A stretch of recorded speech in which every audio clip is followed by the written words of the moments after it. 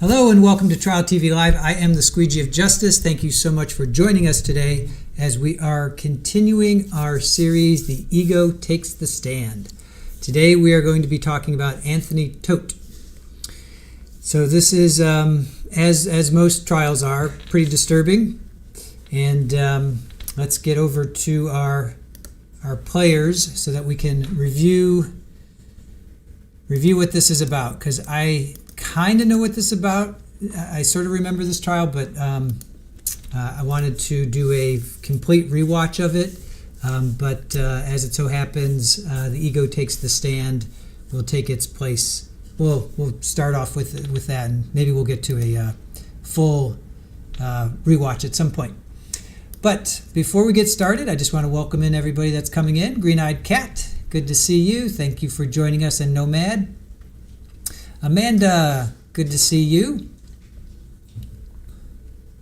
Let's see who else is with us. 80s Musician Man, good to see you. Thank you for joining us. And Auntie Bertie, awesome.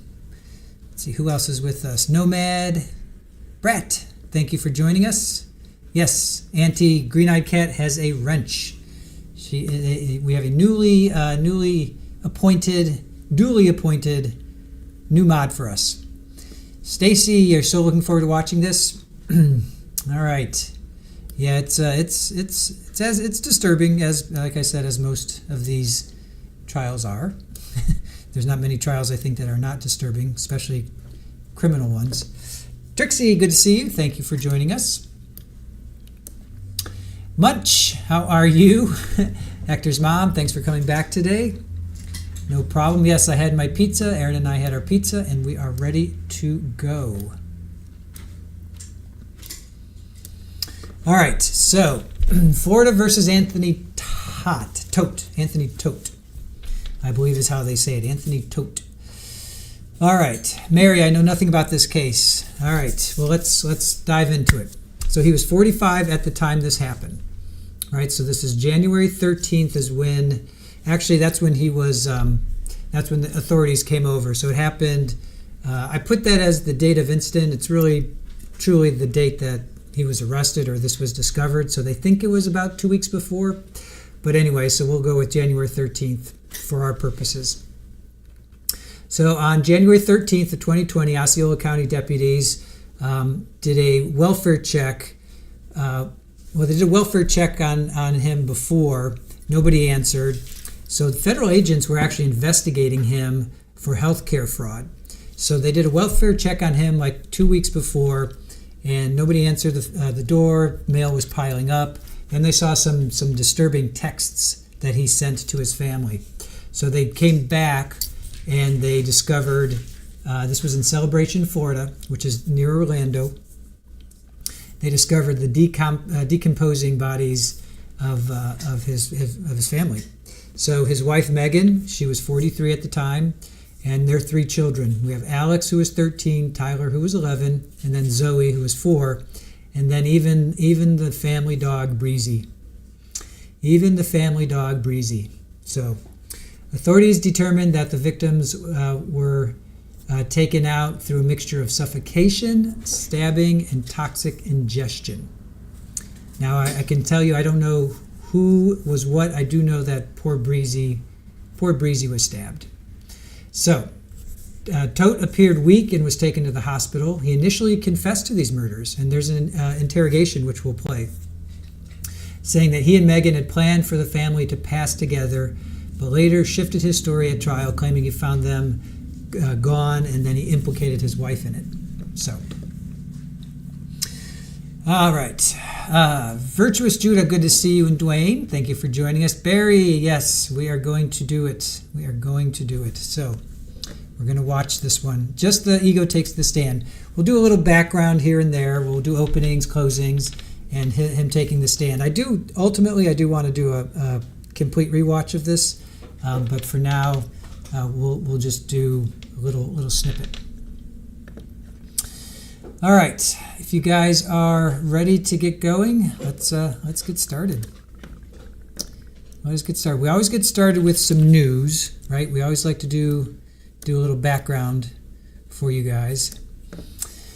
Richard, we just started a few minutes ago, 3:30, the bottom of the hour, so we've only been live for about 5 minutes. Deb, yes, Todt is a strange, twisted fellow. Stacy, disturbing for sure. Yep. All right, so let's get into it.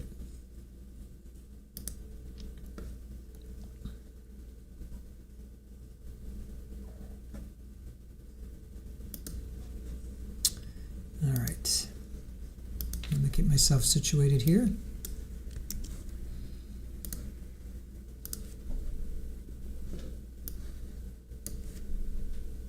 As this investigation continues...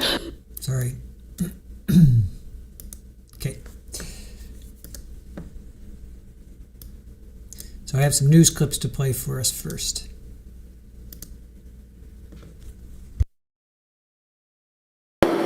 Brent and Jen, Todt was arraigned before a Florida judge earlier today, but as this investigation continues, new legal documents revealing the physical therapist here in Colchester had a troubling past.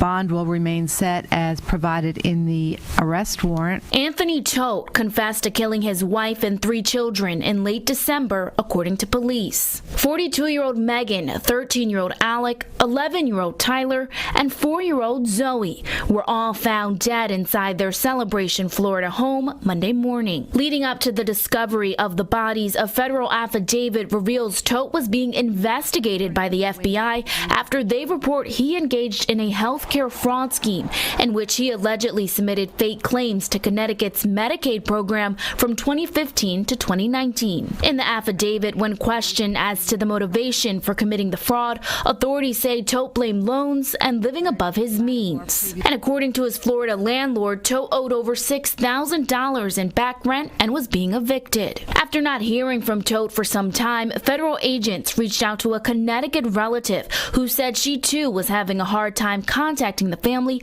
according to the affidavit. She then reached out to the Osceola County Sheriff's Office. They did a well-being check at their home, but say they didn't find anything suspicious.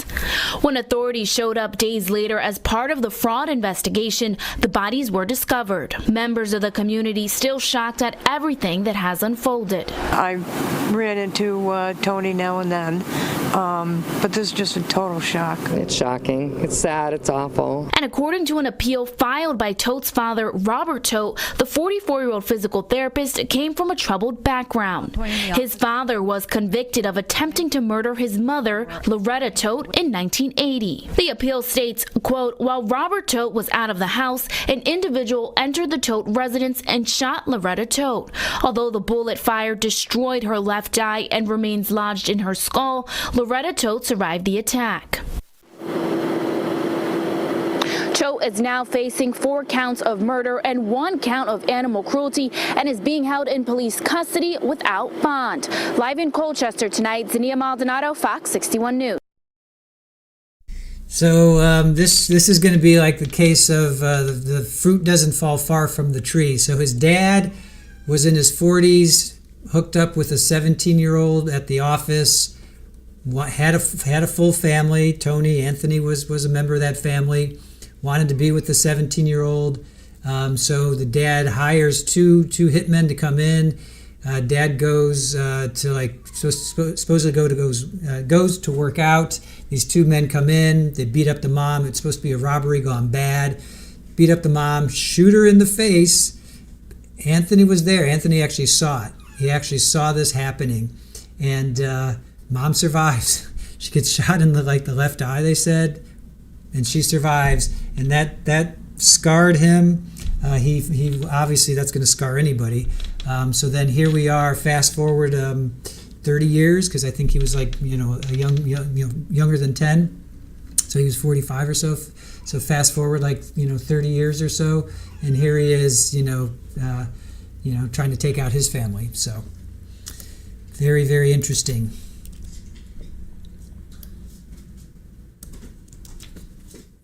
All right, let's get to our next news clip.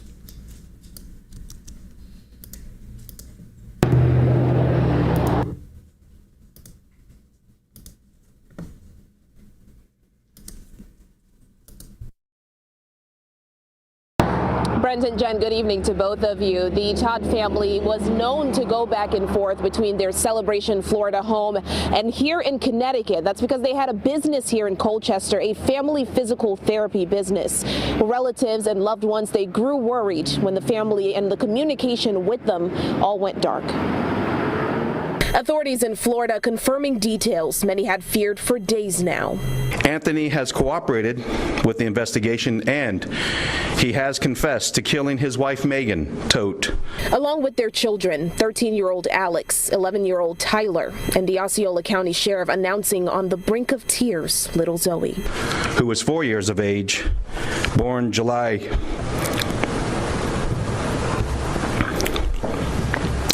23rd, 2015. And the family dog as well. The family had been missing for weeks. Florida officials say a family member requested a well-being check back on December 29th. She had been told that they all had the flu, and she had not heard from them in 2 days. But he says deputies did not notice any suspicious activity at the home. And then the sheriff says it was not uncommon for the family to travel because of their business in Connecticut. But on Monday, federal agents contacted the sheriff's office for assistance to serve Anthony Todt a warrant for an investigation. A safety check of the home was conducted where deputies discovered 4 deceased individuals inside. News of the deaths sending shockwaves in Colchester, where the Todts owned a family physical therapy business. I guess I'm in shock. I'm saddened. I'm disappointed. I sure hope it doesn't happen to anybody else that I know or anyone else at all. That's what I hope. And now the details of that unrelated investigation that the federal agents were there for, those are limited. But earlier this week, we were able to hear from Attorney General William Tong, and he confirmed that they did have an investigation into Anthony Todt having to do with the false claims that he mentioned, but he did not go into much details about that. But today we know that Anthony is now facing homicide charges for his family. For now, we're live in Colchester. Aisha Bo, Fox 61 News. All right, so he was being investigated for healthcare fraud. They were behind on their rent, and apparently he wanted to end it. He wanted to end it with his family and his wife, or at least that's what he says that he talked to his family about. Or his wife about. All right, so we're for those that are just coming in, we're doing episode 7 of The Ego Takes the Stand. This is Anthony Todt, Connecticut, and then Celebration, Florida, and he took out his entire family as well as the family dog Breezy. I didn't put Breezy on the thumbnail. I apologize for that. I have Breezy here, so there's little Breezy. I don't know what kind of dog she was, but she's a cute little dog. So. Little Breezy. All right. Let's get to the next. What are you guys saying? Let's see here. Pull that up. Might need permission from a channel. What? Pull up what? If it's a news channel, I can do it within reason. But these are past trials that the defendant took the stand. Yes, Virginia. Yes, we've done. We've done a full series of The Ego Takes the Stand, and we've done, put her there. This is episode 7.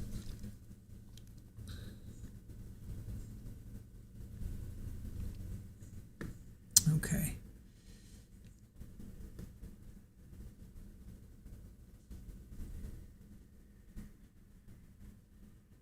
All right.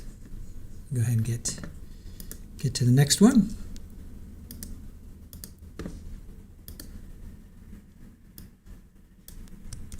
Oh wait, this is that one. Okay. All right. Doing the perp walk. In Investigators claim after his arrest, Anthony Todt confessed to killing his wife, 3 children, and the family dog. But now Todt is telling a different story.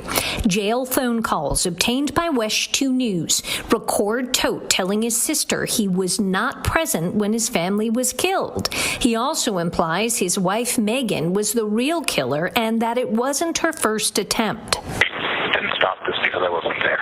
I know, I know, and I get what you're saying. I'm just saying, this is awesome. Attempts, just so you know. Huh?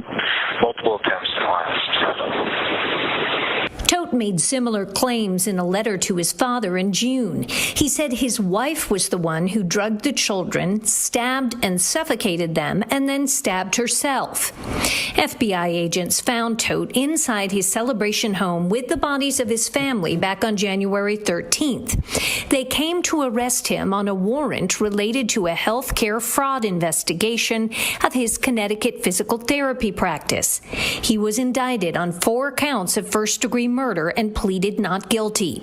His public defender has not responded to requests for comment on Todt's claims his wife was the killer. In the phone call with his sister, Todt claims his family meant everything to him. I'm still madly in love with her. I'm still madly in love with the kids. Todt is being held at the Osceola County Jail. Amanda Dukes reporting, West 2 News. Now, prosecutors have said they intend to seek the death penalty for Todt. The next hearing in this case is December 16th.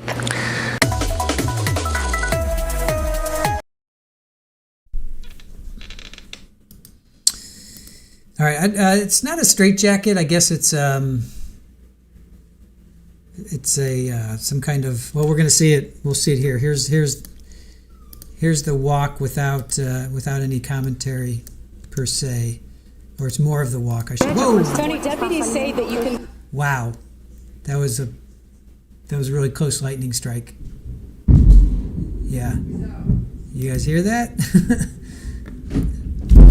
Whoa!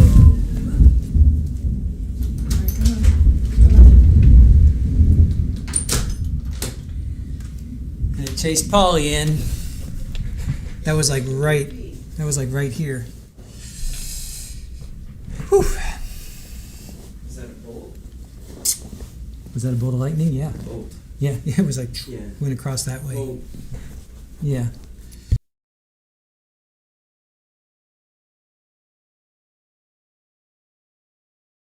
All right, so hopefully, fingers crossed, we won't lose power. If we lose power, you guys know. Yeah, that was pretty intense. All right. If we lose power, you guys will know why. We clearly have a storm going through right now. All right, let's continue on.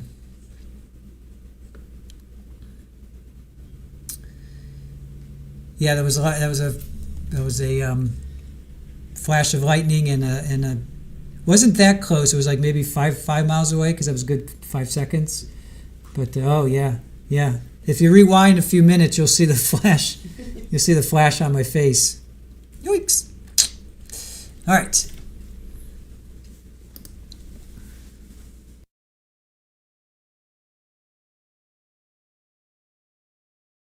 Tony, deputies say that you confessed to killing your family. Can you tell us why? Can you tell us why?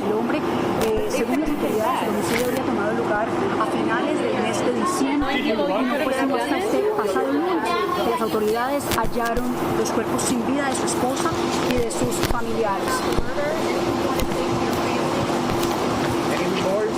Este es Anthony Todt, de 22 años, el hombre acusado de haber asesinado a su esposa.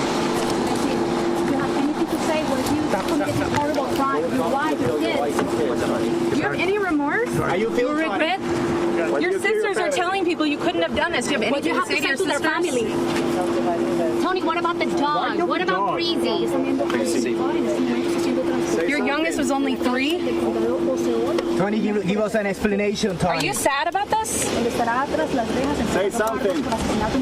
Anything you want to say, anything. Answers, Tony. This is your last chance.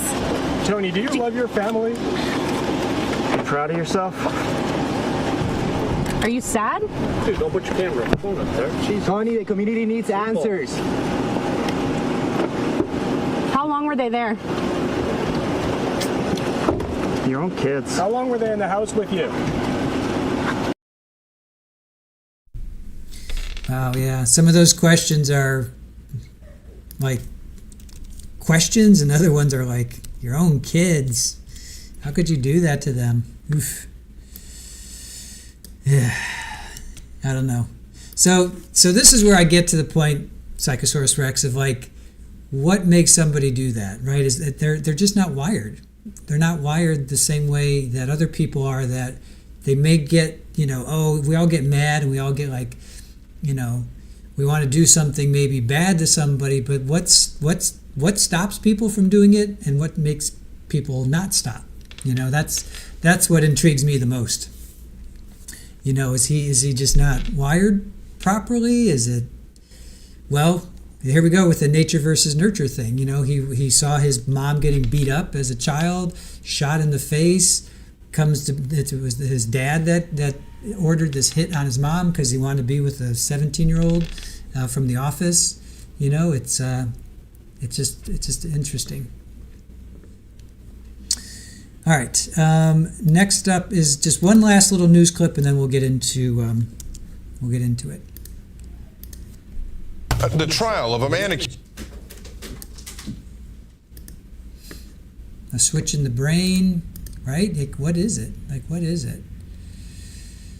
Snowcat, how did he remain in the house? Yeah, for like 2 weeks or something, right? Let's see, it was, he said at the end of December, and they discovered them on the 13th, so 2.5 weeks, right? 2.5 weeks or so. Rage. I mean, we all kind of have it, right? Psychosaurus, the short answer is impulse control. The long answer is, well, it's long. We'll need to get you on. We'll have to get you on for a conversation, Rex. We got to get you on for a conversation. Kitty climbing the back rock, kitty rock climbing, right? Right, Green Eye Cat. Hence, they used to be a fan. I agree with this character being in question now. Hey, Missy, thank you for joining us. All right, last news clip, and then we'll get into it. See, Gilmore, you're here but confused? No, don't be. This is an episode of The Ego Takes the Stand, and we've done six previous ones. This is the 7th one, and this is where the defendant gets on the stand in their own defense. So we're doing just an episode of The Ego Takes the Stand. Rex, we probably lose viewers to your endless ramblings. I don't think so. Patsy, he was under investigation from Medicare. He was going down. Guess he wanted to save them the shame. Yeah, but the whole family? I don't know. All right, whatever. Let's get back to one last news clip. The trial of a man accused of killing his wife, their 3 children, and family dog happening in Osceola County. Prosecutors say Anthony Todt drugged his family, stabbed them to death 2 years ago inside their Celebration, Florida home. His defense attorney said in court Monday he and his wife had an agreement to kill their family because they believed the apocalypse was coming. He faces life in prison if convicted. Boy, so then there's that extra layer of that. He thought that they did it for the end of times. Boy, need to throw that in there. Kellia, you're here. No notification. Oh. Too much pizza can't get my words out. I'm in a pizza haze. All right, let's see here. Watch your tongue today unless you want me hearing you say more stuff. Yeah, don't forget, I'm not immature, so... Wait, and don't forget stuff. I don't forget stuff, and I'm immature, so it makes me... Nice. All right, is this a Daybell thing? I don't know. I really don't know, Stacy. I really don't know. We'll have to... Yeah, DP for the dog alone. I know. That's it, yeah. Hope no one did that for the rapture. Well... There's been many times. What was that cult that it was the whole what were they out in California? You guys remember that? It's like in the 90s, I think. Was it with Halley's Comet? I'm not sure if it was with Halley's Comet or not. But yeah, I'm in a pizza fog right now. Richard, you just ordered pizza? Nice. Yeah, people. Heaven's Gate, right? Was it Heaven's Gate? Wasn't that the group that they? I think that's what it was. The Heaven's Gate people. They all, and of course Jim Jones. Jonestown, that whole thing. But yeah, Heaven's Gate. Yep, Heaven's Gate. So,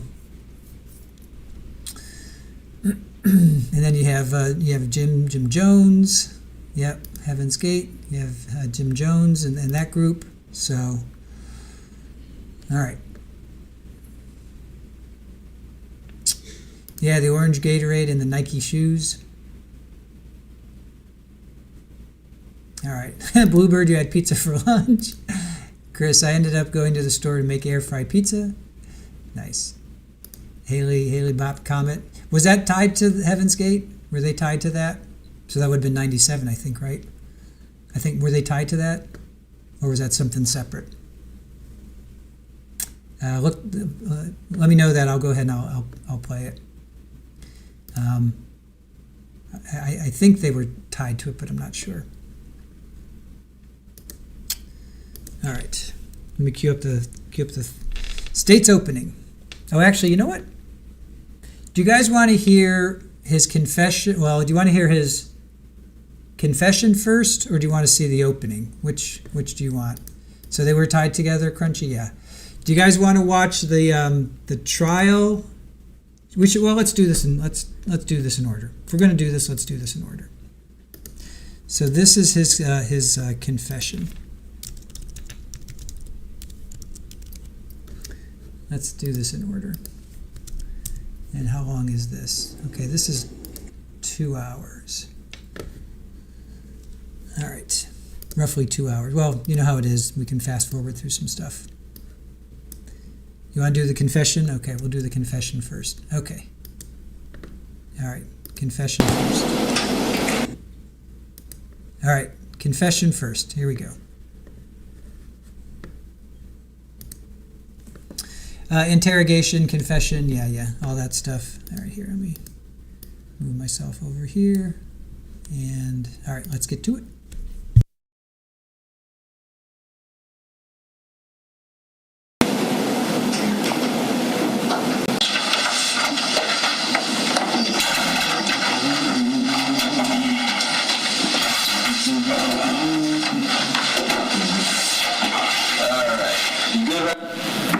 The attorneys up here real quick.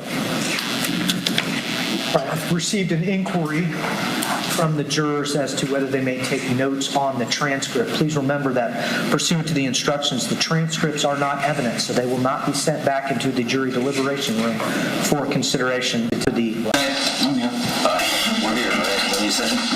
All right.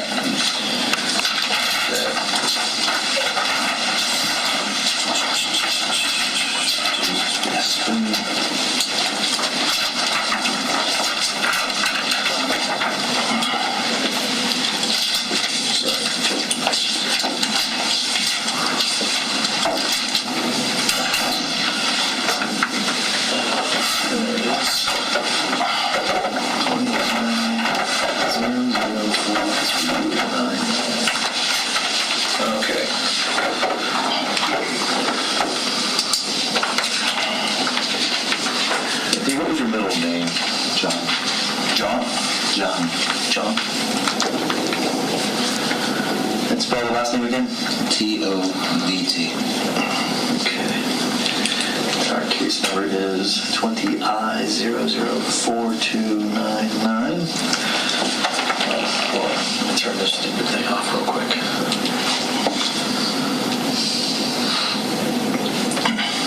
Maybe. I can figure this damn thing out, right?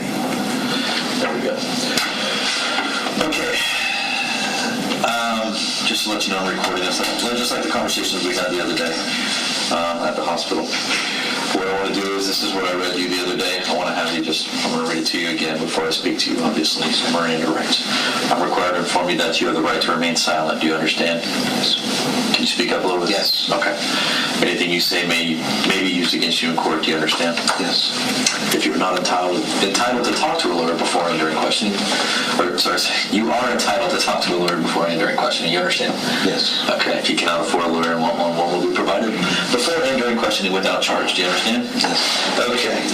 I know verbally you said yes. If I could be so kind, or if you could be so kind, could I get you can read these? Okay. And I'll throw your signature right there if you can.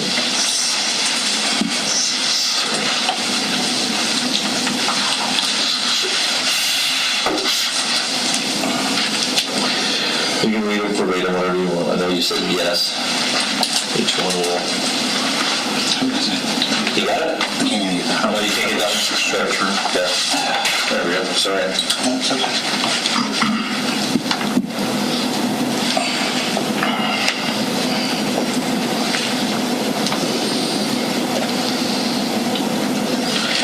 And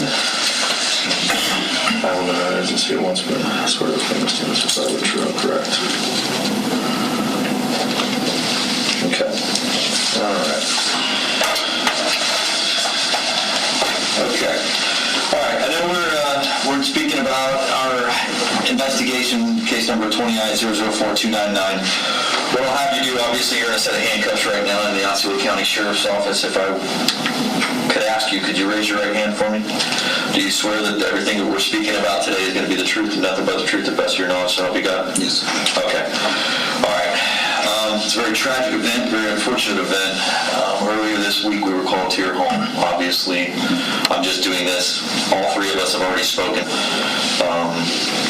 I don't know what they treated you for. I don't know if it was something to do with some liver, kidneys, or something like that, enzymes or something. Benadryl overdose. Benadryl, okay. How do you feel right now? Regarding health-wise? Yeah, I mean, I feel very sad and very upset that I'm still here. And yeah. Is there somewhere else you'd rather be? With my family, on the other side. On the other side? Mm-hmm. Okay. And you do know your wife and children are deceased? Yes, and that's where I want to be. That's where you want to be? Okay. All right. Well, some progress has been made since we last spoke. Okay, I had the unfortunate event of attending their autopsies yesterday. Okay, and we'll get to the kind of the details on that. There are some questions that I have based upon what I've witnessed yesterday and then what we've last spoken about. So, just to clear my mind and go through everything, I'd like you to just start from the beginning, if we can.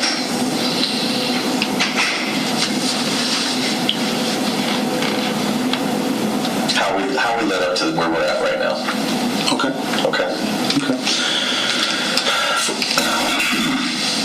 For a while, my wife has started.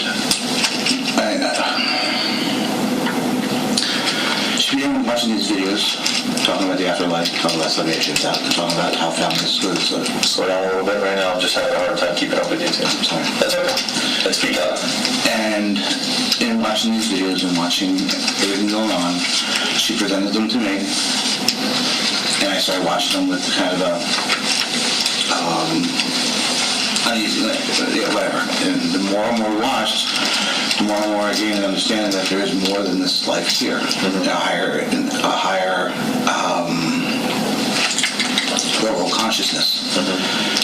And then we started researching, and then we started finding more about the world is coming to the end, the apocalyptic end, and that our families may be separated and enslaved, and to avoid this, to all go together. Okay? You mean die together? Die together, that's correct. Okay? So, because my wife's been chronically ill for a while, this really appealed to her, and because it appealed to me also, because she wouldn't be in any pain, family wouldn't be separated, there would be no more sorrow, no more heartbreaking, no more anything. It would be a salvation and everlasting life. Okay? So we kept doing our research, reading up things, meditating, and to decided that, yeah, this should be a thing. This should be what we should do. Okay? We had sat down and talked with the boys and Zoe just on different things about, death and the way what would happen if mommy died, how would you feel, what happened when daddy died, what did you feel? And the consistent responses was that we don't want you to die, we want to die with you. Okay? So when did you guys start talking to the children about this? We're in January now. No, it was before Thanksgiving. Okay. And your wife first showed you these videos when? She started watching them, or she first started showing them to me in April. April. Okay. And what was she using to watch these? Her Microsoft Surface laptop. And that's the one in the blue case? Yes. Okay. It's a flip, yes. All right. Okay, go on. So you talked to the children? Just to get a general understanding what they wanted to do or not. And they didn't want to live without us.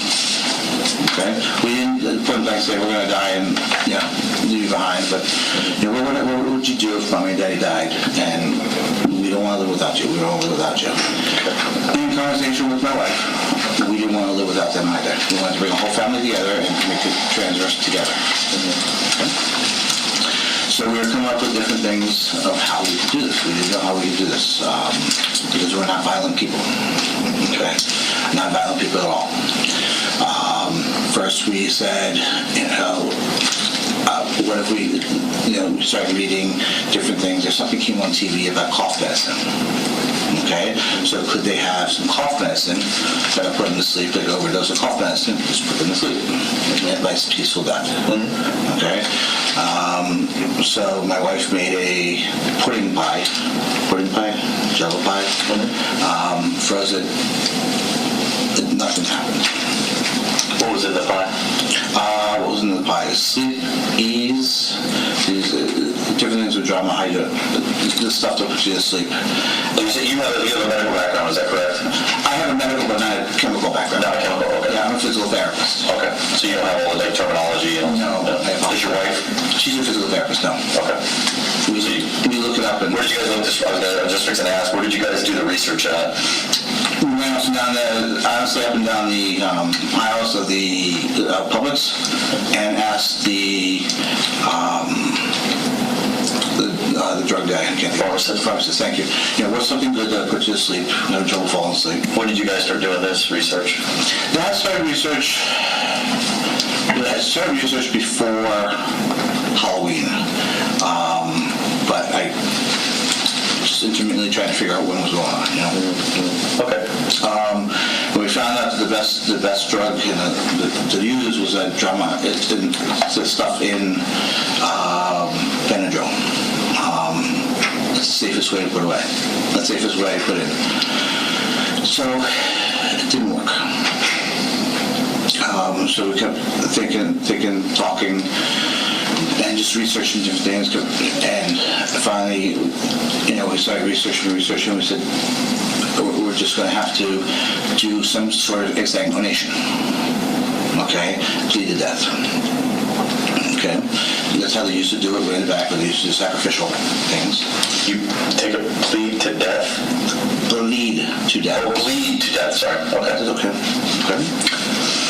And so we started researching where would be the easiest to stab, to do, whatnot, so the kids could bleed to death, maybe in combination with the sleep drug. Okay. And that's how everything led up to be. Okay. So that's through research. You guys have found, now you're saying you and your wife did this together? Mm-hmm. Okay. So in doing all the research and everything, how did we get to Monday morning? Take me back to the holidays. When do you think the children died? That type of stuff.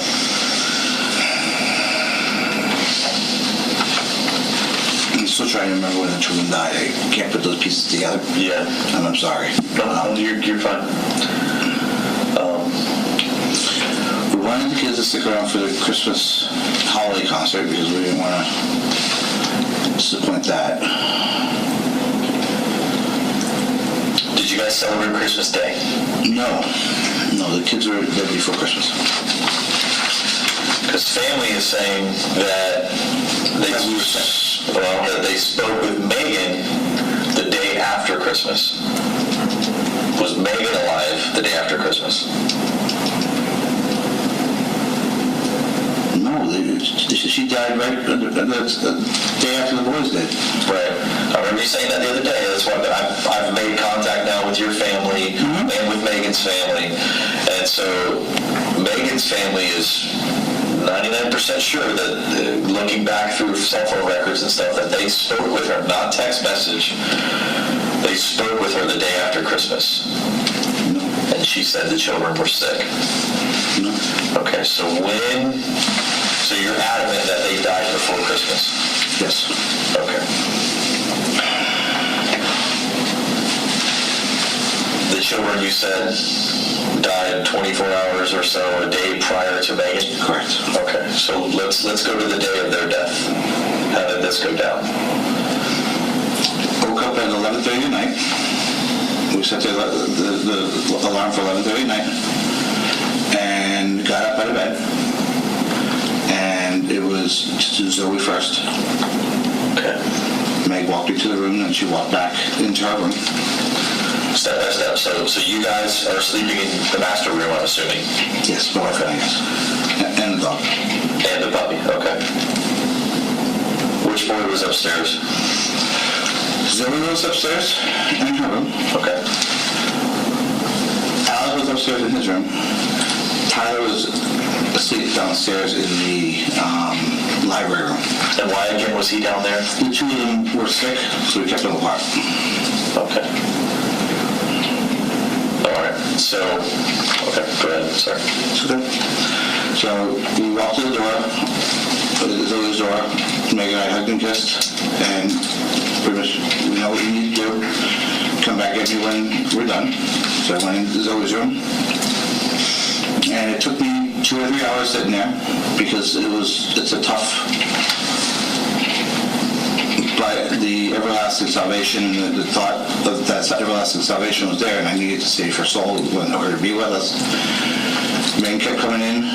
What's going on? I'm like, it'll be done in a little bit. It'll be done in a little bit. It's getting past that. I'm not.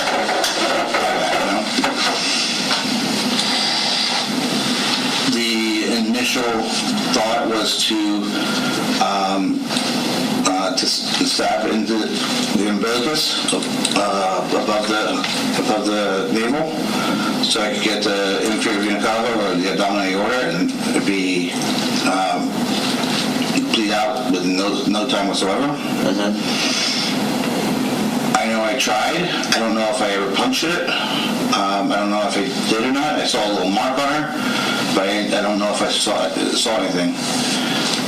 But then she rolled and started swiveling, and I put my hand over her mouth and I put a pillow over top of her. So she went, and then she started to fade away, and I just held that until there was no motion left. So you didn't lay on her? I did lay on her when she lay on her belly. I'm sorry, I laid on her to keep her down, and I put the pillow on top. Okay. Do you think you stabbed her or no? I don't know. I didn't see anything. Okay. So how long would you say it took you to take her life? The whole motion? Yeah. Like from the minute I was sitting in there, or from? Well, I'm saying once you initially take action. Okay. Did you have a knife with you? Yes. Which knife did you have with you? The small knife. Which is what color? Green. Okay, that's the green buck knife that you talked about? Green buck knife, yes. Okay, all right. So you had that in her bed. So how long from the time that you had the knife out to the suffocation until you think that she was deceased? I want to say 10 minutes, 15 minutes, right on there. It seemed like that light night took forever, so it's hard to really gauge on the time. Okay, and you said you used a pillow over her head? Yes. Was she face up or face down?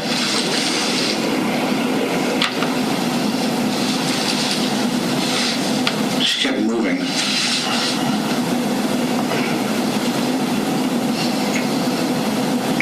I think she was on her back with her head the wall. So in that way. So for 10 minutes to 15 minutes, you held a pillow over your daughter's head? Mm-hmm. How long did she kick and scream? Only for a couple minutes. A couple minutes? Mm-hmm. So like 2 minutes? I had no timer, but yes. I'm just saying 10 minutes, looking back. And I just held the deck. That's a long time. Yes, it is. Did the other children hear her? No. Did your wife hear her? My wife kept going up. I felt her in the opening the door to see what was going on and shutting the door and walking back. Okay. Because you just see the light coming in. Okay. So you think the sun was coming up, or was it just the light from the... It was the light from the hallway. A light bulb? Okay. So now Zoe is deceased. And what happens next? Walk out. I stood with Megan in the room for a little while. How was the body? How do you mean? How was the positioning? Where was the pillow? There was a pillow behind her head, and her hands were out to the side, and I made sure the covers were on top of her, just in essence to keep her warm. Did she have anything in her hands? No, I had put a rosary in her hands later on when I moved. When you moved the bodies? When I moved the bodies, yes. Okay, we'll get to that. And that was post-rigor? Yes. Okay. Sorry, we're getting a little bit ahead of us. No, that's okay. I'm getting ahead of myself, I'm sorry. Okay, so Zoe's gone. You and Megan console each other, whatever you guys have to do. Mm-hmm. And then what happens? We go into Alek's room. Alek's room? Yes. The one next to the staff room, the one upstairs. One upstairs, okay. Yeah. And beforehand, we had talked about the aspect of she's got to hold his feet down, and I'll do the stab. How old's Alek? 13. Okay, so he's the oldest. Mm-hmm.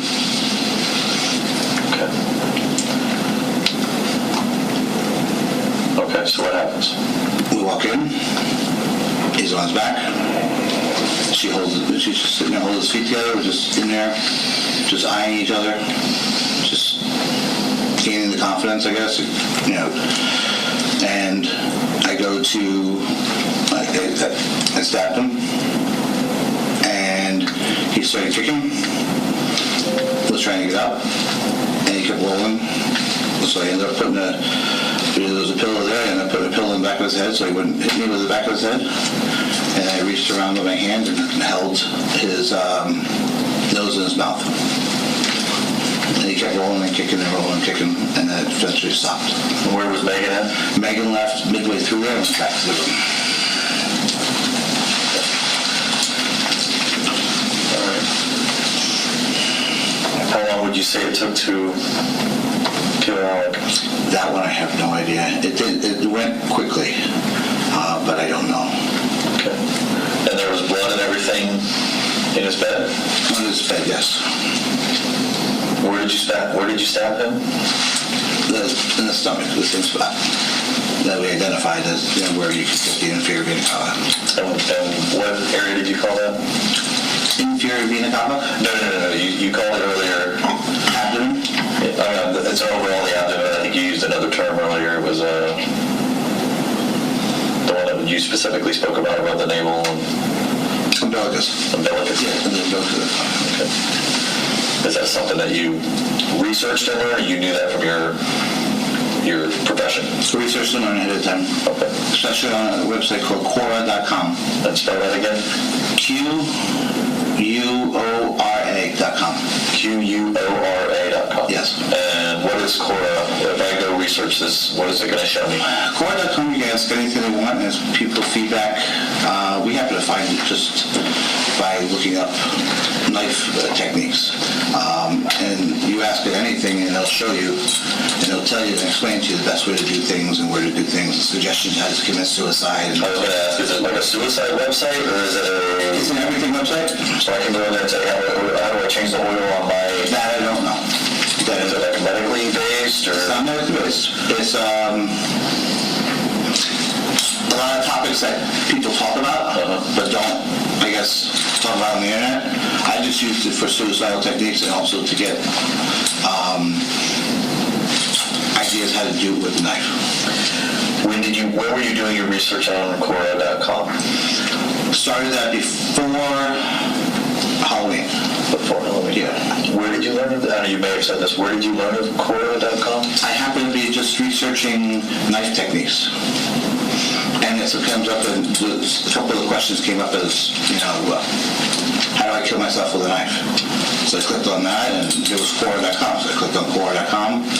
There's a lot of stuff out there. Yes, I know the internet is very crazy. I've never seen some stuff like that. But when you typed in, when you were talking about knife techniques, like was it how to cut up some steak, or is it how to... Offensive techniques, defensive knife technique. Okay.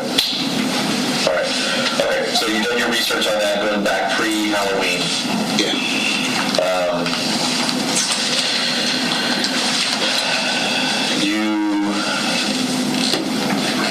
Did you have to create any type of accounts or anything like that?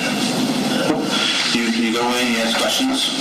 The suicide ones, when I was asked about suicide, once you clicked in 2 or 3 times, the links, it actually verify your age through Google. Okay. So you just click out and just do 3 more times without. So you don't have to have like a login or a sign-in name or create an account? You can create an account, but you don't have to. You don't have to. Do you remember which device you were using when you were researching Quora.com? My iPhone. I don't know what the phone number for that is. I want to say it's 0742 or something like that. 0742? You mean the passcode? No, the phone number to it. For the iPhone? Yeah. What was the passcode for that one again? 5108. 5108? Correct. Just for your iPhone, which is what you did the research for Quora.com. And also my black Surface tablet. Surface tablet? Yep. When did you do this research on the tablet? Intermittently between. Is there a login or is there a sign-in or a passcode for your tablet? Passcode for my tablet is 75. It's a faced one, but I'm pretty sure it's 7577 capital G lowercase ULA. Okay. .com. No, just tablet. Okay. Yeah. All right. Okay. So, getting back to taking the life of Alek. And is it A-L-E-K? Yeah. Okay. Alek, who was 13. You're saying that you were solely responsible for his life loss, his murder. Okay. Your wife, at this point, was where? She had gone back to the room. Okay. Had you given the children any medications prior to this night? I know you talked about the pie or whatever that your wife had made. Up until this point, were the children routinely given any type of medications? We give them some supplements in there. Okay. But. All right. So the night in question, they weren't under the influence of anything? They were just normal? They had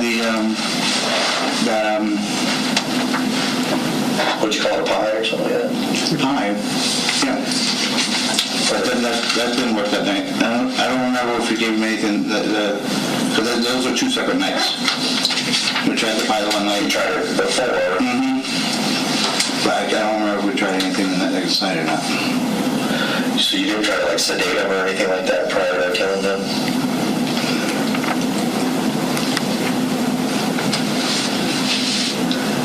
They were asleep.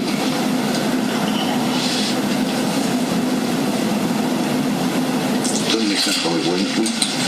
We must have given him the cough medicine again. We must have given him the cough medicine again. I'm just thinking if you're trying to do something like that, and you've done a lot of preparation. I mean, you started to prepare this. The guy started bleeding quite a bit, but then being strong, he kept moving. So then again, I had to put a pillow on top and my hand, and he went really, really, really quick. So a lot of blood. I didn't see much blood because I had it covered up. How much blood coming out? I could feel the blood coming out because it was all over my hand. But it was bloody. No, I'm sorry, I didn't ask him. Please. With the boys, which knife did you use? It was all the green knife for the kids, and the buck. They're both buck knives, but the green knife knife was the kids, and the one Megan used to stab herself with.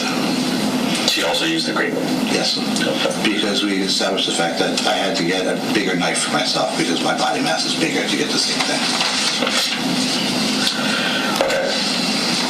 So Tyler, in which room downstairs was Tyler? Tyler was in the library room downstairs. Library room? So if I walk in the house, where at? You have to walk in the house. The first room on the left is the music room. The second room on the left is the library room with the double French door things. Okay, and that's the room. Was he on a mattress? Was he? He was on the mattress, and the mattress, my wife is very adamant about mattress covers. So he was on top of the mattress cover and all his blankets and everything. Okay. Did that mattress stay downstairs?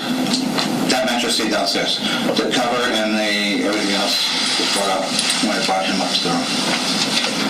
So obviously there should be, if he bled out, there should be signs of that on the mattress. The mattress was clean because of the cover.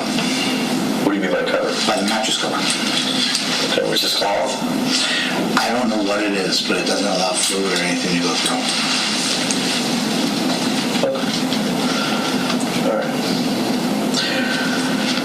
When I moved him, I was able under the cover.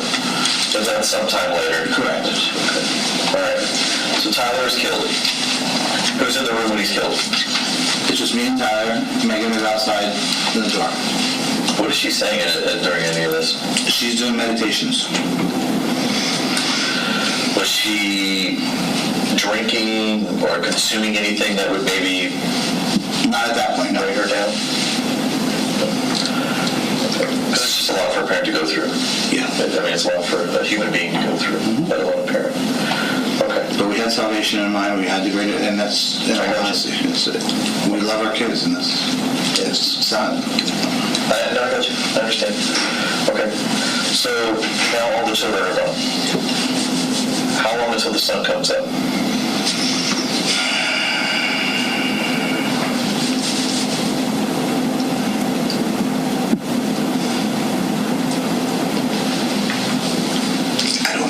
Might be about 5 o'clock in the morning, around that time. Was the sun coming up like part of a rule or anything like that? Because you mentioned it a couple times that Megan told you that you had to do this before the sun comes up.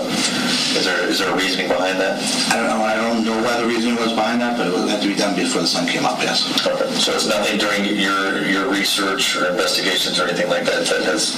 Nothing per mind. I don't know if it was on her side, research or whatnot. Okay. I was just told this needed to be done before the sun came up. Okay. All right. So they're all deceased. What do you guys do? Go up to the bedroom. Just started talking. How do we want to, the kids are dead. What do we want to do now? What's going on? What's the next step? What are we going to do? You mean this wasn't planned? It was planned, but it was like just a dog. Did she want to go first? And we just said, because there was some discussion of me going first and her staying last, her going first. She wasn't sure which one she wanted to do. So we decided that the dog, we wanted the dog with us. So she held the backside of the dog down and put the, I call them Mexican blankets. They're like these blankets around, and I was able to hold the knot in her snout and her nose closed, and she went peacefully. Picked her up, put her in her bed, and Meg was like, I want to go next, I want to be done, and then went. So you just suffocated the dog? Yeah. So if there was any type of marks or anything like that on the dog, you wouldn't know anything about it? Okay. What kind of marks were on the dog?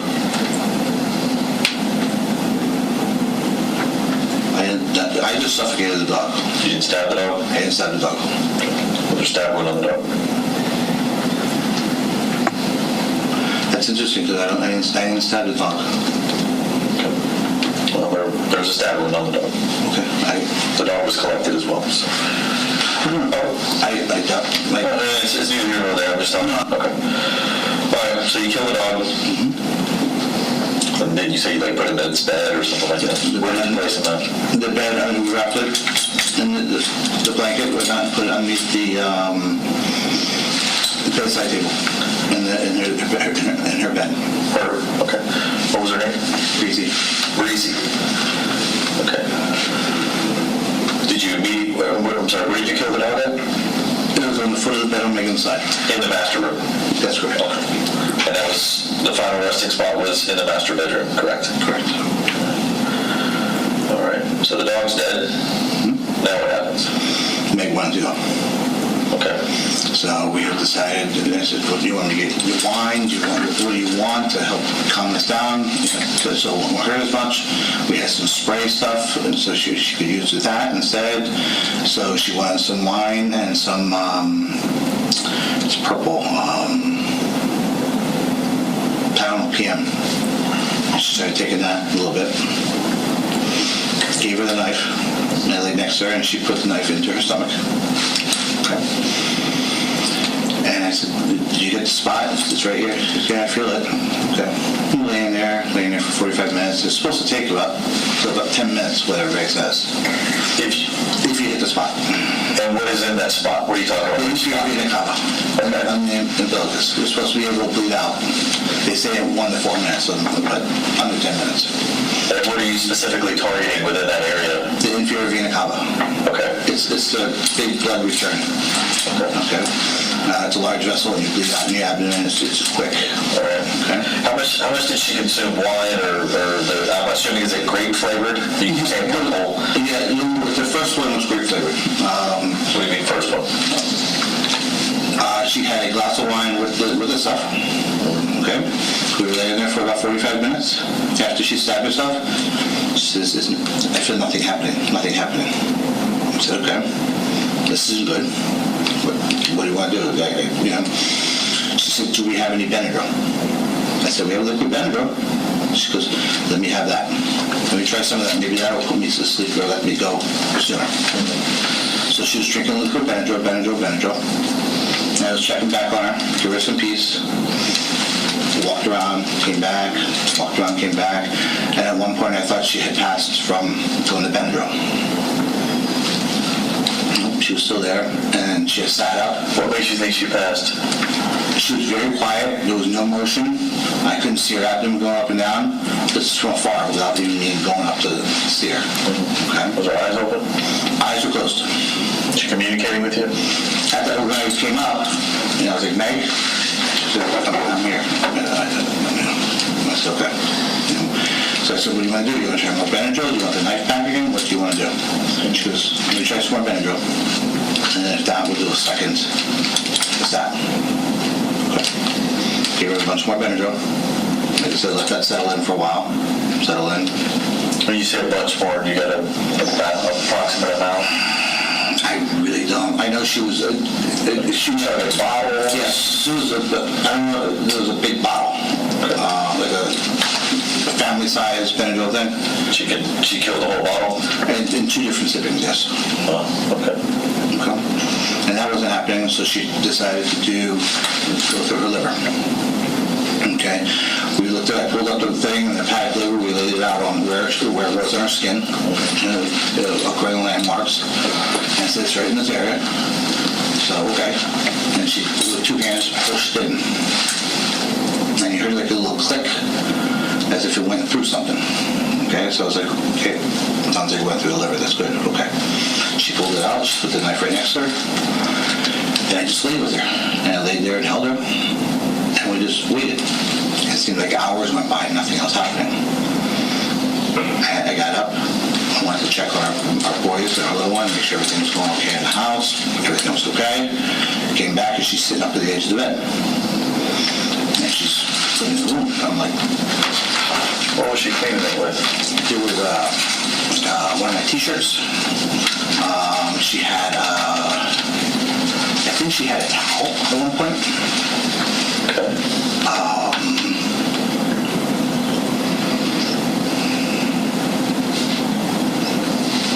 But she was definitely, but she was up, she was washing it, rinsing at one point. And she's like, this has got to be done. It's taking too long. This is ridiculous. I'm like, shall we go on, look at different other aspects to do this? How do you want to do this? She goes, I want this ended now. I said, okay, what does that mean? She goes, I want you to take the pillowcase, put a pillow, and put it over my head. I said, I don't know if I can do that. And she looked at me, she goes, if you love me, you can do this. I want to be with my babies. I said, yeah, you know, and she just looked at me, she goes, you're strong enough, and you can do it. Okay. So I said, why don't you take some more Benadryl, so at least you're not going to fight me, and I'll do it. So she took some more Benadryl, and maybe about 15 minutes later, I came back in the room, I said, you still want to do this? And she talked to me like that, very far out. Yeah, get it done. How much Benadryl did you guys have? I don't know. Did you have to go get any more during this time? During that time, no. What other times did you have to? After that was done, for me to commit suicide. After you had already prepared, I mean, you had enough to take care of the children and yourself, or Megan? Megan and myself, for what we thought. How many bottles do you approximately think you had?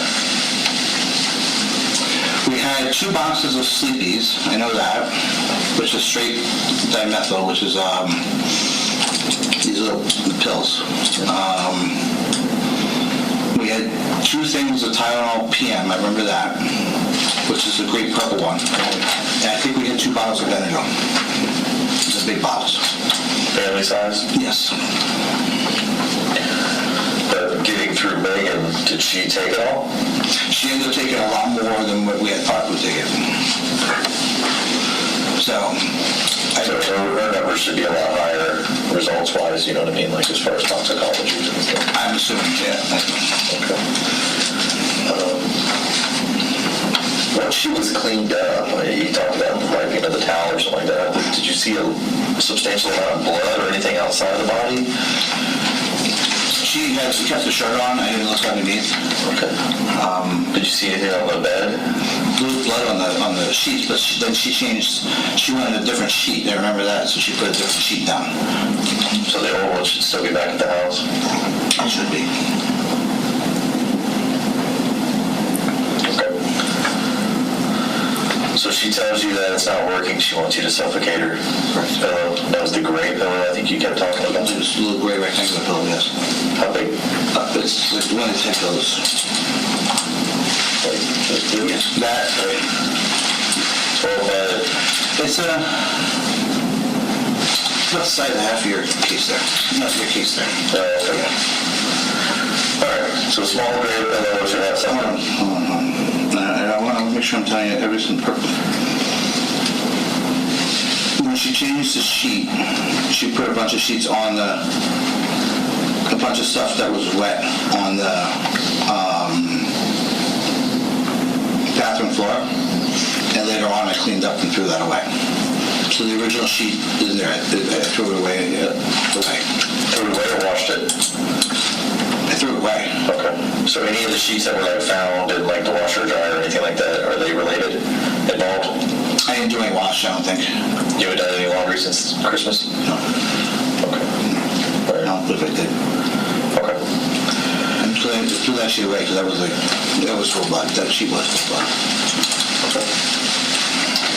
All right. So go on, proceed. Sorry. It's okay. So then it came to me. Then Megan asked that I wait a day or 2 to make sure everybody passed, make sure the house was all set and that kind of stuff. Then so that's what I did. I started the Benadryl. I tried hanging myself. The Benadryl you had to go buy more of? Correct. And that was where? I went to CVS 24 Hours, I went to Publix, and I went to Walgreens. There's one across by the Starbucks. That's CVS. CVS, so you went there. Mm-hmm. The Publix is right there off of Blake, which is right there in front of Celebration. And the other one is where? There's a Walgreens right next to Five Guys in the little restaurant thing there. Oh, the new area. That is correct, yes. Okay. And this was the day after or so, or when did you start purchasing more Benadryl? About the day after, so yeah. Versus anything else besides Benadryl? Alcohol. What kind?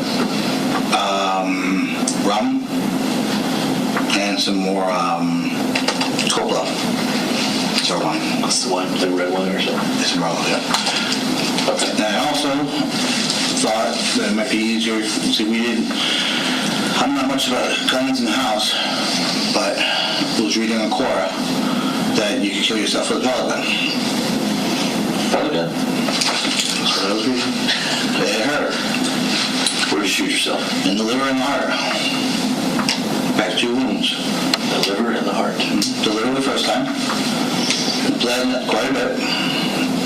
Didn't do anything, but I woke up later on. And we'll have it checked out, but we'll photograph it later. Is the mark still there? I haven't looked at it. I'm still checking it out. It's been forever. Okay. That was the last one. I tried the razor blade to the radial artery, which I told you I hit, but I didn't do it well in the tub. Still dried up. Zip tie around the neck. The only thing that did was irritate my glottis. I couldn't get it on the carotid artery because my neck is too big. So I tried to substitute that in with the towels with pressure points to go in the carotid arteries. I tried to stop hanging over the edge of the beds.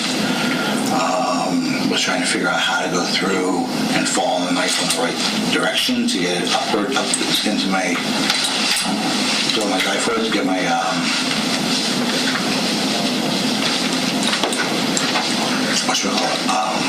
diaphragm.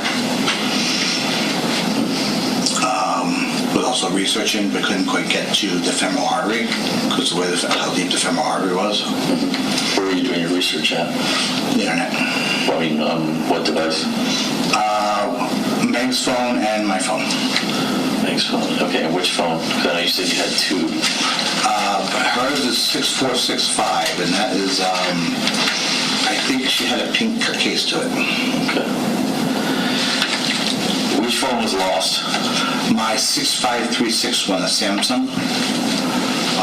And that one was lost before Christmas. And where was that one lost at? It was lost in Florida. I don't know where I lost it from the airport down. That was the Samsung?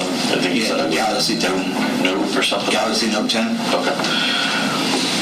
Which phone was left in like a Starbucks or something in Sarasota? That one was that phone that was mine. And I went back and got it. Which phone? I don't know the number. You don't know if it was an iPhone or a Droid? It was an iPhone. It was your iPhone that you have now? It was still the same phone? Yeah. Okay. So you went back and got it. And I can't remember, was that when the family was still alive that you went down there to Sarasota? No. They were already dead? Mm-hmm. Okay, and you drove the van, the red van down there? Mm-hmm. Was there ever a white van or something involved? Was there a moving van, or did it appear you guys were moving at some point? Like moving out of that residence? That was just kind of what people were saying. I don't know if there's any truth behind it. No. Okay. Prior to the deaths, I mean, were you guys planning on moving out of that home? Prior to the deaths. We had planned to... I don't know. Okay, so like, did you ever get a rental truck or anything like that? Or, yeah, they did. But when you guys moved in when? May of 2019? Yes. Okay. So somebody had said they saw like a moving truck or something out nearby on the residence near the house recently. Wasn't us. Okay. All right. That's fine. No, wasn't us. So people were calling in and people were saying, oh yeah, it looked like they were moving out or something like that. So okay. So you guys never had a moving truck. All right. On to the next thing. Sorry. So you drove down to Sarasota, left your iPhone at a Starbucks. Did they call you, or how did that go about? Did you call in, or what? How'd you get your phone back? I was leaving, and turned around, and I realized I started going, and turned around and went back. Okay. What were you telling family during this time frame, like around the deaths and after the deaths? That we were either vacationing at the beach, or I was looking at PT practices to purchase. Who were you communicating with? Sisters and mom. Your sisters? Which sisters? Kelly? I wasn't communicating with Christy anymore. Is that Chrissy or Christy? Chrissy. Chrissy? Yep. You weren't talking with her anymore? When's the last time you talked with Chrissy? A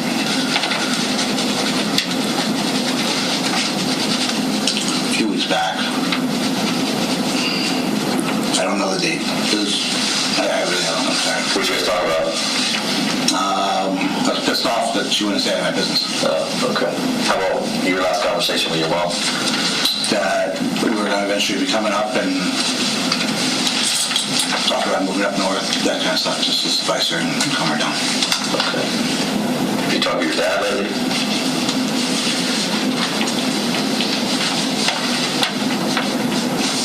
No, I don't think so. When's the last time you talked with him?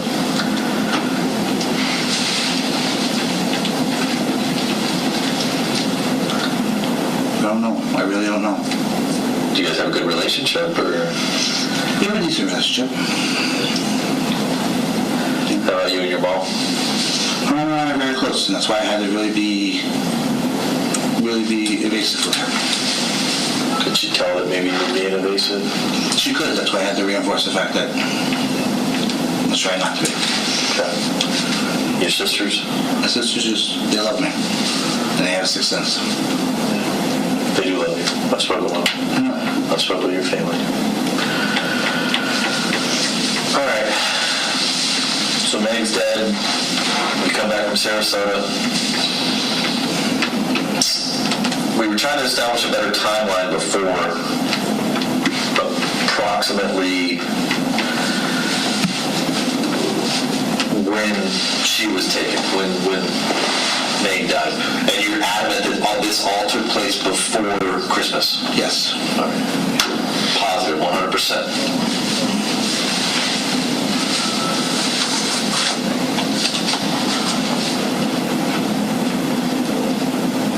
Yeah, before Christmas.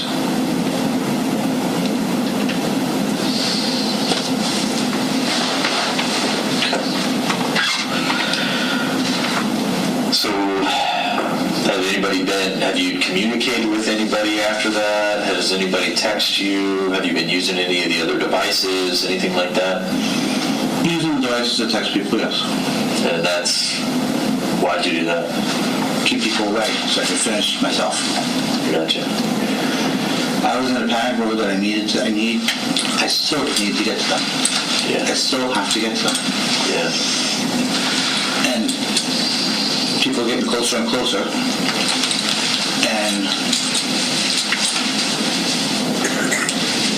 I know people said that they were communicating with what they thought were your family members, and ultimately it wasn't. No, it was me. It was you. Yep. The zip ties and the knives and the research and everything, how come it didn't work? Zip ties didn't work because I couldn't get enough compression on it.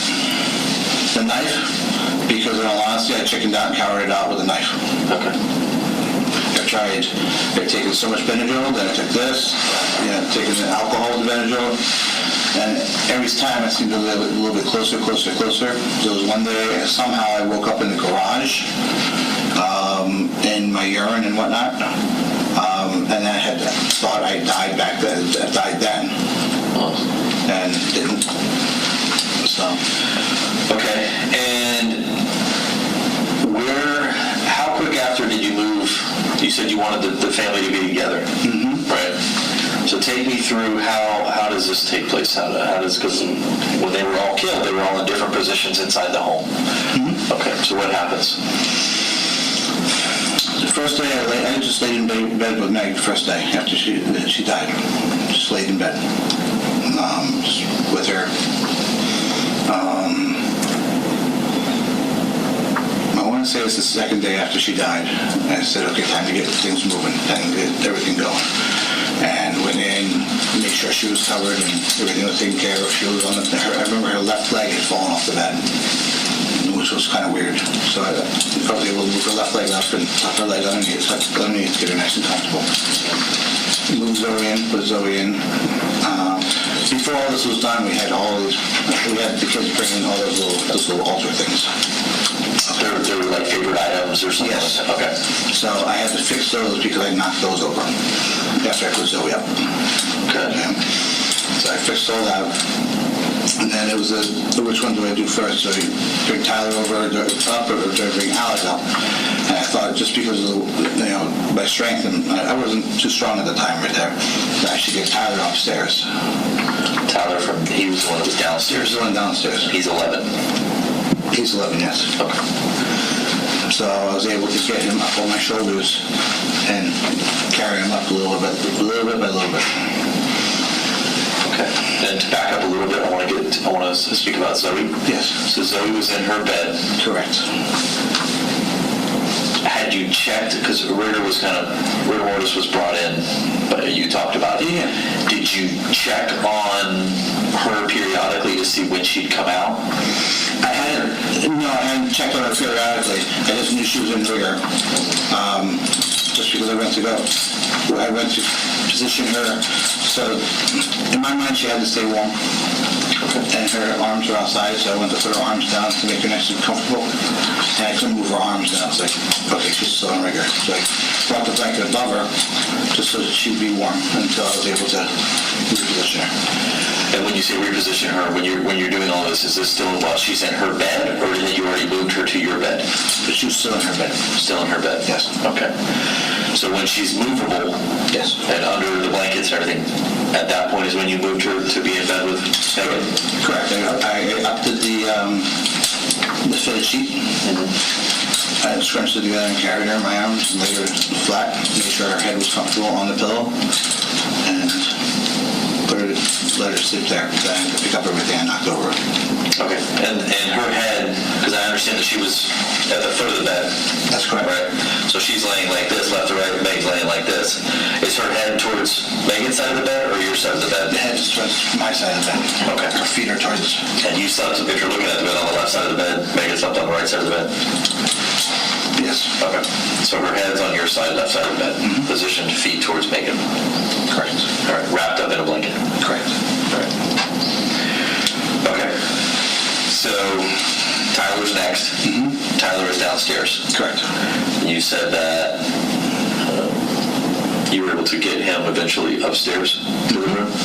So how do you do him? What happens? I moved his mattress from his bedroom because he wasn't on his mattress. Okay. Moved his mattress from his bedroom and put it on the floor. His bedroom upstairs? Correct. Okay. And picked him up and just carry him up at a time. His items or trinkets or whatever you call them were already in your bedroom? Mm-hmm. And what specifically did he want to bring with him? He wanted the scarf, the soccer scarf. Soccer scarf? Yep. And what team was that from? That was from the Team USA versus Canada game that we went to a couple weeks prior. Okay. Team USA. Okay. Did you position that on his body? No, I positioned it on the toy box itself. On the toy box. Mm-hmm. All right. You said something about your daughter's hands. What did you put in her hands? A set of rosaries, I think. Set of rosaries? Mm-hmm. How about Tyler? It was some kind of religious aspect, whether it be rosaries or some kind of something along that lines. Now, did you guys already have these items? Those are mine from collections growing up. Growing up. All right. Did you grow up in a church? I was a forced Catholic, yes.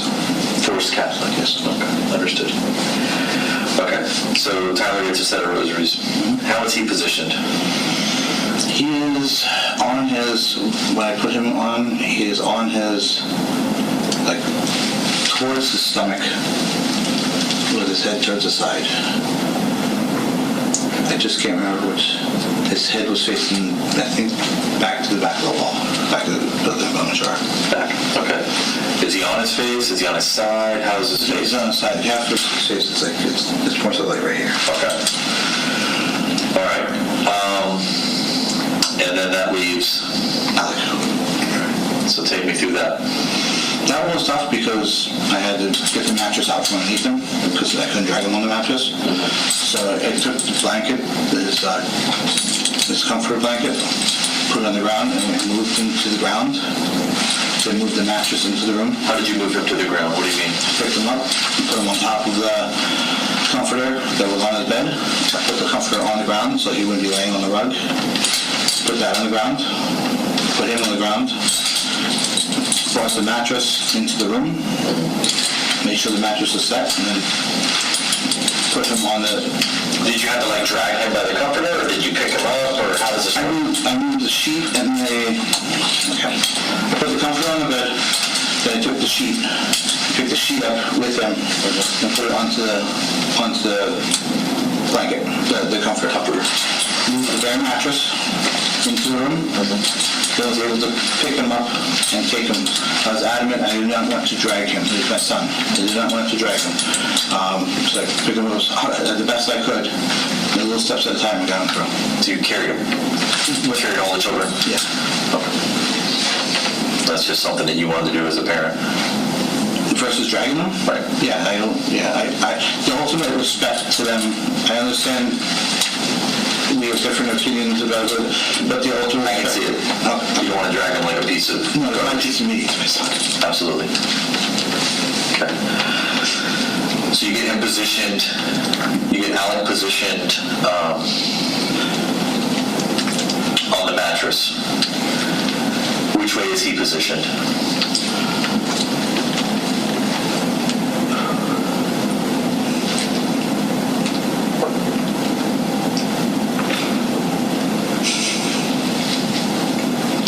He's on his side.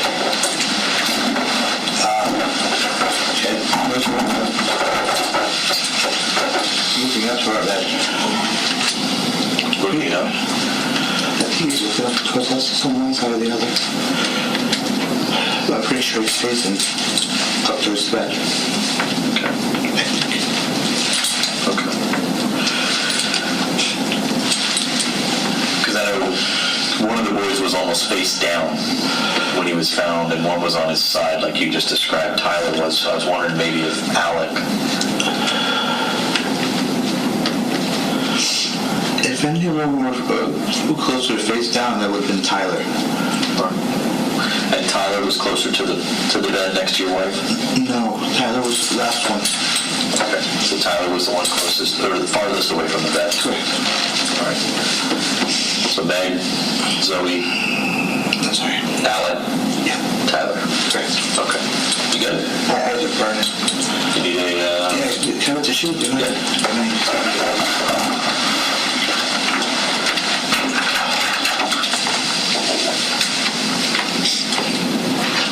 Give you a moment. Okay. You good on your drink? Need water or anything? Just a water. I guess it. I think I said I have nothing to hide. I'm telling you,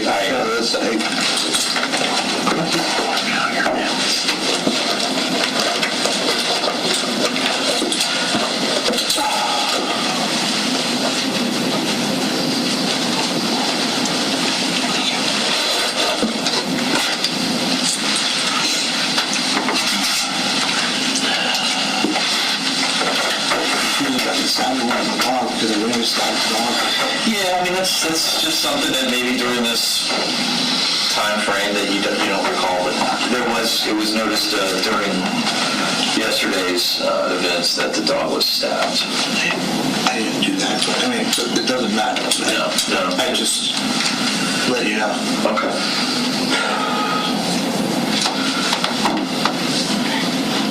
So the children have been positioned. Mm-hmm. Okay. You guys are coming back together as a family. Mm-hmm. And I'll use your words. I mean, you've chickened out at this point. The knife. You know, with the knife and that type of stuff. The pellet gun, during the course of this, was attempted. How come you didn't graduate to a real gun? Because in doing so, I had to... Sorry. There was a whole 3-day wait list. Well, I wrote before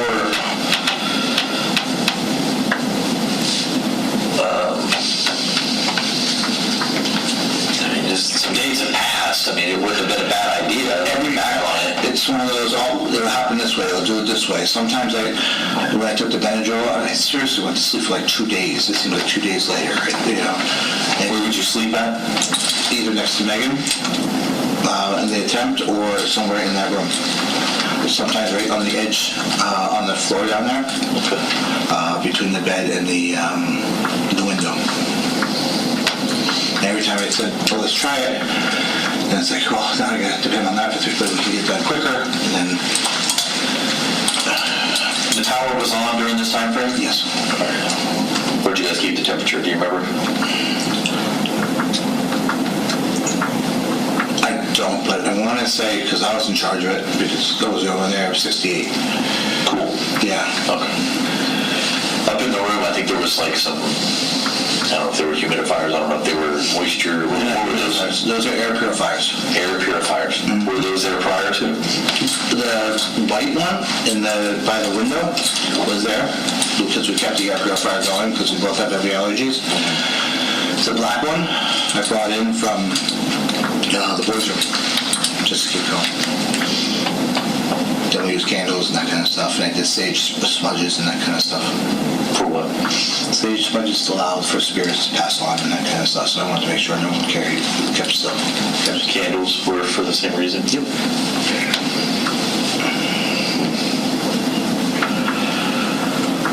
So,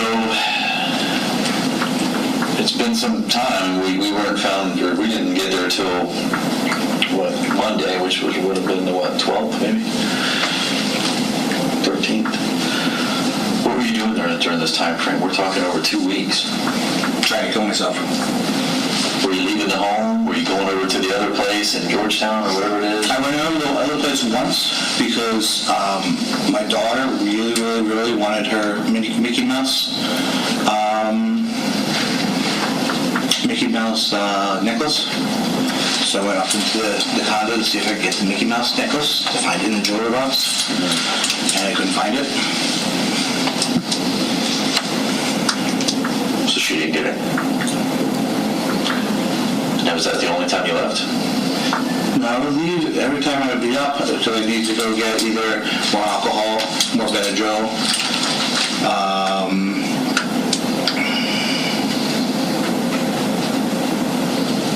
and just food as we're trying to get through this. Publix or fast food or?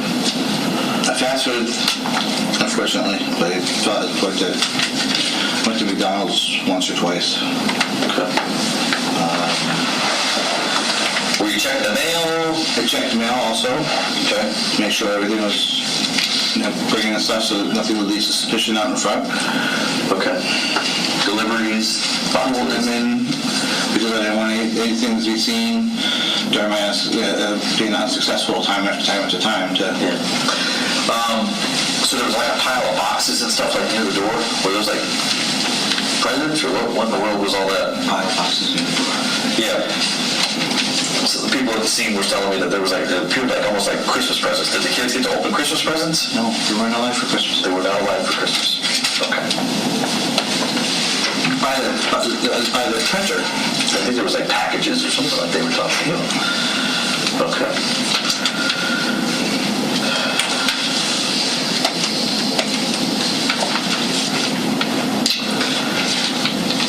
So during this past weekend, the power was shut off, is that right? Sometime this weekend, yes. I'm not quite sure when. Okay. Recollections were, I don't really know, I'll be honest with you. Did you often sit out on the front porch? Often sit out on the front porch? No. Because the day that the agents and everybody were there, you were seen out on the front porch. No, I don't know why. I don't remember that morning really, like how things matriculated. I just remember I pounded the door. And just hours before, I'd already fallen down those stairs once before. So, why's that? My legs gave out, probably because I was so OD'd on Benadryl or dehydrated, and I was peeing brown. So I was probably just so dehydrated there, so whatever. Okay. But I don't know exactly how I got, like I said, I remember hearing the door knock. So it was this fast knock. I was like, okay, so I came downstairs. After something was telling me somebody was coming, and I did not know what the whole deal was. It lasted night before, I remember feeling like the house was being surveillanced. Seeing all these red and green dots and things. I don't know if it was, I don't know what closet it was. But I came downstairs and I opened the door and no one was there after the knocking, because it took me for a while to get down there. That was the night before? No, that was that morning. Oh, that morning? Yeah. And after that, I don't have much of a recollection of, except a bunch of guys coming in, and I don't remember. Okay. I don't know why I was sitting on the front porch. Yeah, I guess you were sitting out on the front porch, and then they would make contact with you inside or something. And then I also remember seeing Megan out there talking to you guys, which wasn't true. No, I know, but I'm just telling you what, it's like, so I don't, that's why I don't quite. But now that it's been a couple of days, you probably have a better recollection of what transpired that morning. I don't have too much of a recollection that morning, honestly. Well, I mean, looking back, I can tell you now she's deceased. No, I know. So we know she wasn't talking. Correct, yeah. So do you remember when they come in the house, do you remember what you told them? No. Okay. All right. I know. All right.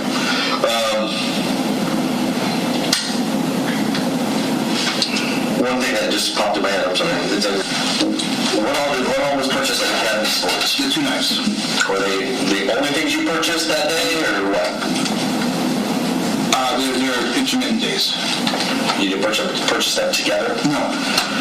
The green one, when did you purchase it? That one was purchased right after Thanksgiving. After? How about the other one? The other one, sometime afterwards, before Christmas, because Megan and I were going over what needs to be done, stabbed and where, and she made a comment to the fact that the green one wouldn't need to go through me. So you went and got a bigger one? I had to get a bigger one for myself. Okay. So there was like a whole bunch of items that appeared like they came from Academy Sports, like with a bunch of the SKUs, with tags and stuff like that. There was like a bag of stuff. Do you know what I'm talking about? Like some clothing articles and that type of stuff? Big clothing. I remember I picked up 2 fishing lures, I think it was. All right, ladies and gentlemen, we've been going for some time. We're going to take about a 5-minute comfort break. Please don't discuss the facts of the case with anyone. Please don't conduct any independent research. Thank you. All right, the jurors, please.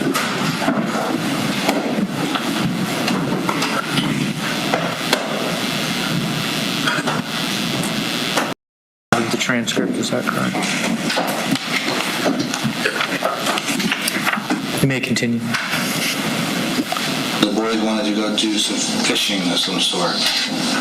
So I figured, if we had time beforehand, we could go check out the 2 lures. And then I picked up the 2 pellet guns on 2 different occasions. 2 guns on 2 different occasions? 2. One at one occasion, one at the other occasion. Okay. How many times did you frequent Academy? No. Sorry.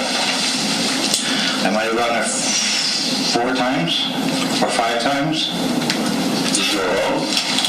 The clothes, I know what you're talking about. There's clothes in the back of the van. We had picked up a bunch of clothes for Alek. Okay, because of upcoming events and that kind of stuff. Yeah. And we weren't quite sure when everything was going to occur, so we had a bunch of clothes purchased for him. All right. And did you guys know it was a family when you guys purchased that? No, it was just Megan and I. The kids were home with Zoe. And during any of the trips when you were buying fishing lures or anything like that, were you guys with the kids? No.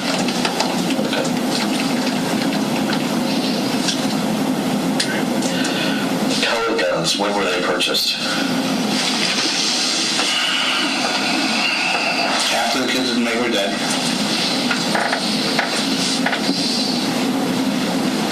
Let's see, right before Christmas or right after Christmas or around that time.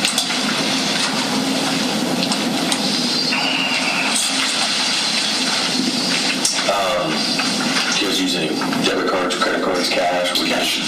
Cash? Mm-hmm. When's the last time you used a debit card? Or a credit card? I don't know that I haven't needed to. We purchased those closed on credit card, I remember that, and the Bank of America card, but after that, they had cash around, so we just decided to use cash. All right, so prior to their deaths, you guys were already using cash? All right. You said you used the Bank of America card for the clothing?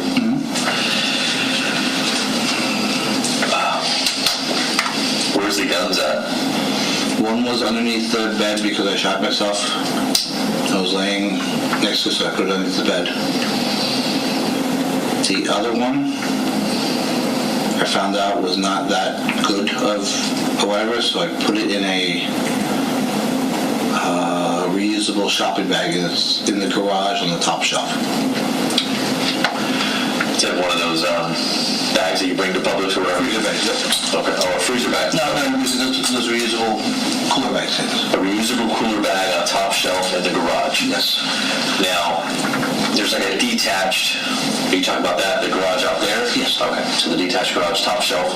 Top shelf, it's on there, yeah. Okay. Was there any other weapons or anything like that in the home that was used during any of these deaths or anything like that? I don't believe so. So the 2 knives, because we got those, and the 2 guns. All right. Did you guys leave any notes or journals or anything like that? We left a note trying to explain what we did. You guys signed that? No, we just typed it up and printed it. It was already printed? Was it printed when Megan was still alive? No, I printed it after Megan was alive. We wrote it up together, and I just didn't print it before. Did you print that off of which computer? Was it a tower? It was a phone. Your phone was connected to a printer? Yeah, you can air print. Oh, okay.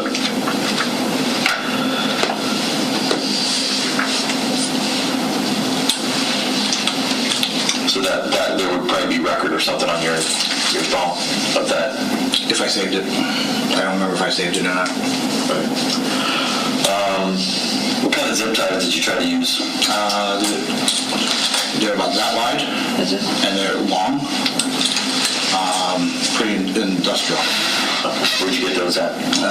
Celebration Hardware. Like an Ace Hardware or something like that? Celebration Hardware? Yeah. Where did you buy those? I bought those not for that purpose. I bought those for the sofa because we had trouble with the sofa keeping together. So I bought that for that. Oh, yeah. Beginning of October. And then afterwards I looked at it and was like, I could use this for myself. You know? Yeah.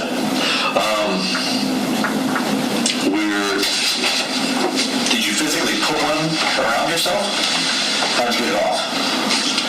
Walked into the bathroom and I have what my wife calls the industrial strength toenail clippers. And I was able to cut it with that. Okay. Where's that zip tie at? They were all, I tried it multiple times. The pieces of them I kept in the box on top of my dresser. What kind of box?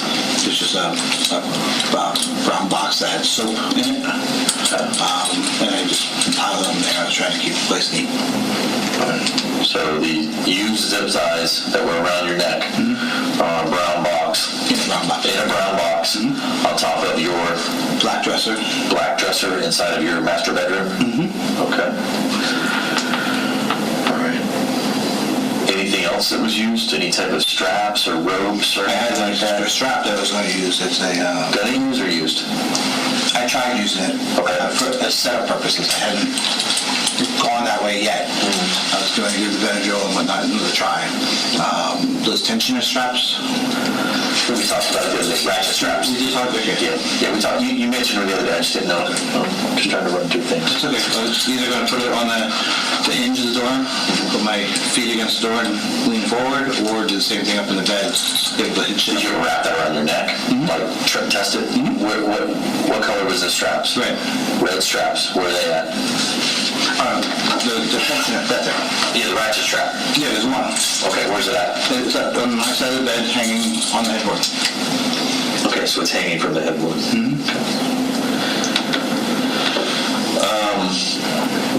We talked about a bunch of like homeopathic type of stuff, like some alternative medicines or whatever that you may have tried to use or that you believed in or whatnot. One interesting thing that was brought up to me was there's arsenic. I know. Tell me about that. Oh, there is arsenic? Yeah. Where? In your home. If I want to know that, I would use that. So you didn't use that? No. Okay. Where was arsenic? It was collected. There's a lot of like old school medicine. I didn't know if maybe, because you had talked about the other day, your wife was maybe into like a little bit of alternative medicine. Yeah, she's in alternative medicine. So there was like thistlewood or thistleweed or something like that. Thistleweed, yeah. What is it called? Something milk? Milk thistle. That's for the liver. Milk thistle. That's for the liver. Liver detox. So did you know that there was arsenic in your home? No. So that should not be in any of the bodies? No. Okay. That you know of? That I know of. Yeah, because I think that would have probably killed you. But I was trying to see if I could mail order arsenic. Really? I'm lying to you. They have this pill out of Mexico, too. That gets caught up in customs 10 to 20% of the time, so I was even trying to do that. Was it like a suicide pill or something? Yeah. Did you also research that on your phone or tablet or something? Or? It was a phone, I do believe, at that time.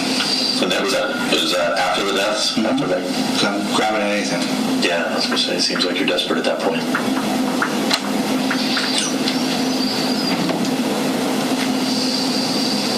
All right.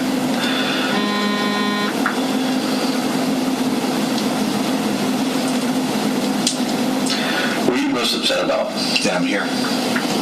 That I'm not with my family.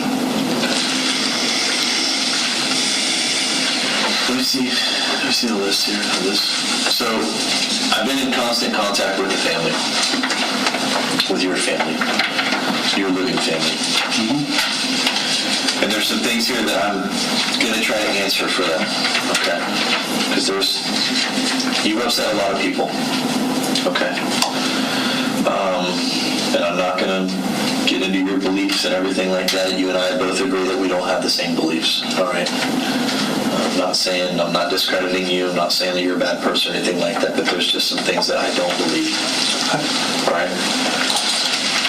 Did you guys, since you guys seem very planned, this is very methodical, other than the fact about you taking your own life, which I'm still kind of questioning, because you guys, if you had such a method and you've done your research over this time, I don't understand how you get to the killing of the children, and then you and her have to take some time to see, like, okay, what's going to happen here? Am I going to go first? Are you going to go first? It just seems like to me that you guys would have a set regiment, like, okay, before sunup, the children have to be gone. The next day, we're going to console each other, do this. Then you go first, then I go, and here's how I'm going to go. Now, you've already said that you chickened out, but it seems like to me that you would have already had a plan. Like, you would have said, okay, well, here, I'm going to use this knife, or I'm going to use this gun, or something. It seems like that just doesn't make sense to me. Okay? I understand that. And I'm not getting upset or anything. I'm just telling you as it is. And I appreciate that. Did you guys have any wills in place? We had a will in place some time ago. Okay. I don't know if it's up to date. It was made like 6 years ago. Okay. And are you supposed to have your parents go over things, or who's kind of left in charge to take care of what you guys have, or as a family? Who's supposed to step in? No, yeah. So in the will, it doesn't say. You obviously probably weren't planning this back 6 years ago. Mm-hmm. This is something from 2019. We left a note on the death table. Hopefully, when you guys have found us, saying when you find us, this is the person in contact on Cindy Copto, and this is where the car is. This is where the life insurance policies are. This is where the will is, and all that kind of stuff. Okay, so that note should explain everything from this newest development in your life, as far as the plan to kill each other and then to move on. No, that doesn't explain anything. It just tells them where everything is. Okay. To contact Aunt Cindy. Well, yeah. That's Megan's Aunt Cynthia. Megan's Aunt, yep. And what's her last name again? Kopko or something? Her main name is Kopko. Yeah, okay. All right.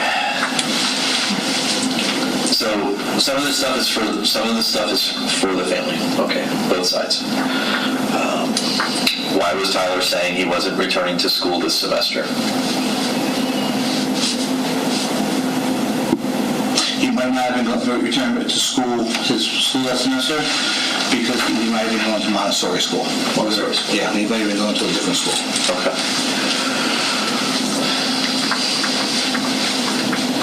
Why was Megan telling people you guys were coming up for Christmas?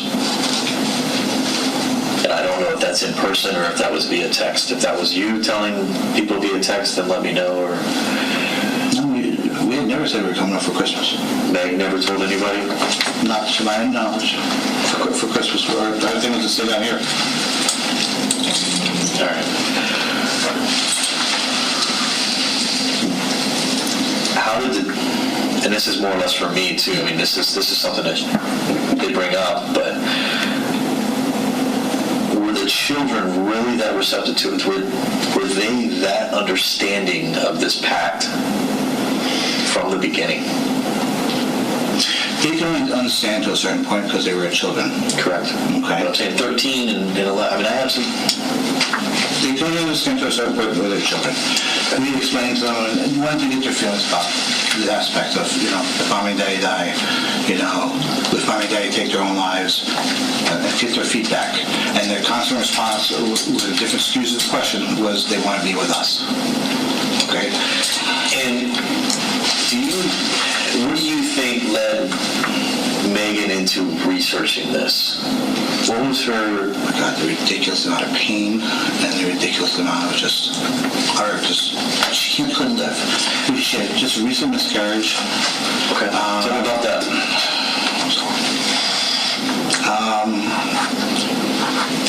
We had one miscarriage before when she got sick. When was that? I was 11, so that would be about 8 years ago. Okay. So she had a miscarriage. Where were you guys at 8 years ago? We were living in Connecticut. We just vacationed down here. You guys bought that Georgetown a while ago, didn't you? 2005, yeah. We bought it, and then we were expecting it. Alek,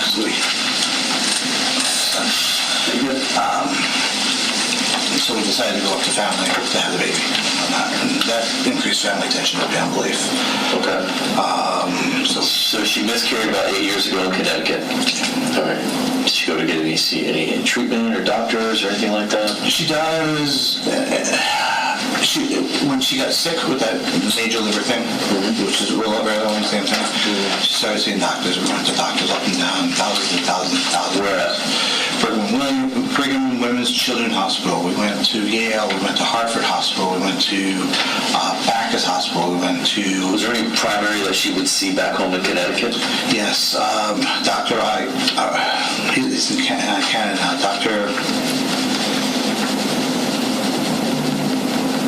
I can't remember his name, I'm sorry. But the other primary doctor was Dr. Kendra. Kendra. Waterford Crossroads.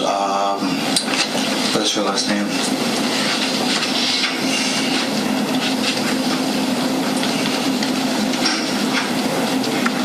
I can't remember her last name in a second, I'm sorry. That's what I'm saying. What city? Where was she at? Waterford, Connecticut. Yep. Okay. So she had been to the doctor up there? Yep, multiple. Yeah. Had she been to any in Kissimmee or in Central Florida? Not until we came back down here. Okay, and who was she seeing down here? She saw a lot by telecommute. She would go to Celebration? She went to Celebration. Okay, so they would have some type of records of her? Yeah. All right, how about the boys? How about Zoe? Zoe, they went to the Franz Center. Where? Franz Center. Where's that at?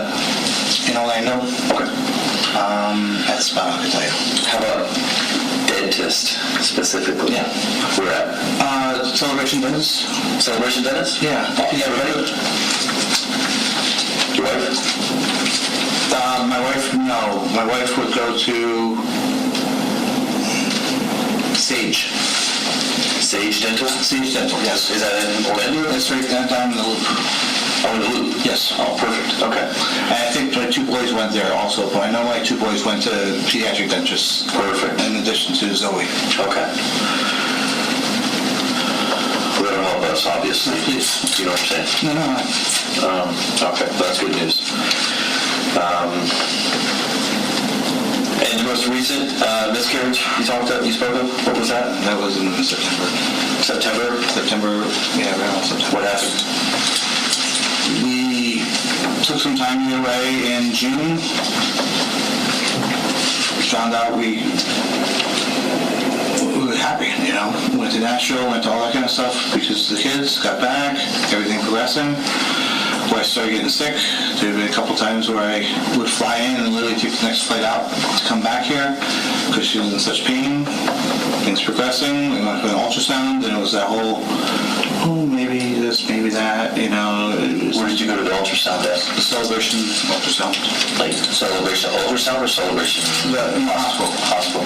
Did you guys go to like the ER, or was it just a regular scheduled? It was a scheduled ultrasound because we started with the nurse midwives because we weren't sure we were going to do a home birth or not. Okay. And because Meg was over 40, they wanted to get us into an ultrasound just to make sure, confirm and everything. And couldn't hear anything, couldn't see anything. How far along? We want to say it was about 8 weeks, 6, 7, 8 weeks in that aspect. 6 to 8 weeks? Yeah. Okay. We weren't sure, so they rescheduled another ultrasound to go back 2 weeks later. And then I flew back to Connecticut, and that was one of the ones where she literally called me, got a hold of me when I landed, and said, you need to get back here because I'm having a miscarriage. I'm hemorrhaging. Good. So I flew back, and she had a complete miscarriage and everything. Tell me about the miscarriage. Did you go to the hospital? She went to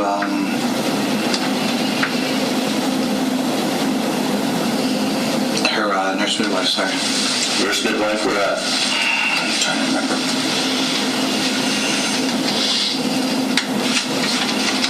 I cannot remember the name of it. I apologize. It's in Orlando.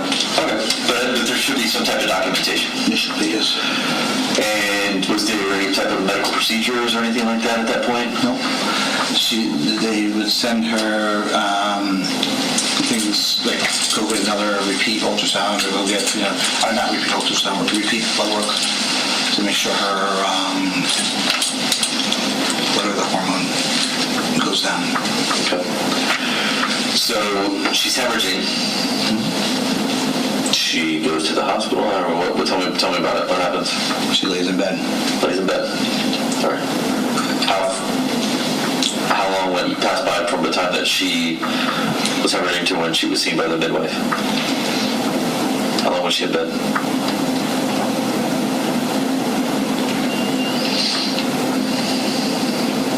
I don't know. I'll be honest with you. All right.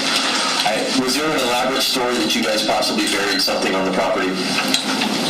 We buried the thing on the property. You buried the piece. Yeah. Okay.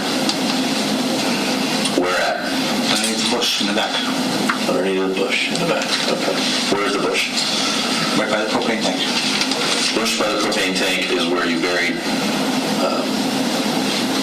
this little thing. You said item under. Yeah, we burned it. Burned it? There we go. Thank you. We burned the ashes and then buried the ashes. So you buried the ashes? Yes. Okay. So this will be your house, Tony. Correct? Right here, that's your pool? Yes. Okay. Where's the bush and propane tank? This is the garage. Okay. There's a total filter, propane tank is here, bush is right there. Right here? Okay. Somewhere in that area. Okay. And the propane tank and bush are right there? Yep, the propane tank is behind the bush. Okay, well that answers that. I mean, there was some concern from the family. Did you guys report that, or did you guys tell the family up north, your family up north about that? We told some of them. Yeah, because some of them, some of them didn't necessarily know what to believe. Was Megan actually ever diagnosed? I know we talked a little bit about it the other day about possibly like Lyme's disease or something like that. Was she ever diagnosed anything with the kidney pain and everything? Everybody kept throwing out all different diagnoses. Nobody knows what's going on. Okay. So she had drug-induced hepatitis. Drug-induced hepatitis. Yeah. And who diagnosed her or whatnot with that? Brigham and Women's and Children's Hospital. Okay, where's that at? Massachusetts. Mass. Brigham, Williams, and Children's Hospital would have record of some type documenting her that she has. Correct. Okay. Now, some of this is kind of getting off topic here, but I typically don't do this, but in this very extenuating circumstances, I felt that I should try to answer some of the questions that are out there. Obviously, it's been brought up that your finances are a mess. They're a mess, yeah. Does Megan actually know the complexity of your financial mess? This had nothing to do with the finances, though. Okay, and that was kind of my... This has something to do with the fact that because with the transition, the apocalypse coming towards the end of the days, coming in the end of December, we needed to make this transition because by the end of December, this is when this was supposed to happen. The apocalypse and everything by the end of December. Okay. How about if she would have kept the baby? Would you guys still have done this?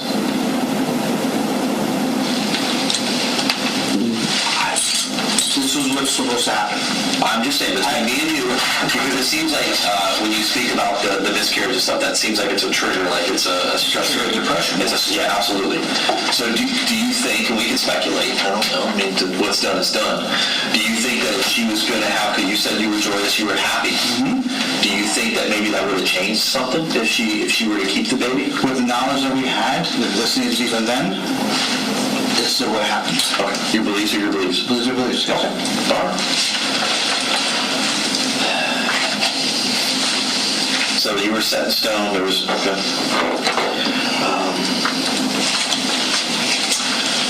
Did you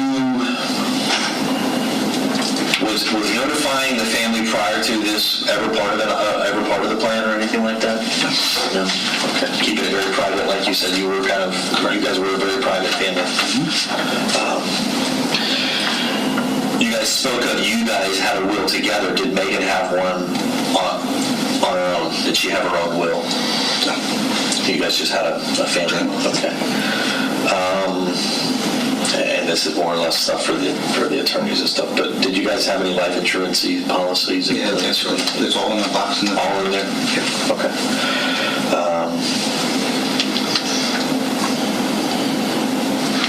You guys spoke about like Knights of Columbus or something? Yeah. Knights of Columbus? Mm-hmm. Okay, so you know what he's talking about. Yeah. What do you want done with the stuff here in Florida as far as the Georgetown properties and the personal effects inside the home? Whatever needs to be done. Okay. I don't get involved in that.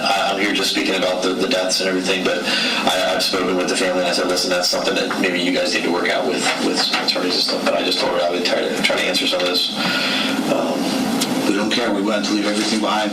Okay. All right. Because obviously if there's photographs and stuff like that, these are their nieces and nephews and grandchildren and that type of stuff and loved ones. They would love to have. They can have anything they want. Okay. They love you. They don't understand everything that took place. They're angry, they're hurt, but they're going to hold on to the memories and everything that they've had. And they want to remember the brother before all of this. Okay. So they looked up to you and they admired and everything for you. Is there any messages or anything like that you want me to relay to them? Because I will speak with them today. Just tell them that I love them, but this was done, the decision our family made to do. Okay. Maybe not so bluntly, but... No, that's fine. That's fine. You said ashes earlier. Who's the cremator? Meg was. Meg? Yeah. Where'd she do it at? We got a paint can from Television Hardware, put the ashes inside of an empty paint can. So the ashes are actually inside of a paint can buried underneath? No. Paint. P-A-I-N-T. Paint? Yep. We put them inside there, put a little olive oil, put a little bit of sage and burn. Let it burn, and then when they calm down, we dug this little hole and put it in the ground. In the can? Just the ashes? Just the ashes. Didn't want to pollute. Okay, I understood. I got you. All right, let me get you a little bit more water. I need to step out and go over some things real quick. You okay for now? As best we're going to be? Yes. Okay. All right. Give me a couple minutes. All right. Let me just work. Hang tight.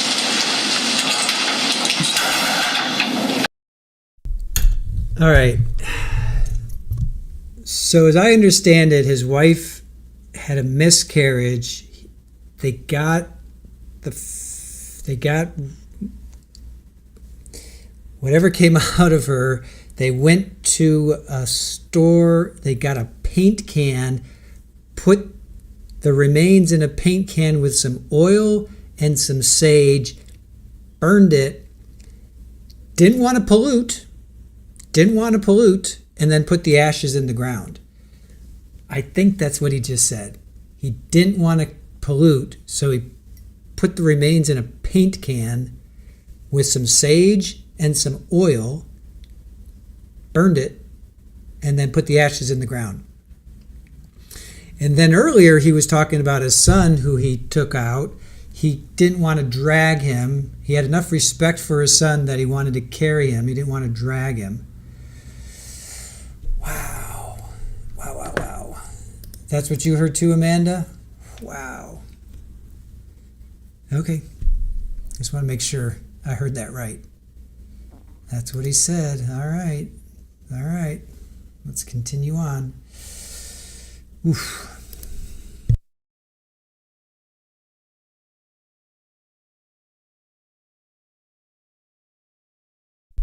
Right? I mean, he said he got an empty paint can. Can you even buy an empty paint can? Do paint cans come empty? And his wife participated. Yeah, he said we.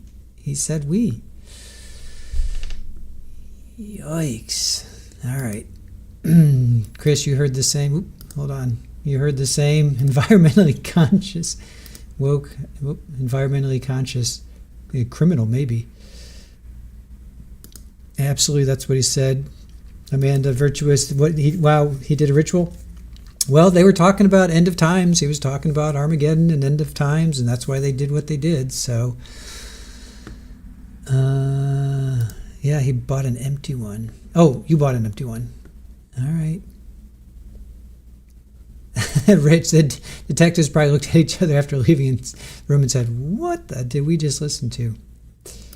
You've made your own blend before. I've done that too, but I've never bought an empty paint can. I didn't think that existed. All right.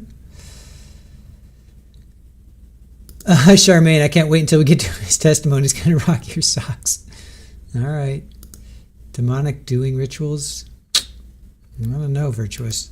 We got empty paint cans for fire, arson, investigations. All right. See, the things you learn. The things you learn watching this. All right, let's continue on.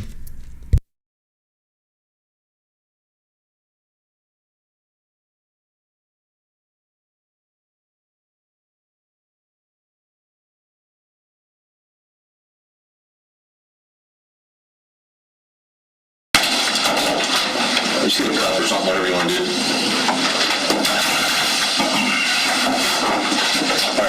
So, Detective Quinn has a list of kind of the items, the electronics we're going to try and go through. What color phone case did you have on your phone?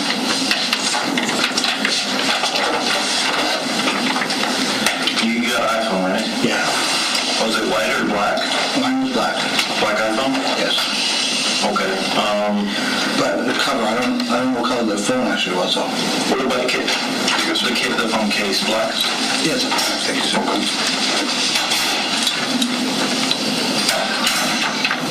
Remember which kind of iPhone model it was? My personal one was the 10 or the X, whatever it's called. 10 X? Okay. Then my son had a similar one, which it looks almost the same. And that was Tyler's phone. Okay. I think he had a black case too. Okay. recording. Sorry. Okay.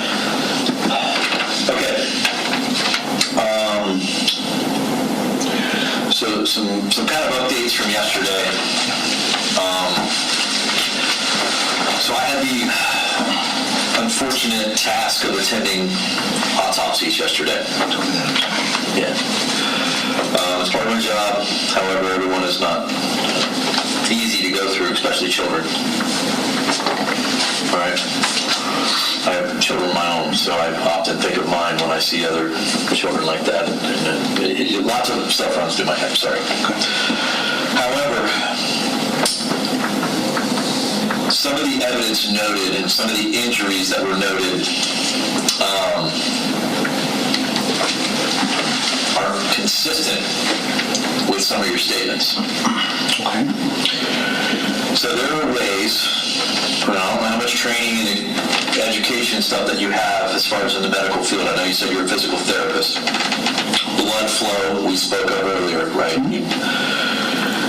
So you understand that when a person is dead, their heart is not pumping.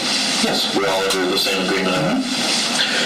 Which means that if there's an injury to a person, like say a stab wound, they would be able to tell, all right, if there's no blood that is being pumped at the time of that injury. Okay. Which would make that wound post-mortem. Okay. After the person has been deceased, after the person has been killed. Okay. So, looking back on things, the boys. Yeah. Are you sure that you stabbed them prior to them being deceased? Yes. 100% sure, without a doubt. Okay. So if a doctor, medical examiner, tells you that the wounds, or tells me, are done post-mortem, what would you say to that? Absolutely correct.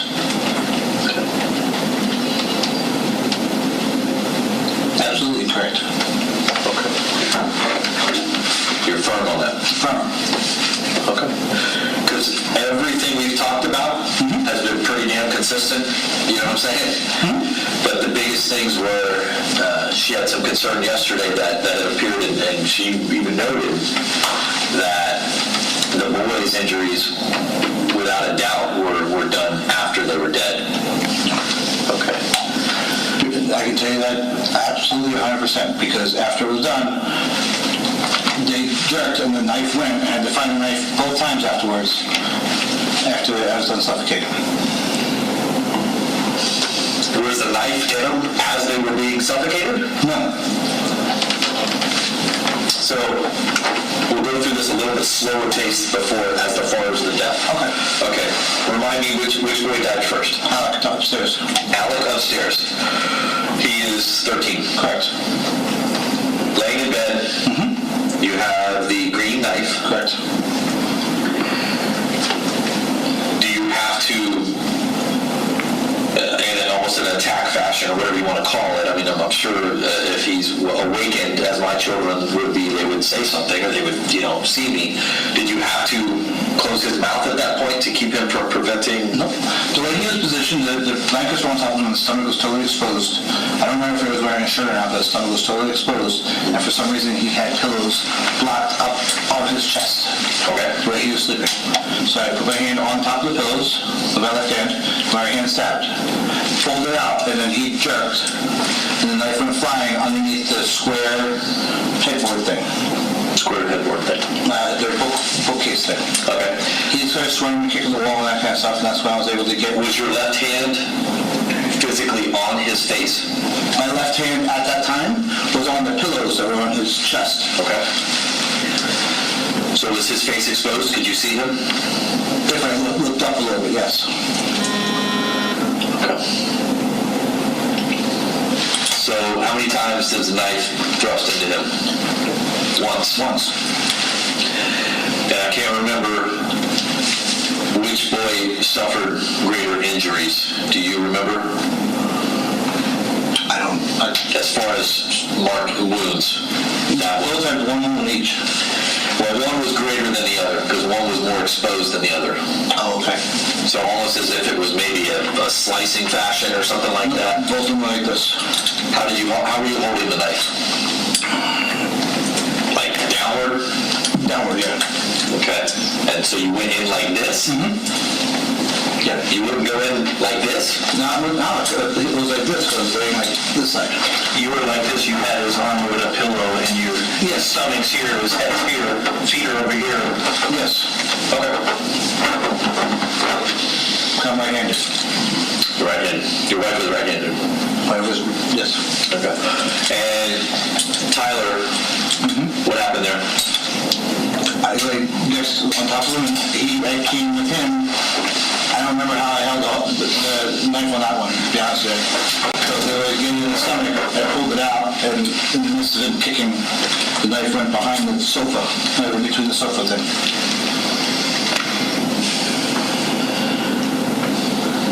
So you had to retrieve it in between each kill, right? Mm-hmm.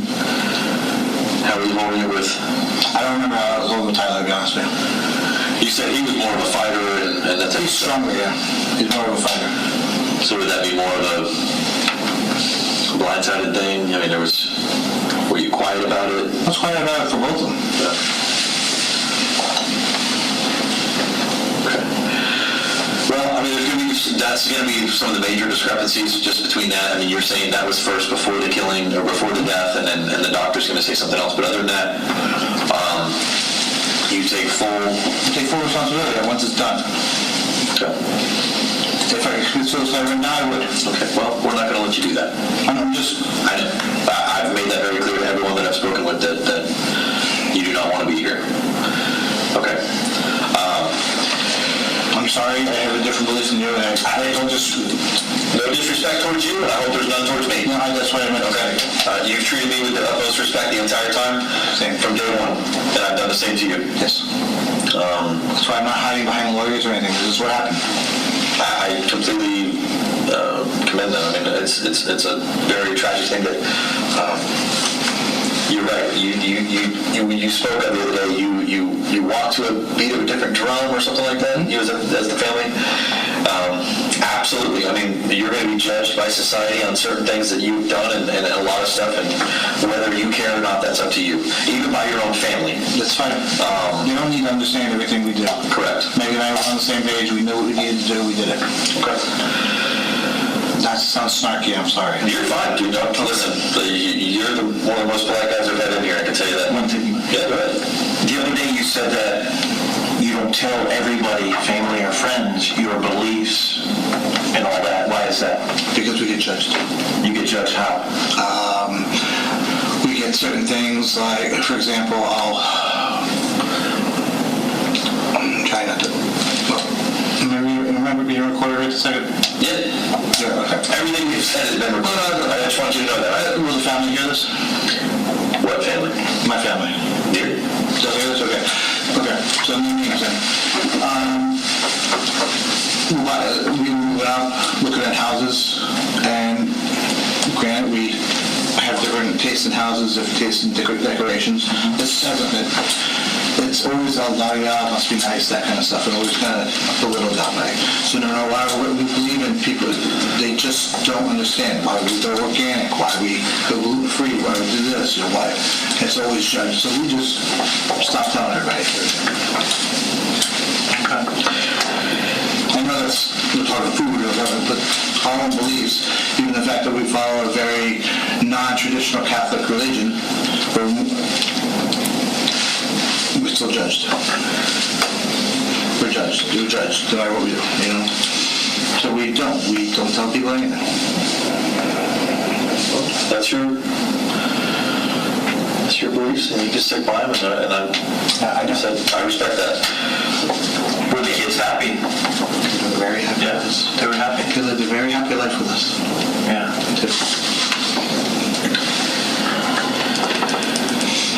I do miss them.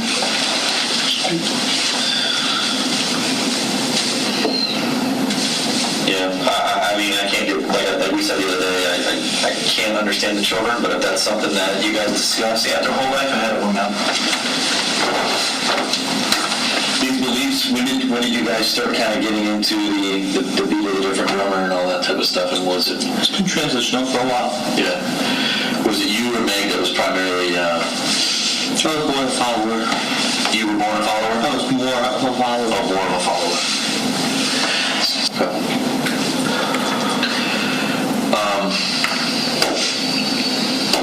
Good. Yeah. Well, unfortunately, first of all, do you have anything else of me right now? Do you have any questions or any concerns or anything like that right now?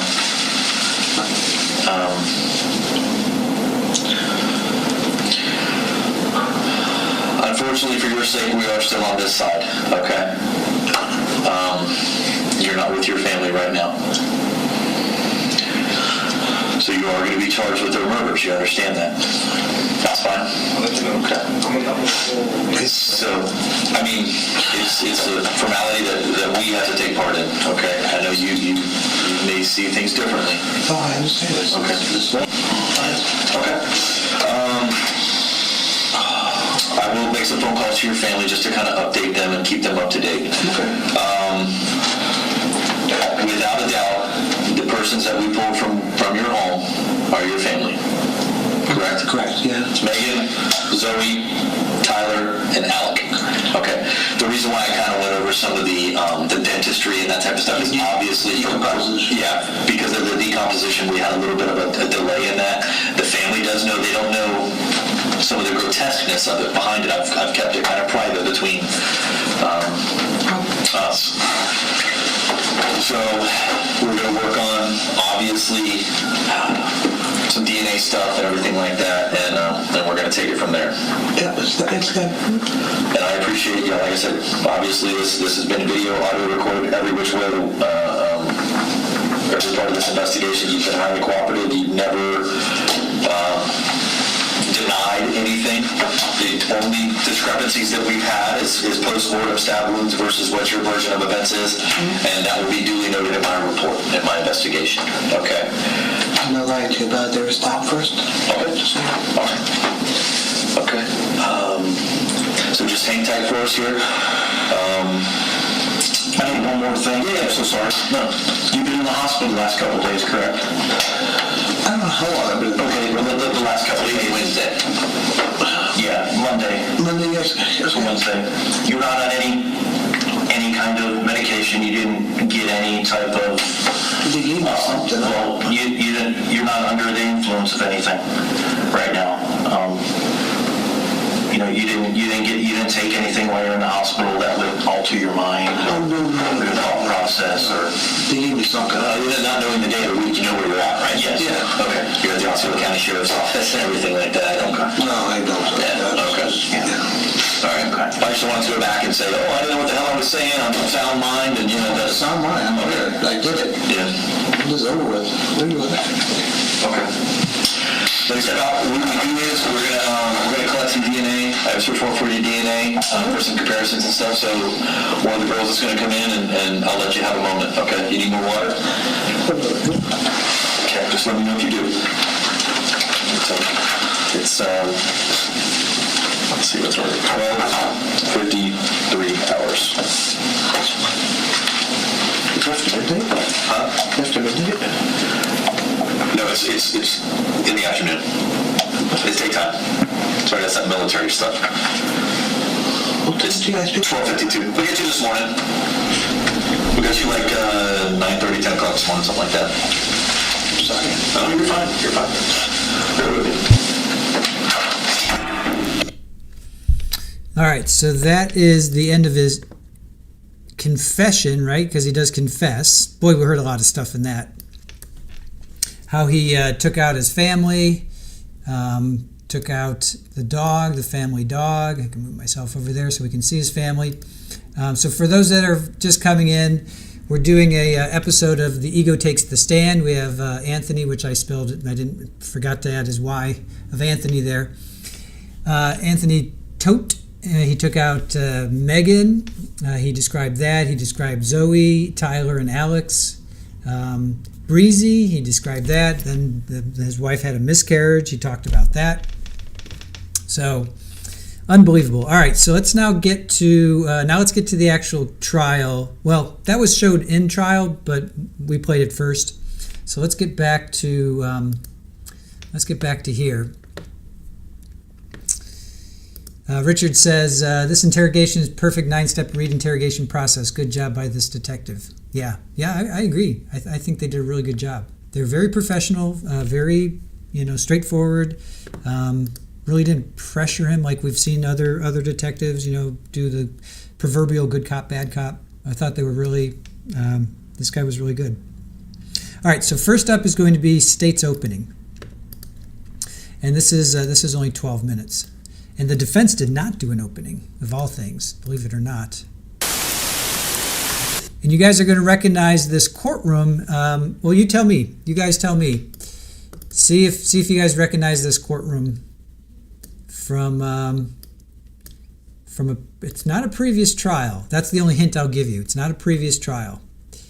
You tell me if you recognize this courtroom, not from a previous trial, but from a hearing.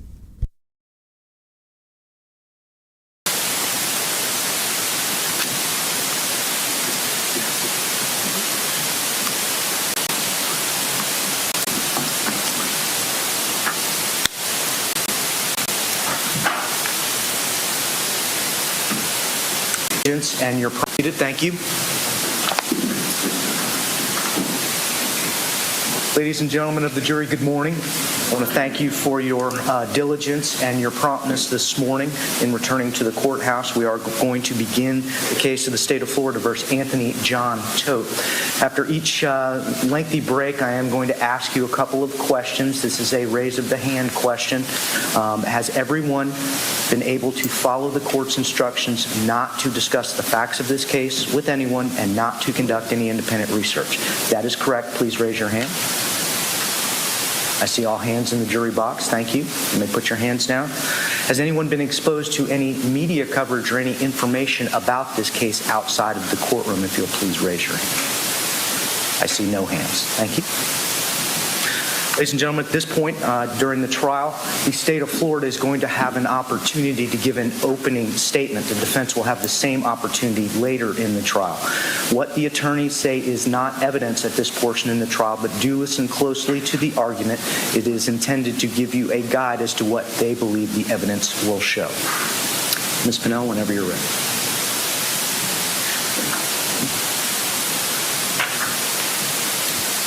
Good morning. December of 2019 started out like every other December for the Todt family. The evidence will show that at some point in the middle of December, the extended family of the Todts began to get worried. And you're going to hear a call made by the defendant's sister, Christy Caplet, and she calls the sheriff's office asking for somebody to go and check on the well-being of the defendant and the rest of his family. You're going to hear that the sheriff's office went out to 202 Reserve Place in Celebration multiple times. They also went to 211 Longview Avenue and checked the condo multiple times to no avail. You're going to hear from the evidence that on January 13th of 2020, law enforcement finally made contact with the defendant. They made contact with the defendant at 202 Reserve Place in Celebration. You're going to hear testimony that when law enforcement officers entered the home, they immediately noticed an odor that was familiar to them. They immediately noticed an odor of decomposition. And law enforcement made contact with the defendant, who advised them that his wife, Megan Todt, was upstairs sleeping. He advised law enforcement that his daughter, Zoe Todt, was maybe in the garage. And you're going to hear from the law enforcement officers that went into the master bedroom in that second story of that home and located Megan Todt Zoe Todt, Alexander Todt, and Tyler Todt, all deceased. They also located the dog Breezy, also deceased. And it was obvious to law enforcement, you're going to hear from them, that they had been deceased for quite some time. And you're going to hear also from the crime scene technician, Emily Seda. And Emily Seda is going to tell you that she responded to that home. She documented everything using photographs, and you're going to have an opportunity to see those photographs as well. You're going to have an opportunity to see the various items that were collected from the home. Mainly, there was a lot of bottles of Benadryl. There was some empty boxes of Benadryl. You're going to hear from Emily Seda that she took those empty bottles and boxes of Benadryl that were found throughout the house and she processed them. And she's going to tell you about the process, and the evidence will show that on some of those items, fingerprints were lifted. And you're going to hear from Aaron West, who took those fingerprints and compared them to the defendant's fingerprints and found the defendant's fingerprints on the different Benadryl bottles and boxes. You're going to also have an opportunity to hear from Dr. Jennifer Nara. Dr. Jennifer Nara had, during her tenure at the medical examiner's office, had the opportunity to perform the autopsies on Megan Todt, Alexander Todt, Tyler Todt, and Zoe Todt. And she's going to come and tell you about her findings from the autopsies. You're also going to hear from Dr. Bruce Goldberger. He's going to tell you, he is a toxicologist, and he is going to tell you about what the different toxicology results from the medical examiner's office mean. You're also going to have an opportunity to hear from Detective Cole Miller. Detective Cole Miller was assigned as the lead detective in this case. He responded to 202 Reserve Place for a period of time. He attended the autopsies in this case. He also had the opportunity to speak with the defendant. Detective Cole Miller spoke with the defendant on January 13th, the day that he initially came in contact with law enforcement. And he also spoke with the defendant on January 15th, a couple days later. You're going to have an opportunity to hear the defendant and Detective Cole Miller's conversation. And you're going to be informed by the defendant in his interview that he is the one that took the lives of Megan Todt, Alexander Todt, Tyler Todt, and Zoe Todt. You're going to have an opportunity to hear that the defendant, sometime between December 14th of 2019 and Christmas in 2019, went into Zoe Todt's room while she was asleep, and he took the time to sit with her, and then he rolled over on top of her until she suffocated. Next, he went to Alexander Todt's room that was also upstairs. You're gonna hear information, and you're gonna also see photographs that show that Alexander Todt and Tyler Todt shared a room. Alexander Todt was older. He's the oldest child, and he was sleeping upstairs. Tyler Todt, at the time of his death, was downstairs. You're going to hear that the defendant told Detective Miller that he went next to Alexander Todt and he suffocated Alexander Todt, and he also stabbed Alexander Todt in his abdomen. And the evidence will show that after Alexander Todt was dead, he went downstairs to Tyler Todt, who was sleeping on a sofa bed in the playroom. And you're going to hear that the defendant was more concerned about Tyler Todt because Tyler Todt was the fastest. He was afraid that if something didn't go the way that he wanted, Tyler Todt would escape. The evidence will show that he did the same thing to Tyler Todt that he did to Alexander Todt. He suffocated Tyler Todt, and he also stabbed Tyler Todt in the abdomen. The defendant is also in his interview talks about Megan Todt. And the defendant in his interview says that Megan Todt and himself had an agreement that everybody needed to die in order to pass over to the other side together because the apocalypse was coming. And you'll hear that in the defendant's interview. So the defendant says that Megan Todt, she ended up having 2 stab wounds to her abdomen as well, and you'll hear that from the medical examiner. The defendant told law enforcement that Megan did that to herself. And as best as she tried, that didn't work. And so the defendant took a pillow and suffocated Megan Todt as well. And you're going to hear right before he suffocated and took the life of Megan Todt that he also suffocated Breezy the dog. And then the defendant says that after everybody was dead, he took all of their bodies and placed them all into the master bedroom. The photos that you will see in this case show 2 twin beds on the floor in the master bedroom where Tyler Todt and Alexander Todt were located. There's a bed in the master bedroom, either a queen or a king-size bed, a pretty large bed. Megan Todt was found in that bed as well as Zoe Todt. Breezy the dog was found on the floor on a dog bed. And all of this was in the master bedroom. The evidence will also show that the defendant, since the date of their deaths until January 13th of 2020 when he was found by law enforcement, stayed in the room as well.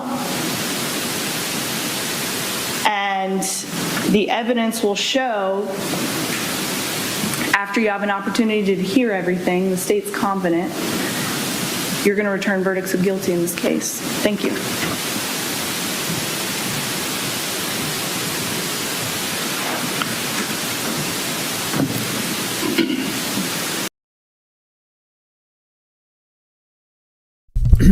So it was a fast one. That was a fast one. I was trying to find her name. We have Monique Worrell and Danielle Pinnell, but I think that might be Danielle. I'm not 100% sure. That's what we have in our notes. Monique is she's the main state attorney, so she's not here. It might be Danielle Pinnell, but I'm kind of having a hard time finding her picture. All right, so that's the state's opening. Now we get to the main event. Grab your popcorn. Here comes the main event. This is what this whole series is about. Is the ego takes the stand. Trend of brevity continues. Mr. Todt, we're going to place you. Trend of. Ugh, sorry for that popping. All right, so grab your popcorn. Hour and 45 minutes of the ego takes the stand.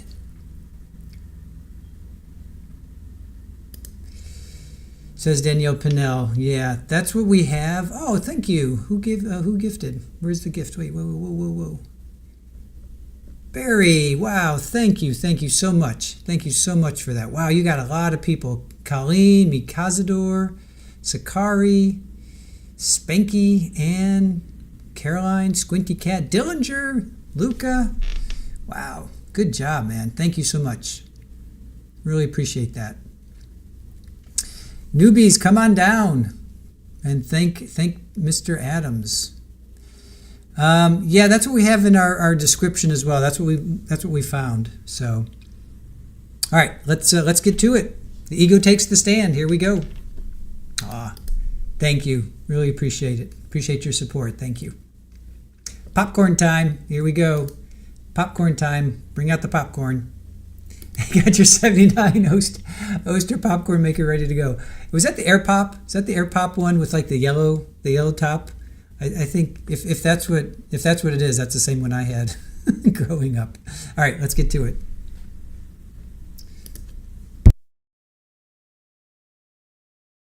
levity continues. Mr. Todt, we're going to place you under oath. Please raise your right hand. You may stand. Do you solemnly swear or affirm that the testimony you're about to enter in this case is the truth, the whole truth, and nothing but the truth, so help you God? Yes, ma'am. Mr. Todt, you are sitting between some very experienced trial attorneys. You should consider their counsel in the decision as to whether you wish to become a witness in this case or exercise your constitutional right to remain silent.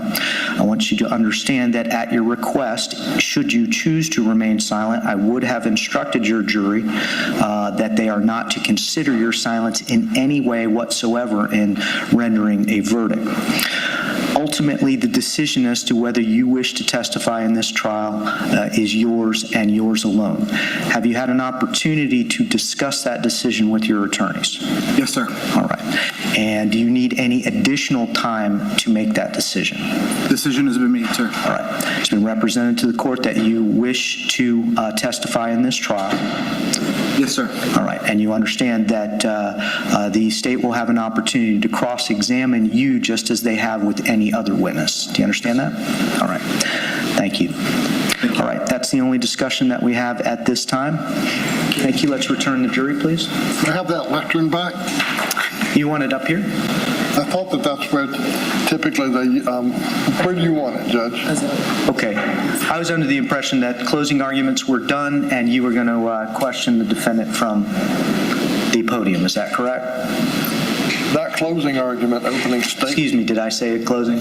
Opening statements are concluded, and so you can question from this podium, and we'll bring Mr. Todt up when the jury returns, swear him in. I'm fine with that. Thank you. Thank you. Let's return our jury, please.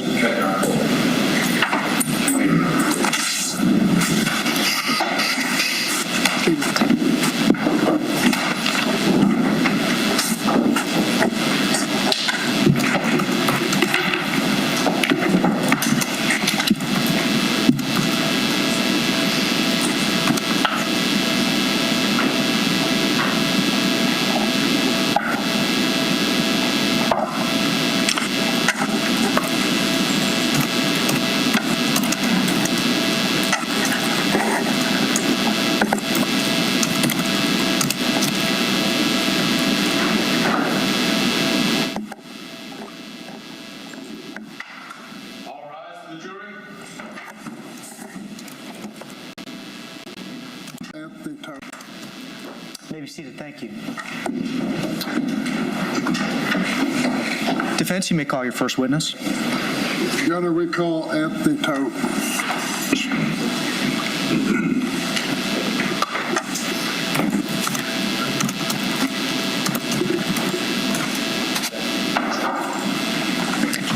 Mr. Todt, if you'll please remain standing, we're going to swear you in. Please raise your right hand.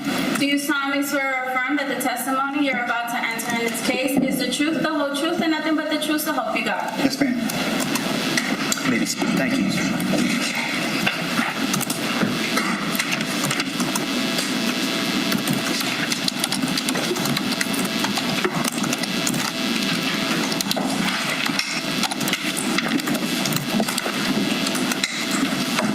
Please identify yourself. My name is Anthony John Todt. What is your age? 46. Mr. Todt, we've heard testimony about a woman named Megan Todt. Are you familiar with that person? Yes. And were you in fact married to Megan Todt? Yes. When did you first meet her? It was high school of 1992. And where was that? In Montville, Connecticut. Sorry. Montville, Connecticut. Montville.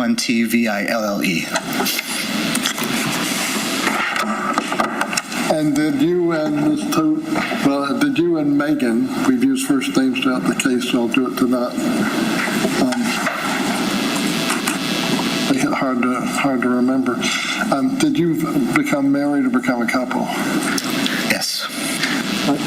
Now, did you attend the university in the state of Connecticut? Yes. And where did you go to school? Sacred Heart University in Fairfield, Connecticut. Did Megan also become a student at Sacred Heart? Yes, she was 2 years behind me.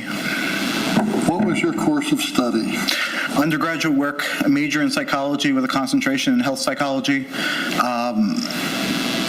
with a declared minor of pre-physical therapy, and then I finished my master's degree of science in physical therapy. Right. Now, did your wife, when did you marry Megan? Was that in college or later? I had graduated from college already, and she was in her second to last year of college. What field did she study? She had the exact same credentials as myself, physical therapy. Did you practice in the field of physical therapy? Yes, sir. And are you familiar with medical terms and medical procedures? Most definitely, sir. How long did you practice as a physical therapist? I received my license in August of 1999 and was practicing up until the current. Was Megan also involved in the practice with you? In the practice of physical therapy, sir? Yes. She whereas I did more hospitalist, nursing care, home care, and outpatient, she concentrated most of her time as a pediatric specialist and did work some time in nursing homes when we traveled. What were the circumstances that brought your family to Celebration? Initially, my wife and I bought the condo in Celebration in July of 2005 when we were traveling physical therapists, which means they put us around the country either to cover for what they call snowbird season or people got on maternity leave. They were generally minimum of 13-week assignments, and they could be extended. We first went out to California, wonderful time. Then we came down to Florida and found that since we sold our initial condo in Connecticut, we didn't have any deductions. So we bought the condo in Celebration as a partial investment and partially primary home, because part of our contract with our traveling company is they pay for our residence. So at the current time, they're paying for a rental. Why have the company pay for a rental when they can pay for your actual house and help with your mortgage payments? So we bought the condo in July 2005. Would you like me to continue? Well, let me ask one thing at this point. What was the status of Megan's health when you first met her? When I first met Megan, sorry, I just needed to collect myself. Megan had initially been diagnosed as a teen with Lyme disease, in which was, they say Lyme disease goes into remission, they say Lyme disease goes into just recesses and waits another day to invade, all depending on your immune system, all depending on what research shows and who you follow. She also was diagnosed right around middle school, right before I met her, with a heart issue. This heart issue they diagnosed as mitral valve prolapse and a murmur. They also diagnosed arrhythmias, at which time I found out after I started dating Megan in high school, because I asked her one time. We used to go out to dinner all the time. We used to, normal dating. Ask your next question, Mr. West. I'll try and ask you more questions that have a shorter answer. I apologize, sir. And then when you married Megan, what was the status of her health generally? Generally, she was healthy. She avoided caffeine and she avoided sugars because of the heart issue previously mentioned. And then, did there come a time when Megan began to have health problems? Yeah. And about when was the onset of that? March 2011. And what are the conditions that she experienced? We were vacationing. I apologize. We were vacationing in Florida, and we were at a theme park, and she got bit by a bug. She described this bug as a six-legged black bug with a red mark on the back that reminded her of the state of Texas. I didn't see the bug. it was at the end of the day, and this bug bite, which you would think was innocuous, turned into this yellow, green, I can't even describe, pustule. It was a gigantic whitehead. So we went home that night. I went home to the hotel, or it was a hotel at the time, because of the issue. And about what, that was in 2011, you say? March 2011, sir. And then in the ensuing year, did Megan develop any other health complications? Oh, yeah. Through many trips to the hospital, many trips to the ER, cardiac critical care units, she was diagnosed with a multitude of diagnoses, I guess you want to say. First of which was they found that she had drug-induced hepatitis. Sorry. First, I apologize, let me back up. They diagnosed her with tonsillar cellulitis. She had these gigantic white pustules on her tonsils. Her lymph node was just totally enlarged, in trouble breathing. In subsequent visits to the ER, subsequent visits to the doctors, they found that she acquired, through the medical aspect, what's called drug-induced hepatitis. So her liver became inflamed, very much so, that it was malfunctioning, to put it lightly. Her eyes were, at one point, the color of the most fluorescent yellow highlighter you've ever seen in your life. I swear her eyes could... Objection, Meredith. Mr. Todt? Yes.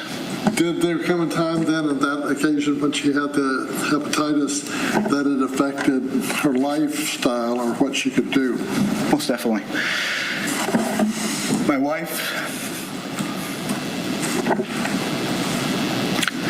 she was a yoga teacher in addition to physical therapist. She went from a very strong, vibrant woman to barely holding on to 90 pounds. She couldn't keep weight on. She couldn't breathe. Her heart rate progressively was going crazy. At rest, it would be 190 or above.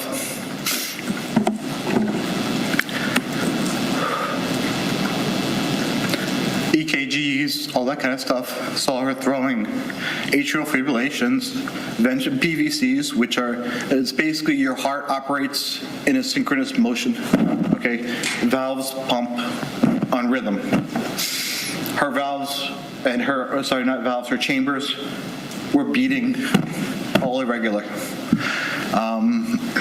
It was basically, you take four wheels of a car. Objection, Your Honor, lack of medical knowledge and narrative. It's a narrative system. Mr. Todt, have you, what medical training have you received in conjunction with the physical therapy? I appreciate you asking me that, sir. 20 years of medical experience working in the hospital, case review charts, home care, meaning that not only was I operating under a nurse or with a nurse individually at a house, I was also opening cases on my own, which means I received medical information, medical records from the doctors and from the hospital themselves to be interpreted, to be reviewed, and to be deciphered so that I can properly give the appropriate care within their medical limits to the patient. Thank you for that background. Now, as your wife continued with her health issues, what was her attitude or outlook or demeanor? Her demeanor went from a very vibrant young woman in which literally we were best friends. As dating, we always knew we would remain best friends. That's how close we were. We dated for 8 years before we were married. Her family was my family, okay? Her grandparents were my grandparents. That's how close we were, okay? She went from, even though she remained the light of my life, whenever she walked into a room, literally, after almost 20 years of marriage, my stomach would have those butterflies in it, seeing my wife. I existed, but She went from... Ask the question again, Mr. Wilson. Now, at that point in time, did you have children? At the time she got sick, sir? Sorry? At what point in time, sir? When we're talking about this period in her life, when she had gone, when she was less vibrant or less her demeanor changed. Before she got sick, we were blessed with 2 wonderful boys. Okay? She went from a mom who provided for everything, including myself. I consider myself a 3rd kid, okay? To a person who could barely walk stairs on certain days. We hired, with the help and the assistance of our family, we hired I guess you want to say a mother's helper, okay? In which to come in, help bring the kids to school, which is something my wife... Narrative and unresponsive. What I'm going to ask you to do is to try and I'll try and correct you so that we don't have long extensions, so it's easier for everyone to understand what we're talking about. I apologize, sir. It's been 2 years since I've been able to tell my story. I appreciate you working with you. You and Megan attended Sacred Heart, which was a Roman Catholic university. Is that true? That's the debate. It's Roman Catholic by name, but it was considered Jesuit run, which I don't know where the derivation between those 2 run. But were you raised in the Catholic Church? I was raised in the Roman Catholic Church and continue to practice as such, sir. Do you know whether Megan was raised in the Roman Catholic Church? Megan was raised in the Roman Catholic Church. However, before she went to college, her and her mother and father did shy away from it, but she did get confirmed before we got married. As you progressed as a family, did Megan seek other religious experiences? Most definitely, sir. And what was the reason for that?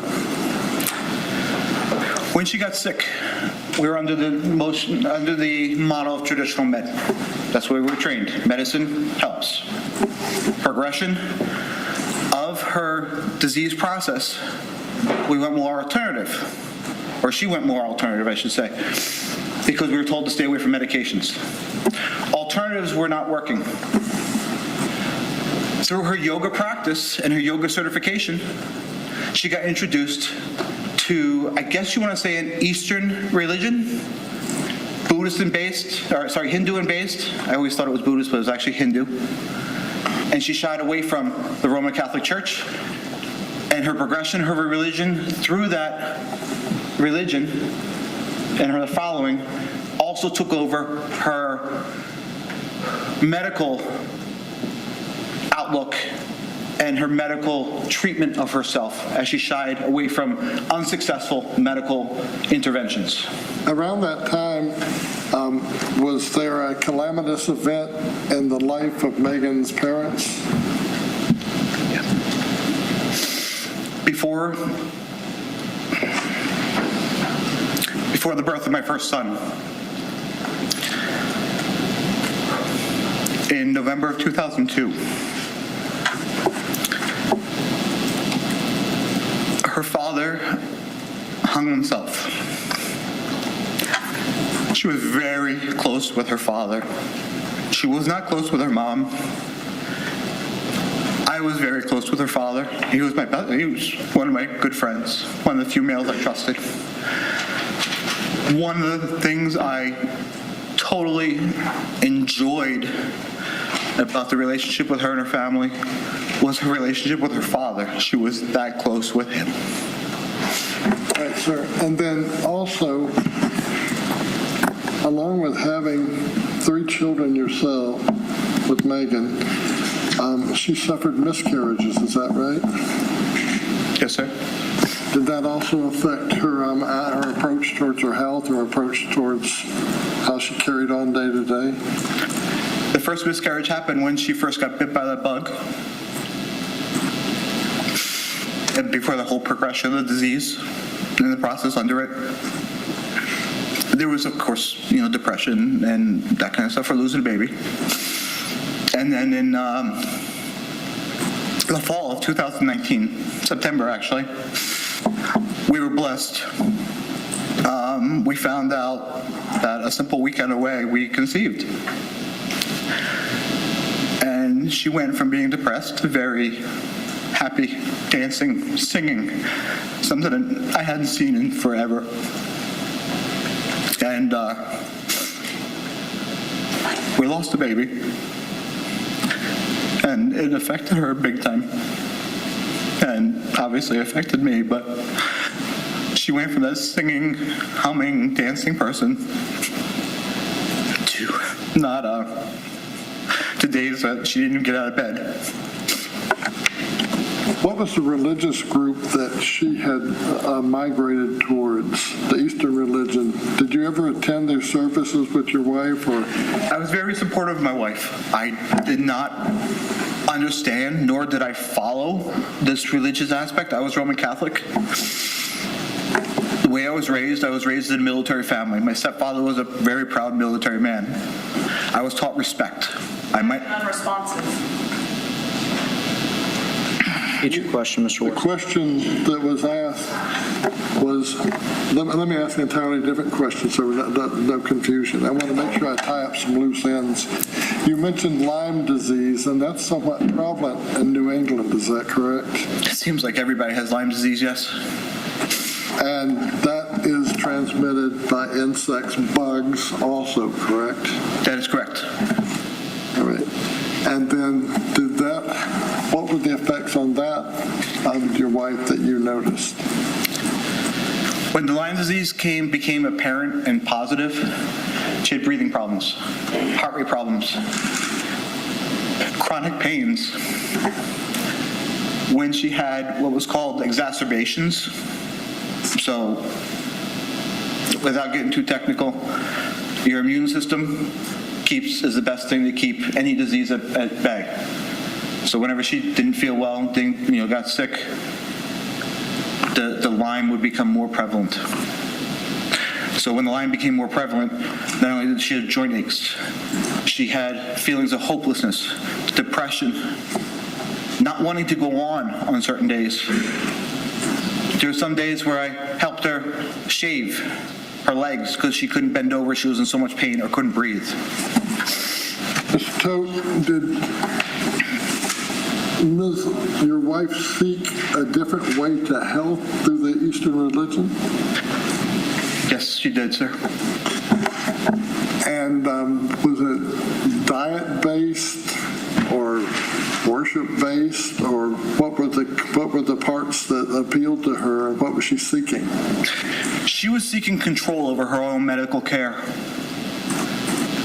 Basically, anybody in a chronic illness wants some kind of control of their own self. She went from traditional medicine, she went to realistic, religious following of dictating what her health care was. She even followed a book from a guy who listened to a ghost who had no medical experience to tell her what she should be doing, what she should be eating, and that kind of stuff, called the medical medium. Was there any discussion within that religious group about an afterlife? Yes.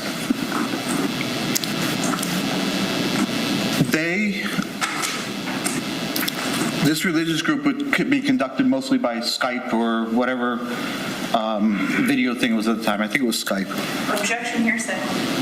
No, the means of technology. Overruled. Thank you. I would sit with her during some of these meetings. They would give her prayers to pray, whether to help with what they were talking about with what was called family lineage karma burning. Because as in the Bible, Roman Catholic, the same thing she followed was the fact that your past, your past family's transgressions follow forward multiple generations. So as you asked, please repeat your question, just so I can make sure I repeat correctly. Was there an afterlife component of this religious practice? Yes, there was an afterlife component in which each afterlife, she believed that there was reincarnation. And as they burned the family karma in the current life, they reached a salvation in which they were reincarnated to a better life. And was her desire to seek better health through this process by going into another life? Better health and better relationships with people who had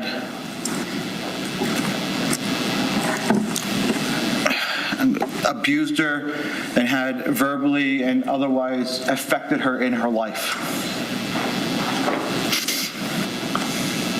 There was some discussion about a suicide note, and that was apparently directed from Detective Cole Miller to Dr. Nara. Were you aware of any suicide note? When I came back to the house that day, she showed it to me, yes. But I had no knowledge of it before I came home that day. And what was her demeanor or attitude at that time? She was trying to explain to me what she did. She was trying to make me understand.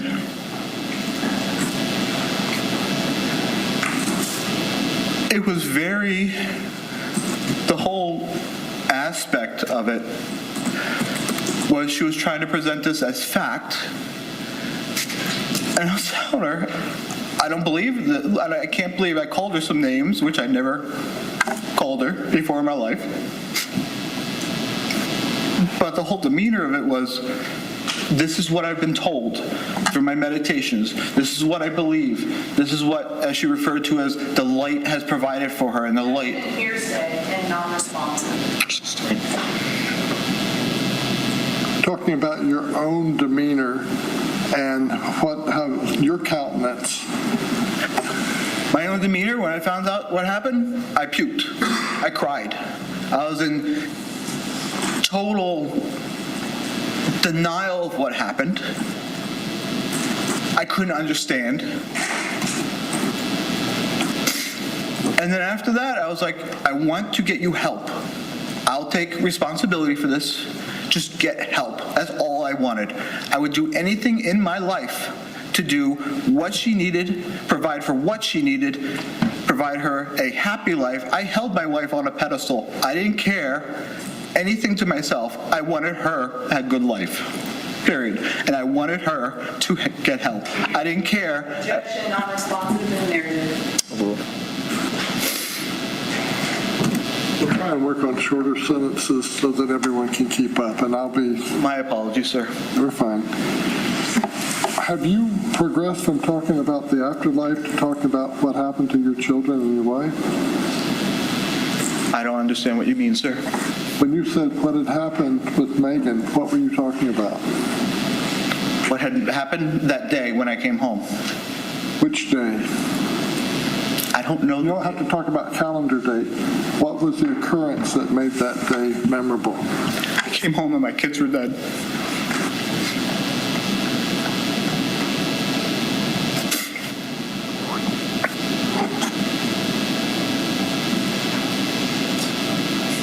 It was the most horrible day of my life. And what I mean more horrible is my wife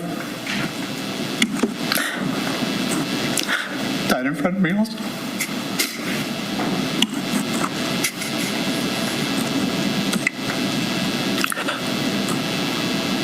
Mr. Todt, had there been a blueberry pie that was cooked in the house? According to what she told me. Objection, hearsay. And hold on just a sec, Mr. Todt. Response.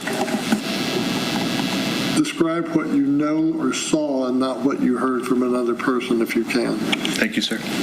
When I came home that morning, I knew my family the night before was having dessert, and I declined it because you saw my health. I was jogging and losing weight. I came home that morning, and there was a melted purple looked like a pudding pie. I can't really tell you exactly what it was. She told me what it was later, but it was in a graham cracker crust. And the kitchen, it was my job to clean the kitchen. But when I came home, that purple, bluish, grapish, melted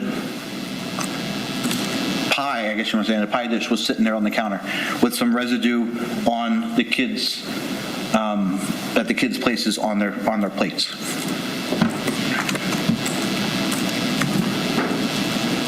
At that time you came in, you saw that there were desserts that had been served up on the table? I saw the remnants of it, yes. And then did you then discover that your children were dead? Not initially, no.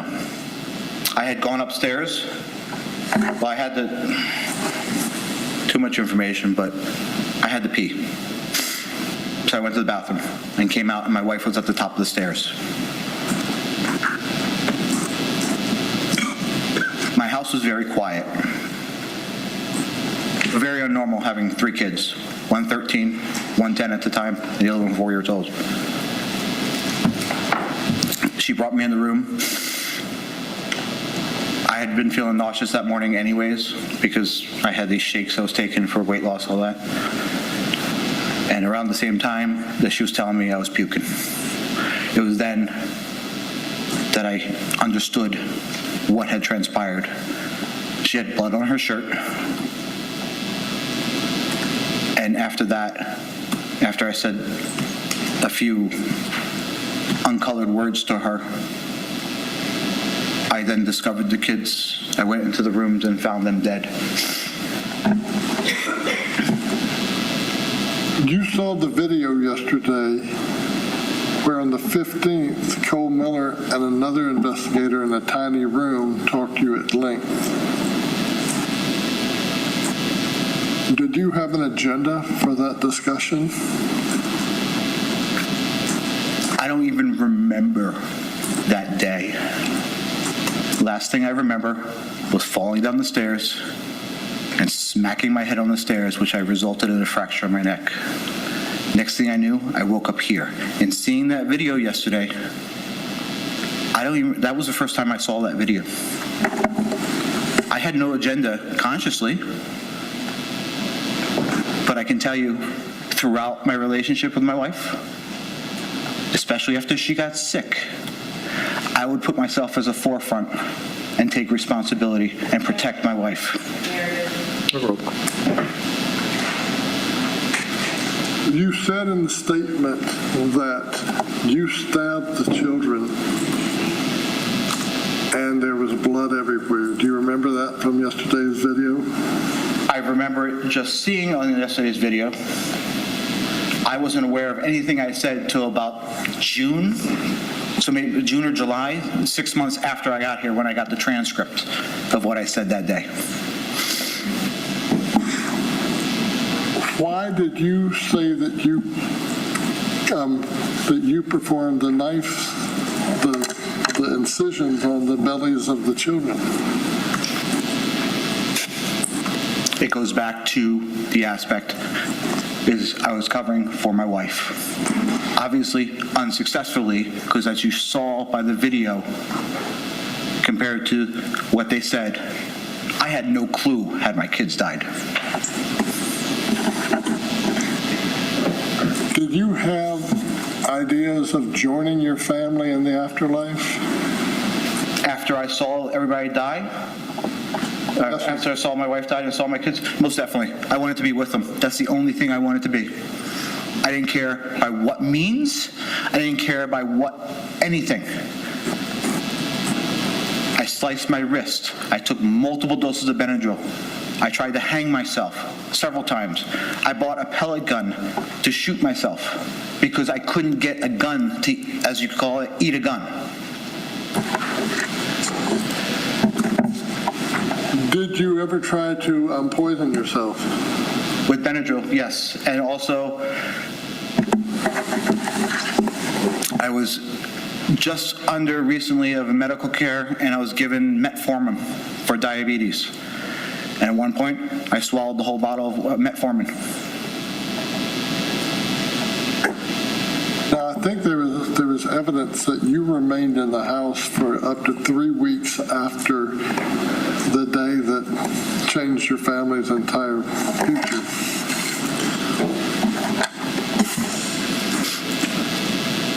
During that time, how many attempts did you make to take your own life?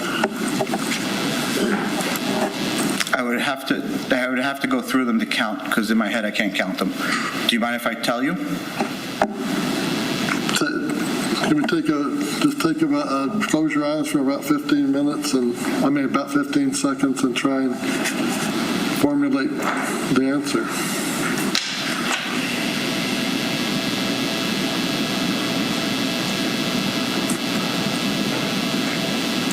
On conscious recollection, I can tell you I remember at least 8 times. However, since being here and through other diagnostic testing, I found out there were additional times. So 10 times, at least. And was Benadryl the primary agent that you were trying to use? Benadryl was one of the agents. There was also a knife I picked up. I saw my wife stab herself. How hard could it be to stab yourself? You gotta be freaking kidding me. You see a knife with a blade like this, and you want to instill that into your body? No way. I chickened out, yes. I tried other means. I tried at least 3 episodes of Benadryl. And did you not keep it down or vomit, or what happened? Benadryl, as you know, can make you sleepy, okay? The first time I took it, I didn't know what I was doing. I had no plan of this. I just wanted to be with my family. I woke up, I don't know when, how long, but obviously I didn't take enough. Next time, I took a whole bunch of, the wall dry. I remember that distinctly because that stuff tastes horribly. But the children's, which is no different, it's just a better flavor. I took, I think it was equivalent of 5 glasses about this tall I had prepared, okay? I fell asleep before I finished it entirely. The last thing of Benadryl, which I took when going back and looking at the dates and whatever, it turned out the day before that they came to my house. I saw the aspect of the 12th on one of the phones. At that time, I took over 200 pills of Benadryl. Now, mind you, a normal dose of Benadryl is 2 pills. And I took 2 family-size liquid Benadryls. In order to stay awake, and also because I was feeling nauseous, I took a Mountain Dew and an energy drink. The energy drink to keep me up because I kept falling asleep, and the Mountain Dew so that I wouldn't throw this stuff up. I wanted this stuff in my system. I was so frustrated I couldn't kill myself. In the crime scene photographs that were shown to the jury, there was a Huffy bicycle in a box. Yeah. And were you prepared to assemble that bike? Oh, God, my babies.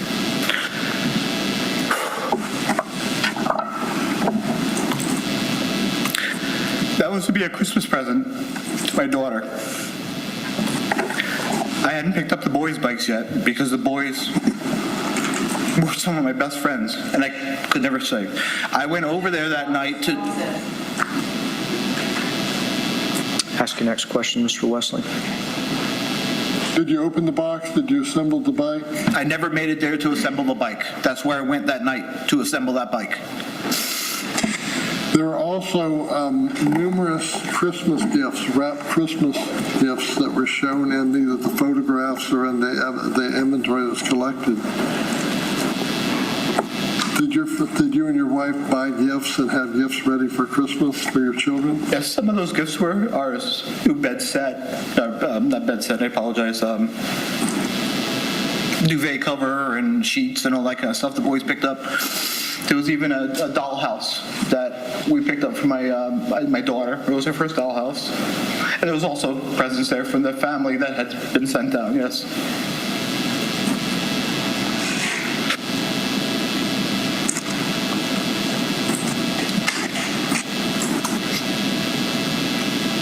Mr. Todt,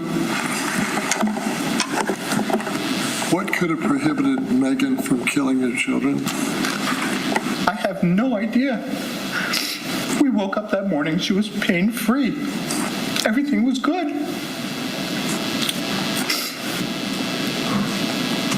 I took the opportunity to try to go over and put the bike together. I had no knowledge of this. I don't know what could have prevented it. I have no idea. And that's the biggest thing that affects me, is the fact that I didn't even see this coming. They say, blindsided. This was a blindside by like a Mack truck filled with dynamite.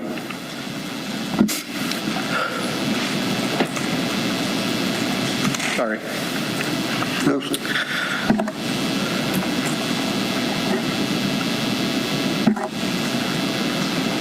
I'm sorry. Collect yourself. Do you have a tissue or something? I'm sorry. Deputies?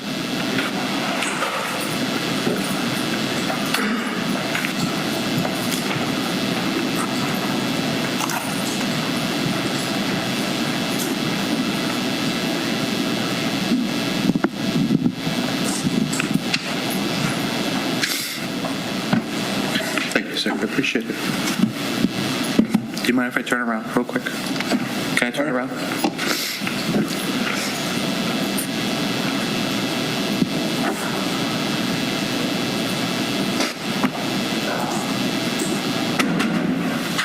Sorry. Do you remember the religious groups sending messages and having, I guess, prayer or singing sessions in Megan's memory and, information back? I really do not understand that question, sir. I apologize. Was the person who was thought to be the leader of this Indian or Eastern Indian religious group called Gari? That was one of them, yes. That was the primary one, yes. And they had individual contact with Megan, would leave messages for Megan and contact her? Yeah, contacts would be via phone, via, like I said, the Skype computer thing, FaceTimed sometimes. And did they contact you or give you information that Megan had crossed over? They didn't tell me directly. They had contacted my sister, and my sister told me that she had a conversation, that Megan was at rest and she crossed over. I don't know where that, I don't understand it. But to hold it in my heart, she crossed over and she's at peace and not suffering. That's all I can hope for.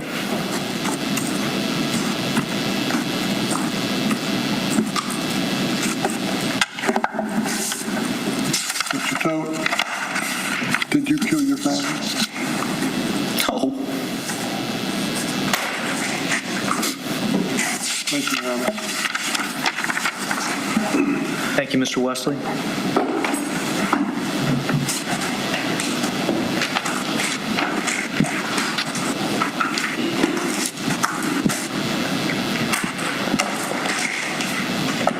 Ms. Pinnell, cross-examination.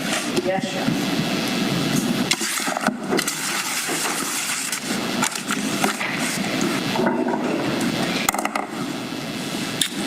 In December of 2019, what was Megan's medical conditions? Megan's medical conditions consisted of neck pain, back pain, hypothyroidism, Lyme disease, heart rate issues, breathing issues. And did all of these medical issues make her frail? Frail is a very subjective term. Can you please be more descriptive? Did all of Megan's medical conditions make it hard for her to engage in everyday living? Yes. Did Megan's medical condition make it hard for her to walk? At times, yes, but she hit it very well. So going back to the date that you remember coming home to your family being gone, how was Megan walking that day? She was walking fine. She had woken up pain-free the day before because she had told me that the light had interceded and the light had enabled her to do so. Okay, so she was walking around fine. Correct. Okay. And did she complain to you at all about, you said she was pain-free, so she didn't have to take any medication? She was on a whole list of herbal stuff, some of which I have no idea what she was taking. Plus she took this whole diet thing in which she would boil these mushrooms, in which she would do whole sorts of, there's so many things she would do. Okay, so she was engaging in holistic practices. Holistic and religious and spiritual practice, that's correct. Okay. And you said that Megan had gotten diagnosed with Lyme disease as a teen. That was her initial diagnosis, that's correct, and she had exacerbations. Like I had told you before, the diagnosis... My question was a yes or no question. Let me ask my next question. Well, allow me to elaborate. My question was a yes or no question. That's fine. Thank you, ma'am. After she was diagnosed, or you were told she was diagnosed with Lyme disease, how long was it before she experienced symptoms?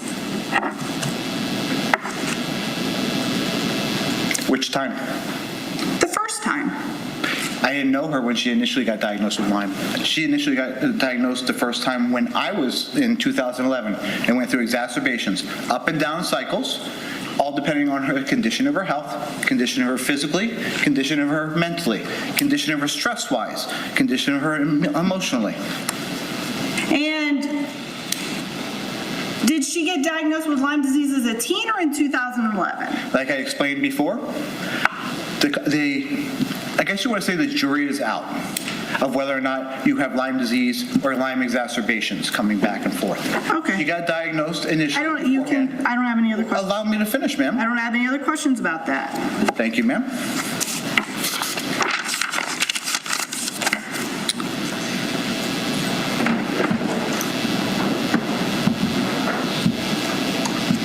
Is it your testimony that from 2011 until December of 2019, Megan was suffering? From 2011 to 2019? Yes. Off and on, yes. But she consistently had all the breathing issues, the pain, and the heart rate issues, all depending on how bad they were and how bad they were affecting her to the day. Prior to the day of the deaths, had Megan been suffering? Most definitely. When was the most recent time that she had been suffering?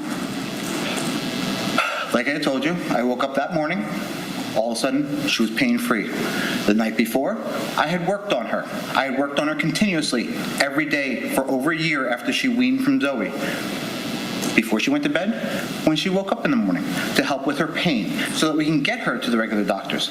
She had a doctor's visit scheduled for the Thursday after Thanksgiving. Forgive me, I do not have the date, in which she canceled because she had said, there's no hope. There's nothing more that can be done. Okay. So what kind of work did you do for Megan? Did myofascial release, craniosacral, any type of relaxations that... My apologies, ma'am. Manual therapy, in which I was trained under. Different things I would go to school for, or continuing ed for, to help treat her. Stuff I've read about, stuff I've gone through, everything within my scope of practice. I'm asking you what you specifically did. So if you were going to treat her, what were the different things that you did? That's what I'm trying to explain to you. Okay? There's no cookbook recipe in physical therapy. It's treating her ailments and treating her pains. Okay. So whether or not whether or not her liver was inflamed. I did myofascial release to help release the liver. She had digestive problems. I would do integrated manual therapy to help with those digestive problems. She had neck pain. I helped with her neck pain. She had relaxation issues and stress issues and heart rate issues and vagus nerve issues. I would help her desensitize that through craniosacral therapy. I would do anything she needed to get done to help her get better, to help her progress in her life. When was the mother helpers hired? The mother's helper hired was initially after Tyler was born to help here and there to bring the kids, bring my oldest son to C school. So that would have been 2010-ish, 2011-ish, but she was upped to more after she got sick to help provide through the assistance of her aunt, who helped finance her, and ourselves. Okay. At what point was the mother's helper no longer necessary? It was no longer never necessary. She had moved on to another career. We got another nanny, worker, that kind of stuff, which Megan and her did not get along with. Then she decided that warm weather was better, so she came down here. In many pleas to help get somebody else, we got a babysitter in which you want to know the whole truth. I'm telling you the whole truth. My question, at what point did you not have assisted help? Month At what point? and year? After year, let's see, we moved down here in 2014. No, I apologize. Nope. Full-time was after Zoe, so full-time was 2016 she came down here. After that, we had no help because she fired the babysitter that we had. Okay. So was Megan the caregiver for the children during the week? Through the couple days that I was away, yes. And you mentioned the couple days that you were away. You still had a practice up in Connecticut at the time. We had a practice in Connecticut, that's correct. And isn't it correct that you would travel during the week up to Connecticut? That's correct, as long as my wife's issues and my wife's health dictated such. There were times in which I would literally land and I would get a phone call from my son or my wife that things are bad, and I'd hop on the first flight back. Did that happen often? It happened quite a bit. And when you say things were bad, is this mentally, physically, what are you talking about? All the above, from the miscarriage and bleeding, to the fact of her ripping the shelves off the wall and my boy was scared, to her breaking the dishes, to her not being able to get out of bed. And then as things progressed and I found that my older son was preparing a lot more meals, before I would leave for the couple days I was gone, I would make sure that Objection, non-responsive. Ask your next question.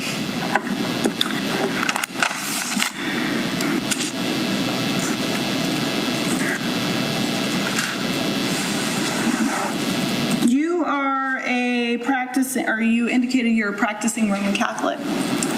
I am a practiced Roman Catholic trying to find, I'm a Christian based and migrated to more Christian based. However, I'm trying to find a church that suited me because Roman Catholic law did not. Isn't it true that during your interview with Detective Miller, you indicated to Detective Miller that you were a forced Catholic? Growing up, I was. And at what point in time did Megan, and I'm asking for a year and a month, if you know, at what point in time did Megan begin seeking other religion alternatives? In what regards, in what capacity do you speak of, ma'am?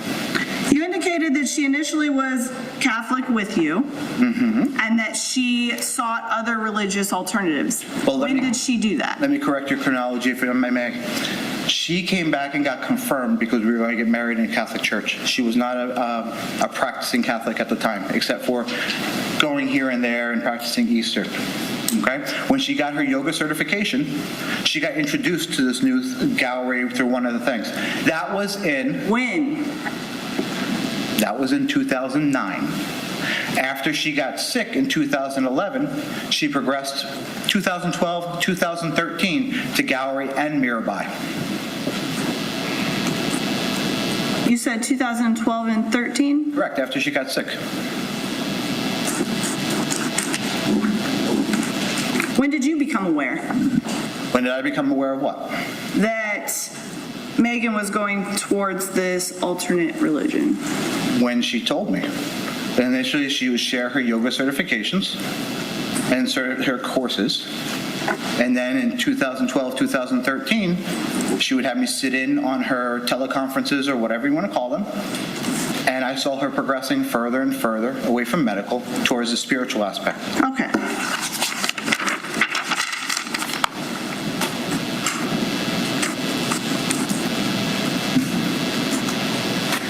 Excuse me for 1 second.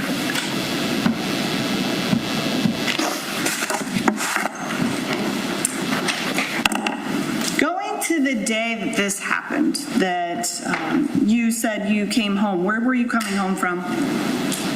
I had decided with my wife's conversation the night before that I would take the opportunity to go over, do some maintenance issues of the condo, and to put together my daughter's bike. Okay, so did you leave the night before or in the morning?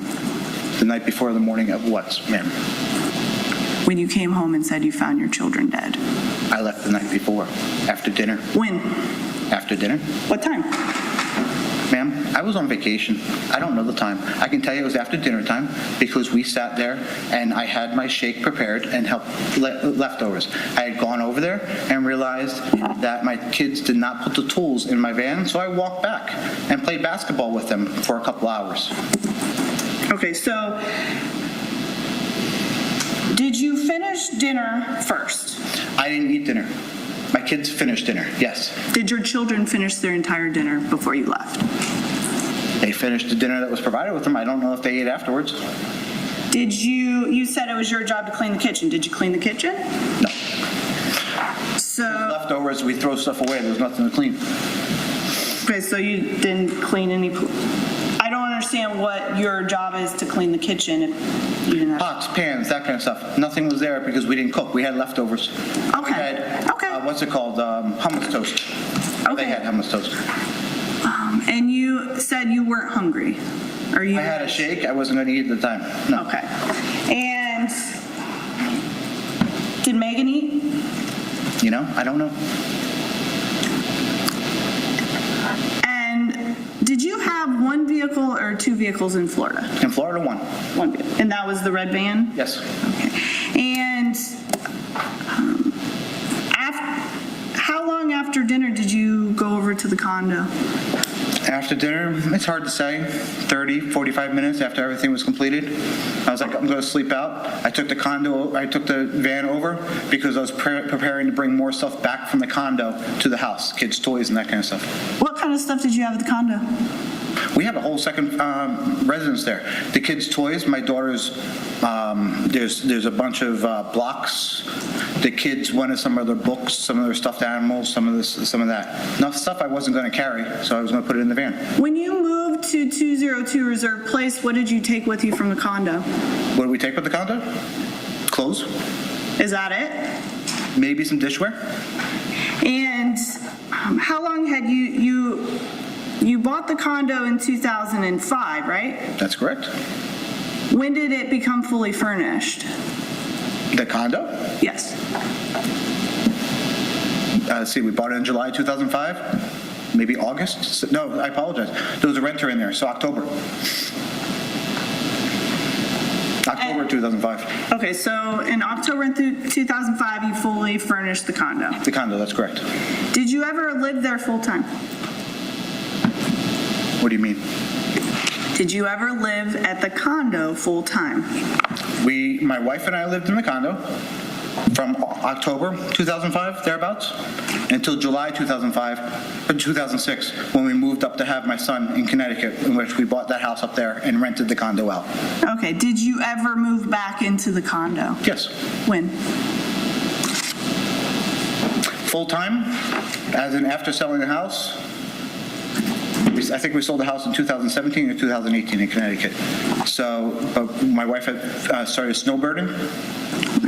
I want to say 2014, 2015, and she made it permanent in 2016 or 17.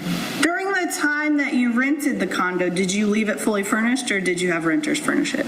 We had renters furnish it. I moved all the stuff back up to Connecticut. And on the night after dinner, is it your testimony that you got in the van and drove over to the condo? Yes. And the condo really wasn't that far from 202 Reserve Place, right? No, because of one-way streets and all that, it took me 5 minutes. Okay. So you get to the condo. What do you do when you get there? I go in the back of the car to get my tool bag out that I asked the boys to put in. Realized it wasn't there, so I walked back. Did you ever make it up to the condo? No. Okay. And you tested. So what do you do with the van? Left it there because I walked back to get the tool bag, in which I looked at the boys. I'm like, "Did you guys forget something?" And they looked under the basketball hoop, and they're like, "Oh, the van was locked. The tools are there." So we wrestled a little bit, and they asked me to play basketball. I had a friend who always told me to take every opportunity to play with the kids because you never know when they're not going to play with you. So we played basketball for a while. We played horse. We played a whole bunch of basketball games. For how long? Ma'am, you're asking me, I don't know, sunlight's up longer here? Hour and a half? I don't know. Was it still sunny out when you left? There was sun in the sky. I can't tell you what capacity. It was still light outside. Okay. About what time did you usually eat dinner? It depended on what activities there were. That night, probably about 5-ish, 5:30. Some nights at 8, some nights at 7. It all depended. Okay, is it fair to say that the kids probably ate between 5 and 8? It could have been 4:30. It could have been 4. All depended on activity. If they ate early, we had a later night snack. Okay. So what happens after you play basketball? I told the boys it was getting late. Megan had told me that she wanted to go to bed early that night because everybody had just gotten over the the stomach bug and didn't want to be sick for Christmas. Okay. So I said, go into your mom. I'm going. Good night. I'm going over. Just remind mommy I won't be home. I'll either be sleeping in the condo or the, the studio apartment above the garage because I was a bull in a china closet. You saw how big I was. I was a klutz. Did you often not sleep at home with your wife? Yeah, when I traveled to Connecticut. What about when you weren't in Connecticut? Most of the time I slept with my wife. That night I said I would take the opportunity to go put together my bike, or my daughter's bike, fix the door, garbage disposal, run bleach down the air conditioner, normal maintenance stuff. And she didn't want me waking her up. Okay. So how do you get back to the condo? I walk. And what tools do you bring with you? It was a tool bag full of, there's what they call socket wrenches, screwdrivers, a gross array of all tools. I had a utility bag. Okay. So you carry the utility bag and you walk over to the condo, right? I walk over to the van, that's correct. So you walk to the van? Yeah. What do you do with the van? I realized the phone, when I realized it wasn't the phone, it was an iPod that was lacking the charge. So I went in, knowing I didn't have a charger up in the condo. I had a car charger. So I sat in there, decided to take a rest because I was exhausted as I charged the phone. Okay, so how long are you in the van? I fell asleep. What kind of phone charger did you have in the van? It's a plug into the, what's it called? Cigarette lighter thing. Did you have a phone charger back at 202 Reserve Place? Oh yeah, that's where they all were. Okay. So how long are you sleeping in the van? I woke up by the sunshine the next morning. So you slept the entire night in the van? I'm sure I woke up at one point or another and went back to sleep. It was not uncurrent. I used to fall asleep in the pickup line to pick up my kids at school. Okay, so did you sleep in the front seat, the passenger Front driver's seat. Front driver's seat, okay. Did you ever go inside the condo? Nope, never made it up there. Because I woke up and realized the sun was up, so obviously it was later than the 4 o'clock I usually woke up to treat my wife. And I didn't want to be in the doghouse, but with her waking up and being in pain and me not being there and not being able to provide for her. Okay, so what time did you wake up? Sunlight was up. What time sunrise in Florida? So do you drive back to 202 Reserve Place or do you walk? I walked.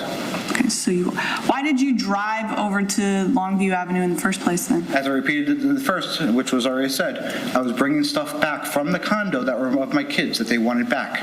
Obviously, I'm not going to carry a whole bag of whatever in my hands, so I brought the van to load in all the blocks, load in some of the kids' their Lego toys, bring back some of the stuffed animals. Okay.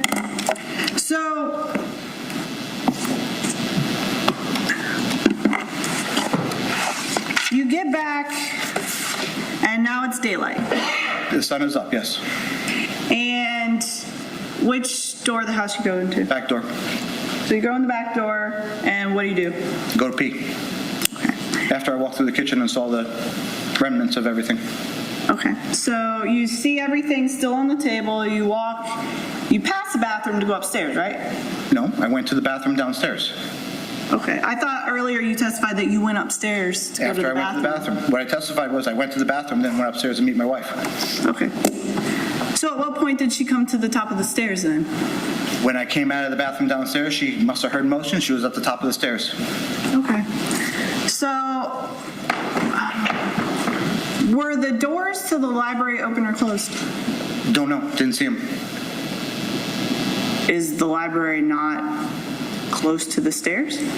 The library is past the stairs, that's correct. But when you have to pee, you have to pee.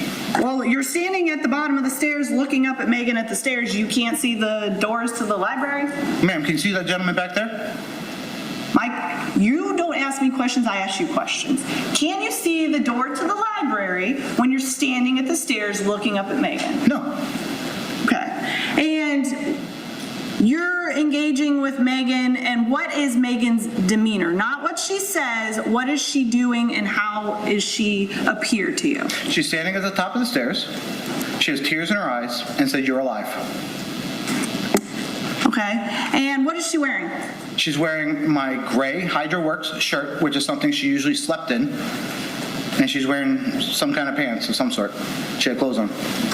And did she have any injuries at that point? Ma'am, she was standing there. She was fine. I don't know. I hugged her, kissed her, told her, "I'm sorry I'm late." Okay, so what happens next? I go into the bedroom because I wasn't feeling well, and she wanted to talk to me in the bedroom. Okay, and what happens next? We start communicating, and like I said, when I woke up, I felt nauseous anyways, and I don't know if it was because of the nauseous I woke up with or what she was telling me. I puked. Okay, and so are you in the master bathroom? That's correct. And where's Megan?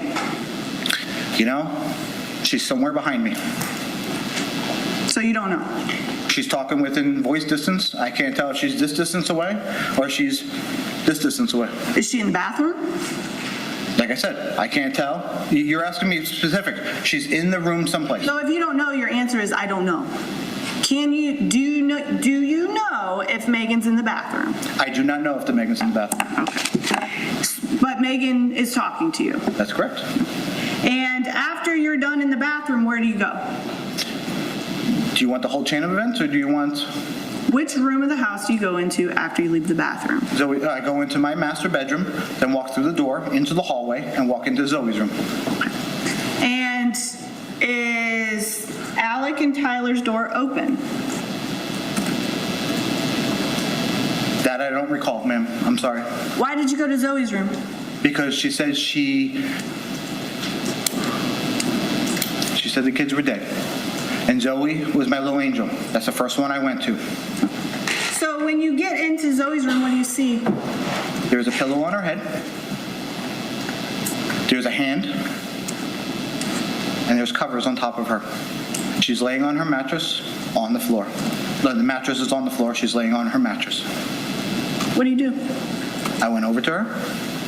I uncovered her mouth, uncovered her face with a pillow. She had told me that she had stabbed the kids. So of course I looked for blood. I looked for anything. Looked for any sign of life. There was nothing. I turned back to her and I said, "I thought you stabbed her." She says, "I thought I did. I didn't know." It bounced off of her. Okay. So after you discover Zoe, what do you do? I went to the bathroom and picked up a washcloth. Her mouth was open. Her eyes were open. She looked uncomfortable. It's my normal demeanor to help put my kids in rest. Don't ask me why I did it. I was trying to close her eyes. Okay, so where's Megan when you're doing Somewhere this? behind me. She was following me, talking to me. At one point, she was standing in the doorway, talking to me from the doorway to me because I was asking her. I said, "I thought you stabbed the kids." Okay, so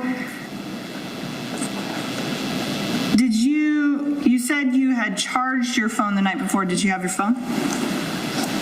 I said I plugged it in and attempted to charge. Little did I know that the charger was not a direct charger. It had to have the engine on. The battery never charged. And I also found out that phone wasn't an active phone. That was a phone that we used for things. So no, it was not charged and it was not a technical phone. Okay. Were there other phones in the house? There were other possessions of phones in the house, but Megan hid them and would not tell me where she hid them. So it's your testimony that you could not have called anybody? That's correct. I didn't have a phone. And it's daylight, right? Yep. Okay. Is it during the week? Is it on the weekend? It's on a day that the sun was up. I do not know the days. The only isolation of days I've been given is from a receipt that I saw up there. Okay, so my question is it during the week or during the weekend? So your answer is what? A day that the sun was up. That's all I know. Okay. And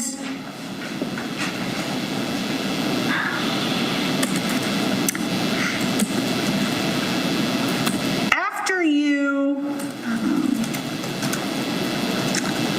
finish with Zoe, what do you do?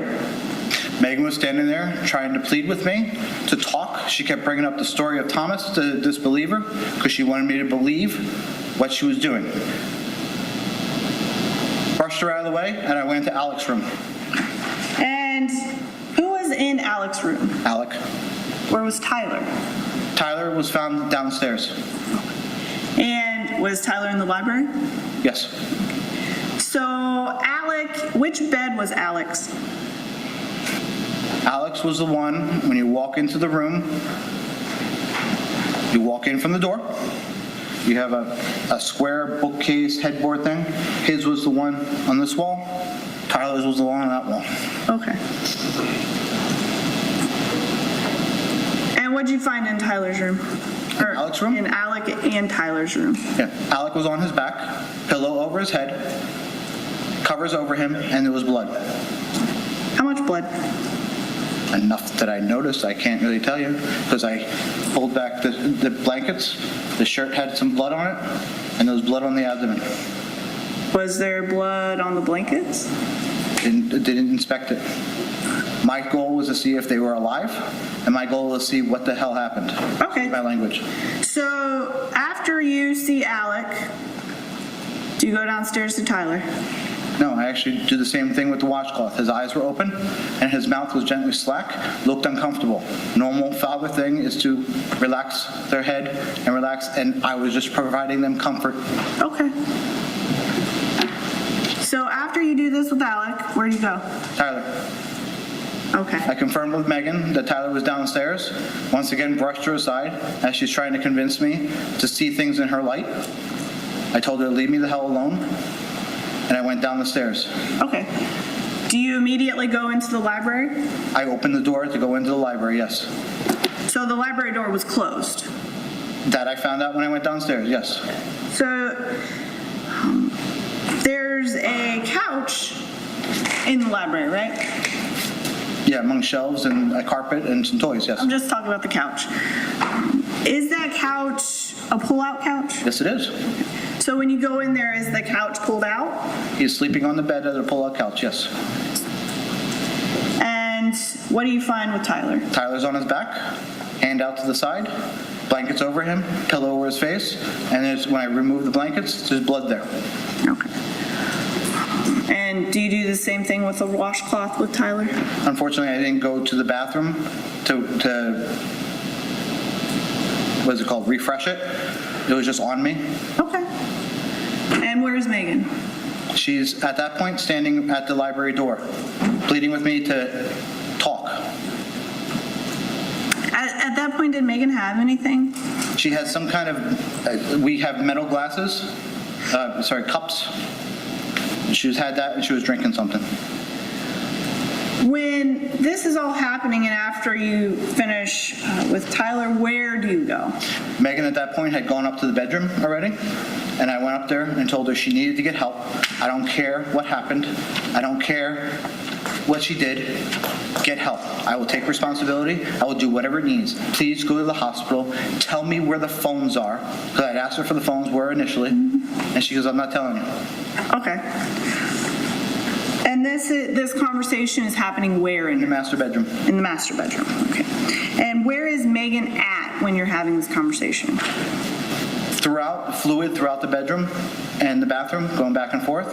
At one point, I went into the bathroom because there was a Benadryl bottle on the floor. And I went into the bathroom and found a garbage bag in which I threw the Benadryl away as I'm looking for the phones. Okay. And is Megan just kind of walking around? Is she following you? What is she doing? At that point, she's standing at the side of the... When I left her to go throw the Benadryl bottle away and look for the phones, she was standing at the side of the bed. On which side? On her side. On her side of the bed. So that would be the right side, right? If you're looking from the foot of the bed, that is correct. Okay. And does she still have this cup in her hand? The cup is being up to herself, back down. When I left, the cup was still in her hand. Okay. Where did you go? Into the bathroom.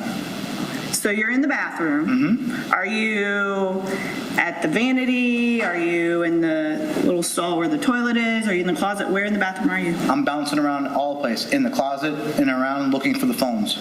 Okay, so you're looking for the phones. You're not using the bathroom. At that point, no. Okay.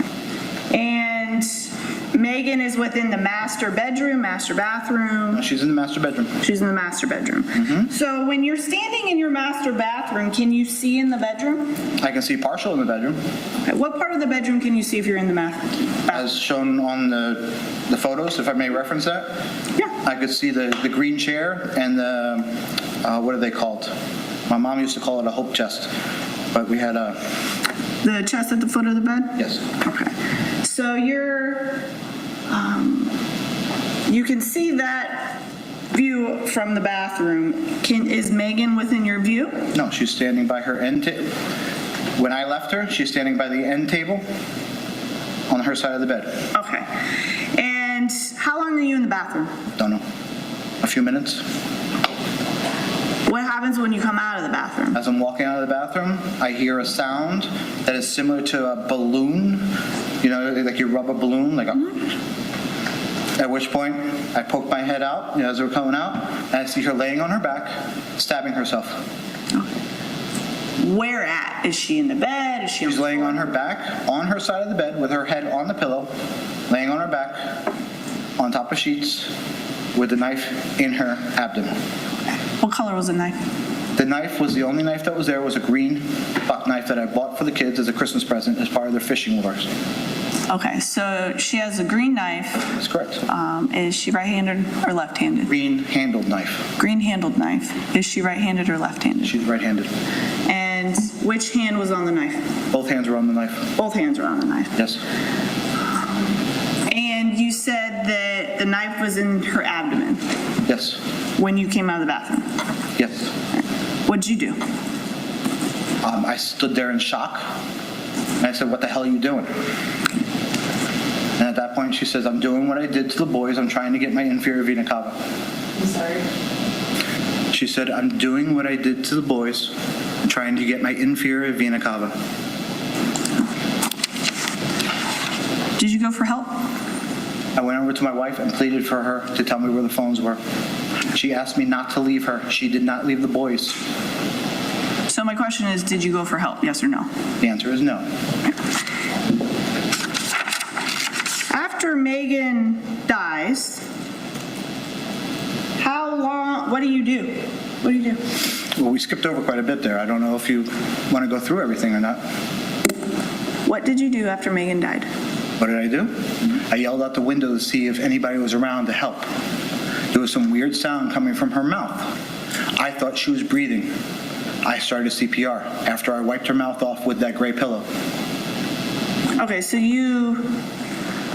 she stabs herself once or twice? Like I said before, she stabbed herself a cumulative times of twice. Okay. And these are right after each other? That is no. Okay, so what happens? She stabbed herself the first time. I sat there pleading with her to allow me to find the phones, to allow me to leave her to go get help. My loyalty is to my wife. She did not want to be alone. I thought if I stood there, she said she was going through the inferior vena cava. I have medical experience to know that one of those major arteries will bleed out quickly. In the area of the house, we liked the house rental because there was no one around. Neighbors weren't there. Most of the neighbors around us were snowbirds. If I left her, I thought she was going to die. I thought in my decision-making, the best chance was for her to tell me where the phones were. At one point, I hate to say I annoyed her. I was trying to convince her, trying to talk to her in language, saying, obviously the universe doesn't want you to go. She says, I want to be with my kids. I need to be with my kids. So I leave. Objection, non-responsive. What do you do after Megan dies?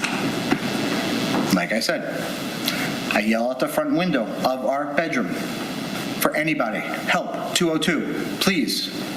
I don't know where the phones are. I hear some kind of weird breathing, some kind of weird air exchange, something. No heartbeat. They never went over that in CPR class. But you know what? I was trying anything. So I started CPR chest compressions. And when I didn't see her breathing, I would do mouth compressions. I didn't care about the blood. I didn't care about all that. What do you do after this? At what point are you referencing? What do you do the rest of the day? It's the morning. What do you do the rest of the day? I literally broke down there and cried. Don't ask me how long, because I have no idea how long. I was in a state of confusion. I was in a state of whatever. I couldn't help my wife pass. I felt a failure. I wasn't there the night my kids were died. I felt a failure. I decided that I wanted to be with my family, that I wanted to die, that I deserved to die. I condemned myself to death. I was ashamed. What did you do? I sat there and cried for a while. At some point that I realized now, after seeing the receipt up there, I decided I was going to go and get a gun. At some point, as the receipt said, on 12/18, I went and purchased that first pellet gun. After I inquired, we were purchasing a gun to find out that there's a 3-day rule in Florida. I've never purchased a gun before. I purchased that gun, which was a pellet gun, that I was planning to give my kids, my boys, a Christmas present with. I left and came back. What kind of gun were you trying to buy? Any gun they would sell me. Did you try and buy a shotgun? No, I tried to buy, I was trying to buy handguns. I inquired with them. I didn't inquire on a specific model. I said, I've never bought a gun before. How do I go about buying a gun? Are you aware that the wait period doesn't apply to a shotgun? Ma'am, I've never bought a gun before. Okay. Well, you inquired about buying a gun, right? I inquired about buying a gun. So, this trip to Academy happened after everybody in your family was dead. That's correct. So on 12/18, the day of that receipt, everybody in your family was dead. That's correct. And was everybody in your family alive for the awards banquet on December 14th of 2019? That was a Saturday, correct? It was the day of the awards, the day that Alek and Tyler got awards. Yes, they were both attendants. They played the recital. Okay. So, how soon after their deaths did you go to Academy? Well, if that was the 14th, I went the 18th, so that was 4 days later. So how soon after they died did you go to Academy? I don't know timeline. I know sun was up and I went over. Could it have been the same day? Most likely. Okay. So, did you go anywhere else besides Academy? On that day? Between December 18th that day and January 13th, where did you go? I went to CVS for Benadryl. How many times? I think twice. I also went to Walgreens for Benadryl for that wall dry. How many times? Well, considering wall dry was disgusting, only once. that I remember. Did you go anywhere else? I picked up food, a galumki, one night at Publix. Anywhere else?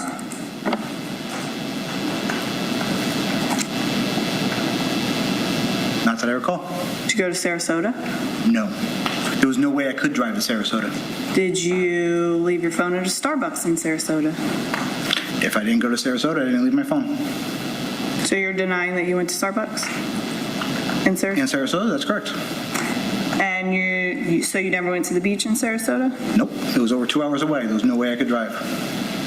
And you did see the interview that was played yesterday, right? Correct. I did see the interview. And you did speak with the detective more than one time, right? That's what they tell me. You're denying this knowledge? Ma'am, I don't even remember talking to the interview that day. So, you don't remember talking to the detective on January 15th of 2020? Last thing I remember was falling down the stairs and saying, "You hold on to somebody in custody, deputy." Next thing I knew, I woke up in jail. I thought I was in purgatory with the red floor and the bright sky. Okay, so, you discussed a lot of information, wouldn't you agree, in the January 15th, 2020 interview? From what I saw, yes, and from what I read, yes. And you adequately discussed Megan's health conditions that you were aware of, correct? Correct, the ones that she suffered for the previous 8 years with, yes. And you also spoke about various trips to Academy. That's what I said, yes. And you went to Academy at some point as well to purchase a longer knife? That's correct. And isn't it true that you also said in the interview, you spoke about the note that was left? That's correct. And you told law enforcement that you printed it after Megan's death? Correct. And you testified here today that that wasn't true? That's correct. And that wasn't the first time you told that to law enforcement, was it? Well, actually, let me correct the facts on that case, please, if you may. The initial note was the one I didn't print out. The note I found in my pocket after, which is the note Meg printed out, that I found in my pocket after I urinated myself in the garage after one hallucination and drank what I thought was coffee, but I'm pretty sure it was motor oil. I went into the house, stripping, and found the note in my pocket. Which note? The note Megan had left. What was on that note? On that note was essentially, I didn't read this note, but from what I recall, it said we did it to the family, which she referred to as family lineage. I had a different relationship, a different definition of family. And the other thing was where she wanted her ashes. At the bottom of that note, it said, "Tony, I love you forever. Please forgive me." What'd you do with it? What did I do with that? Yeah. I took it out of my urine-soaked pants and retyped it because I wanted my residual family, or my leftover, the family that was alive, to keep the knowledge that we were a family unit, and I wanted my wife to know, I want my wife's wishes known where she wanted the ashes buried. She wanted to be buried with her father, where we released the ashes at Harkness. Was Megan's note handwritten or typed? It was typed. And did you ultimately throw it away? I ultimately put it in there was a fan box in the kitchen. After I typed it, and I typed a second one that was, when I retyped it, there was some errors in it, so I put the urine-soaked one and the one with errors in it in that fan box. After I fixed the door with my father-in-law who died in 2002. So, was this the same day that you came home? No. That this note was, when did you find this note? When did I find the note in my pocket? Yes. After I woke up after one of my suicide attempts of Benadryl that I ended up in the garage. I can't tell you. Sometime after Christmas. Was this note in a pair of pants, in a shirt? It was in my black shorts. In your shorts? Yeah, the one of two pair that only fit me. Okay. So you only had 2 pairs of shorts that fit you? I had 2 pair of black shorts and a pair of khaki shorts. And how often did you wear these shorts? When I went back to, I had a pair of Umbro shorts too. But those are the 2 dress shorts I had. So how often did you wear them? Daily. And you never discovered this note in your pocket before? Ma'am, I can't tell you I changed. You saw the condition of my hair. You saw the condition of my face. I can't tell you what I did. I was on autopilot. Okay. So you actually, the note that was left on the green chair is something that you actually authored. I actually edited it. That's correct. Okay. And you printed it out. That's correct. And you left it on the green chair. Actually, I gave it to my mother who was sitting in the green chair for her to read. Your mother was there? Oh, my mother was there. My father-in-law that died in 2002. My aunt that died in 2013. Quite a few people were there. Okay. So, in your interviews, you describe in detail how you take the lives of each one of your children, correct? That's what the video showed, yes. And you indicated in the video that you began with Zoe, correct? That's correct. And that you went in, this was after you and Megan had an agreement and you spoke about various websites and all of this research that you did, and you're sitting here today saying that that's not the case. That is not the case. Megan told me the order she killed the kids. Okay. Megan did research, would send things over. Did I research? Yes, I researched for years on my wife's illness. Okay? Now, as you're aware of through your experience, people believe they're Hitler. Did you conduct any research that you told detectives that you conducted? On which subject, ma'am? Did you go to Quora.com? Yeah, that was a normal website I went to. And did you Google different knife techniques? Yes, because I had under my suspicion that the fact, well, I found the website on Megan's phone after I initially found that, after I found the phones, and I also looked up other ways to kill myself. My question now is, did you watch numerous videos about going to the afterlife? I watched numerous videos with my wife about alien and her alien, what's it called? I don't want to call it an infatuation, but she believed in UFOs, aliens. Those are the videos. I've never seen a video about her afterlife. I've only... So everything that you told the detectives, the multiple times that you spoke to them, is not true. Number one? Yes or no? What you told detectives about you conducting the research with Megan and watching all of these videos on the afterlife is not true, yes or no? I did not watch videos on the afterlife.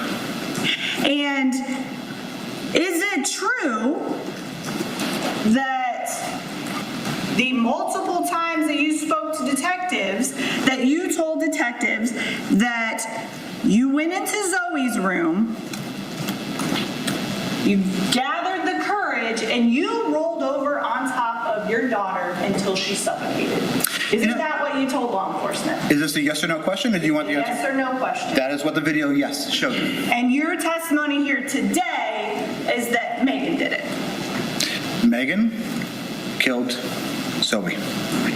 And you told the detectives multiple times that after Zoe, you went to Alek's room, and Alek was your oldest son, correct?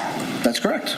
And Alek was 13 years old, and he was the strongest, right? That is incorrect, ma'am.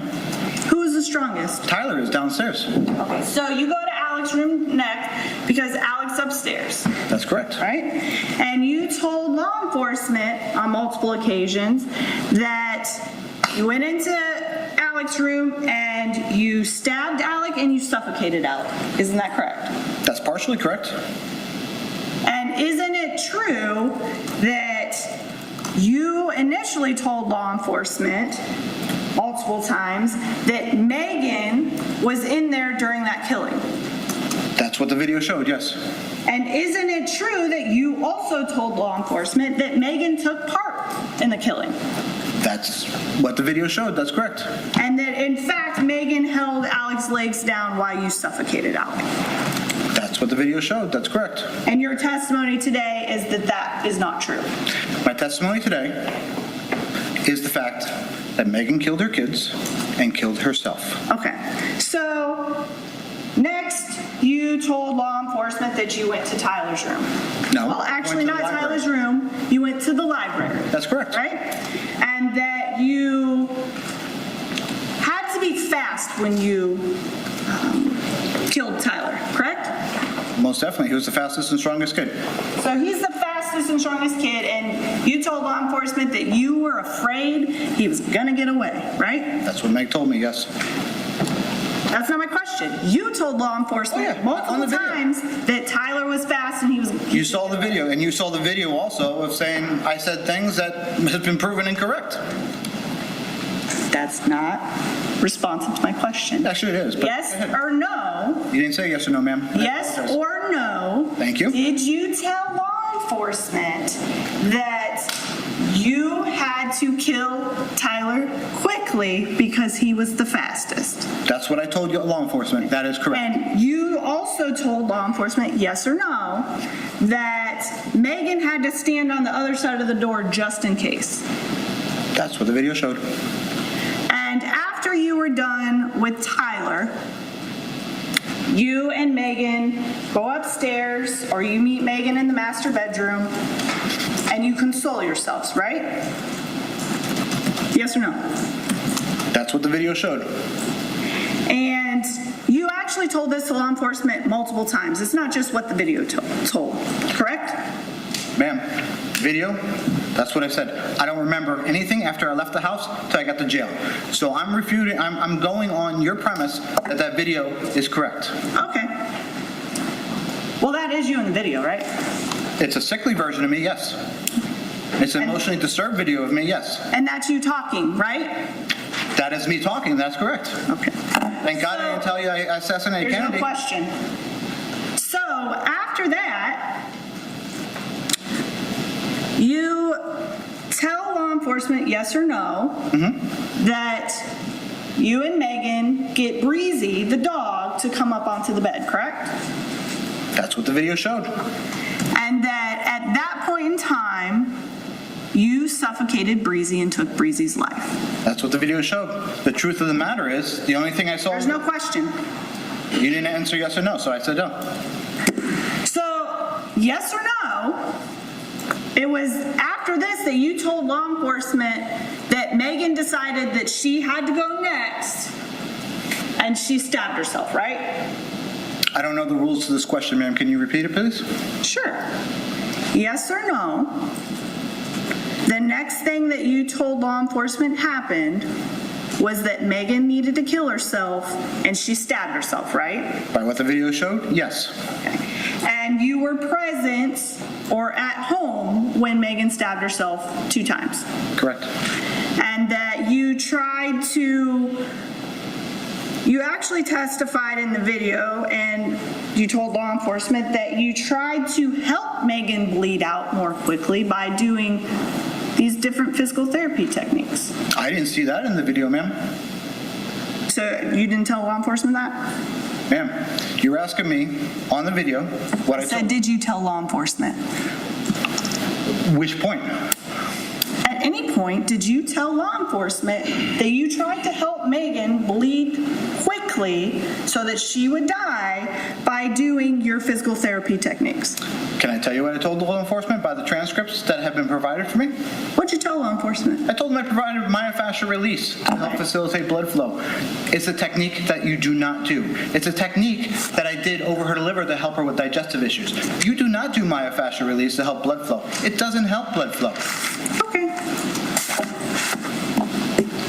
Isn't it true that you told law enforcement that at some point you took a pillow and put it over Megan's head until she suffocated? That's what the video showed, yes.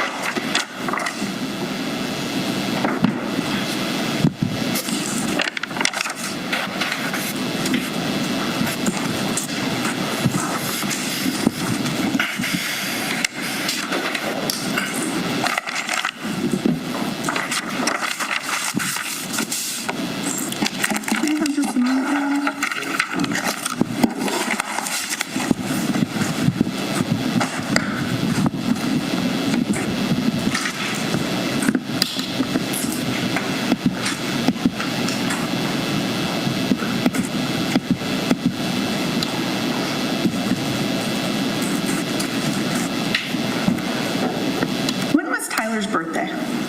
12/30/2008. And he would have been 11. Yes.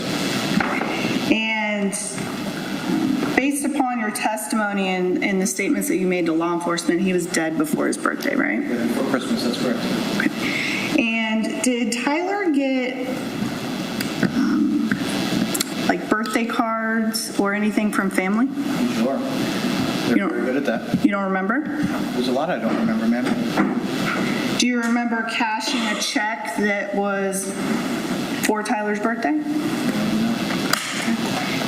And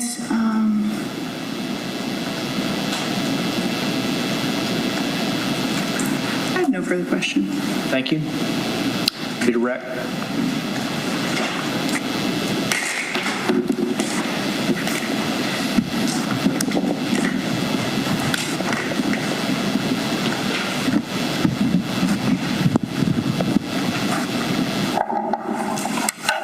Mr. Todt, who killed your family?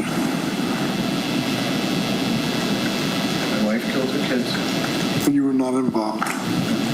Nothing further. Thank you. Mr. Todt, you may step down and join your attorneys at council table. Thank you. Thank you.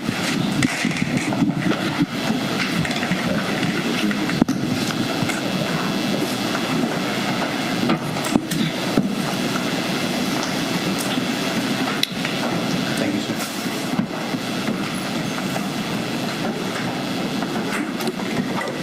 Ladies and gentlemen, we're going to take our lunch recess. As always, please do not discuss the facts of the case with anyone. Please do not conduct any independent research. Please discontinue watching or reading any media reports or any information that you may receive outside of the courtroom. We will resume at 1:30 with the case. 1:30 this afternoon. Have a pleasant lunch. Thank you.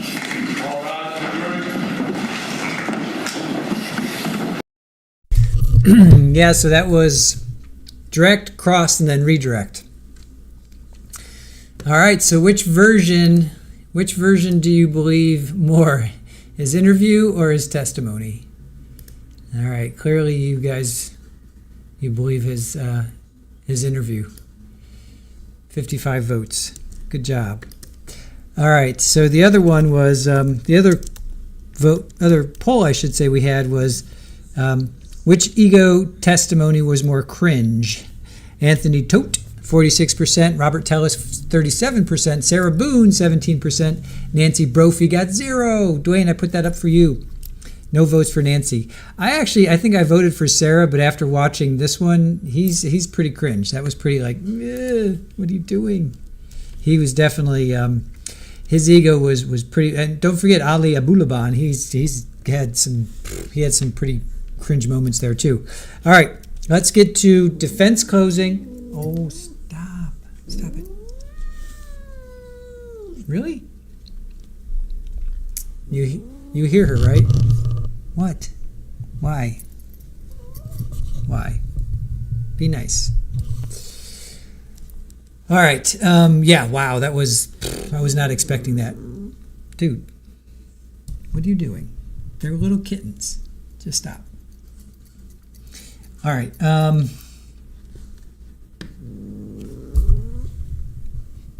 What? Friday night, Super Balls Farm.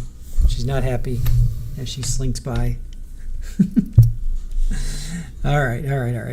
Okay, so defense closing. Let's get to defense closing. Something's going on in the other room. Hold on.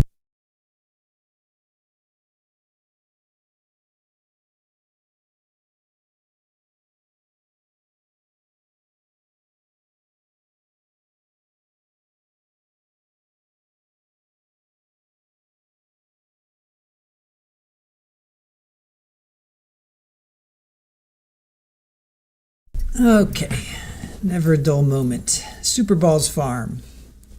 All right, let's get to defense closing.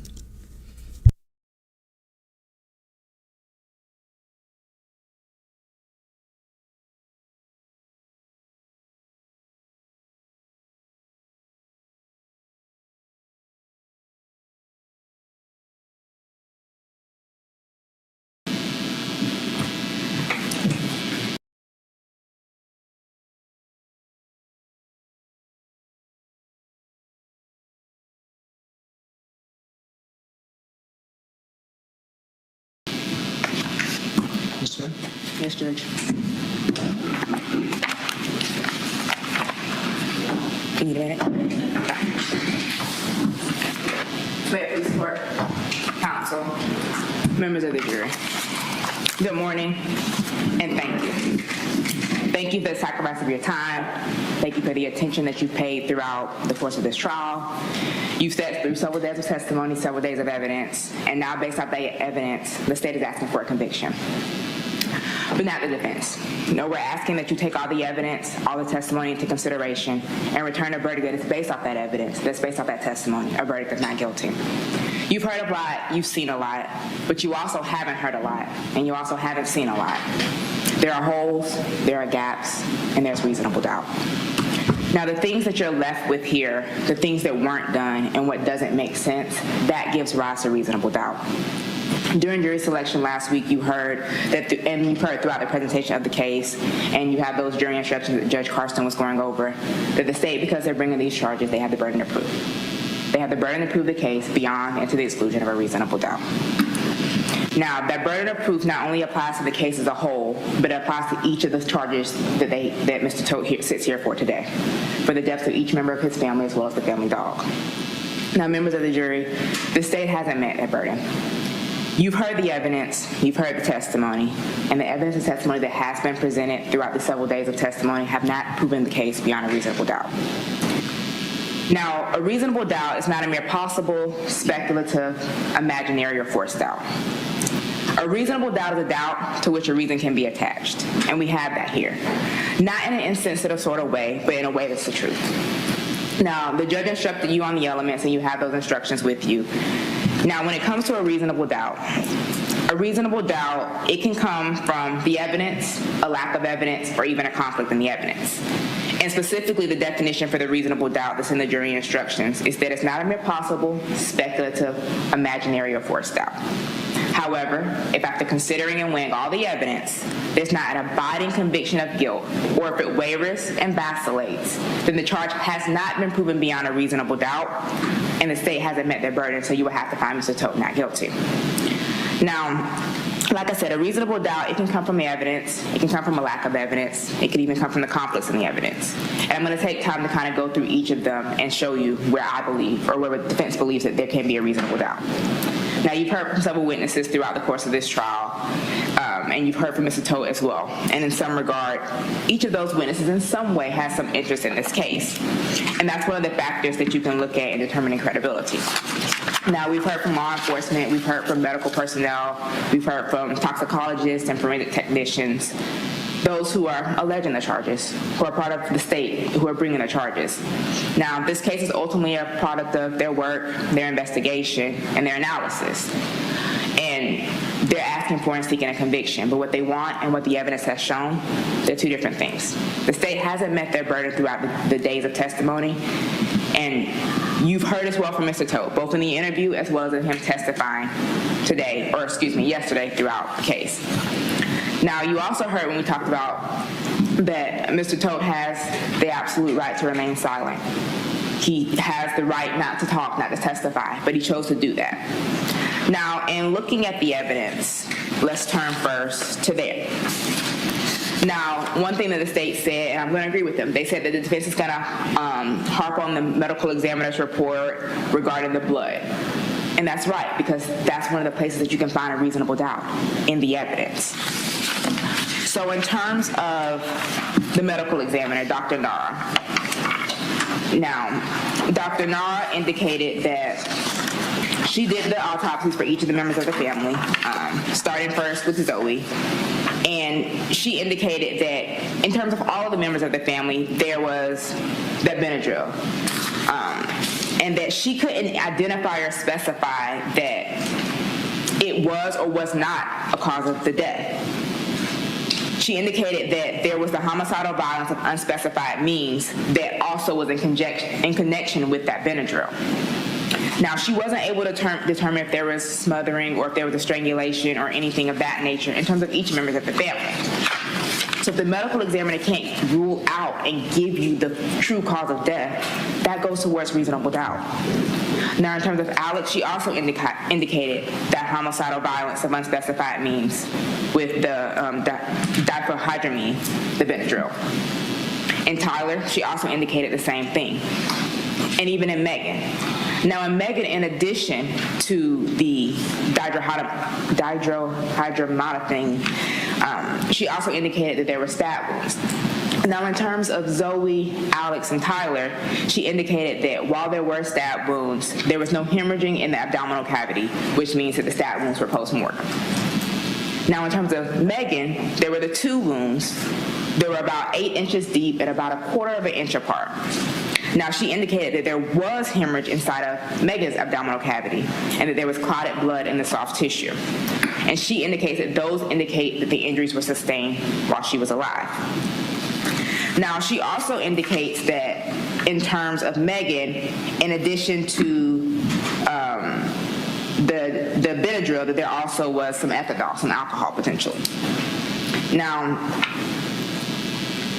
Dr. Nara, when she initially was doing the autopsies, Detective Cross told her that this was a case of strangulation. And in doing her medical exam and in doing that external exam as well as that internal exam, she wasn't able to confirm that and she wasn't able to deny that. Now, she talked somewhat about kind of Benadryl and kind of how it worked a little bit. But she also talked about the incisions. She talked about the Y and the L incision and how, specifically in Megan, being that stab wound did occur before death, typically the incision wouldn't be straight like what we had in this case if the person was moving or if there was a hesitation. There was none of that in this case. She can't say who did this cause a stab wound, but she also did testify that if a person moved, that would cause that L or potentially that Y incision. And we didn't have that in this case. Now, Dr. Nara also talked about some of the things that she collected and ultimately ends up sending off to toxicology because of not being, basically toxicology request, hey, there was no blood, these are some things that we can use to determine levels and things of that nature. So she collected those samples from the brain, the liver, and chest fluid if it was available in terms of each of the members of the family. Now, the Benadryl, the toxicity of that, she indicates that it was homicidal violence, but she also defines what homicidal violence means. It just means the act of another person. And she specifically indicated that homicidal violence does not mean premeditation. Now, in terms of the examination following that, basically the toxicologist that was done, Dr. Nara did indicate that there was some strangulation and asphyxiation as well. And she was told about this possible suicide note and suicide pact. Now, Dr. Nara did tell you that Benadryl, it can be toxic. Yes, it's an over-the-counter medication. It can be used for sleeping and for itching. But if it's taken as prescribed, there are no toxic effects. However, if it's taken in higher doses, it can cause cardiac issues, especially in children. It can cause, it can in some cases also cause death. Now, she's been involved in about 12 other Benadryl autopsies where those were suicide cases, but while she said it's rare, because people typically might choose other drugs or narcotics, Benadryl could be used to not only commit suicide or cause overdoses. Now, she did consider strangulation because in strangulation cases, it will cause possibly the heart to stop. But she wasn't able to rule out strangulation due to the decomposition. Now, the depth of the knife wound, she also indicated, was very important because specifically a Y wound for a knife would indicate a thrusting, whereas an L wound for a knife indicates that the person being stabbed or the person doing the stabbing, if they're stabbing themselves, moved the knife. We had neither a Y incision or an L incision here. Now, Dr. Nara also talked about how the brain can be a good source of information. And specifically in terms of Megan's brain, there was that ethanol, which she believes means that there was some alcohol consumption before death. Now, the knife wound on Megan, she couldn't tell, like I mentioned, if it was self-inflicted or not. But she did indicate that with a knife wound for a potential suicide or stabbing, she looks to see the location to make sure if it's something that they can inflict themselves. And in this case, we have an two abdominal wounds that are about 3/4 of an inch apart. Now, there was no trauma, and if there was trauma, that would be something she would look for because she indicated that trauma would be indicative of if there were signs of a struggle. There was none of that here. She also looks potentially for injuries to the mouth, because if there was injuries to the mouth, then she might have done an exam or something to the mouth to look for that. In this case, no injuries were observed to the mouth, so she didn't cut into the mouth to look for it, which could have been caused by punching or being smothered with a pillow. None of that was observed here. Now, based off of the medical exam that was conducted by Dr. Nara, she also collected those samples that she sent to the Stewart Laboratory, where Ms. Carswell, the forensic medical technologist or toxicologist, conducted the toxicology, drug, and alcohol testing. Now, the specimens she received all came from the medical examiner's office. There were the brain tissue, the chest fluids were available, as well as the liver tissue. Now, she told us some various different numbers in terms of milliliters per kilogram and things like that. But the most important thing was that the dihydroaminophene, was found in each of the kids. It was found in Zoe, it was found in Alek, it was found in Tyler, as well as in Megan. Now, based off of this, as well as in Megan, there was also that ethanol level. And basically, while they do these toxicology tests, these are things that FDLE could have potentially done as well, because FDLE does have some alcohol testing and some other things, which many other things went to FDLE because we heard from FDLE analyst Mr. Conklin. Now, there was no heavy metal testing and there was nothing else that was done because Ms. Carswell was acting essentially at the direction of Dr. Nara, and Dr. Nara was getting her information from Detective Miller, who was getting his information from Mr. Todt.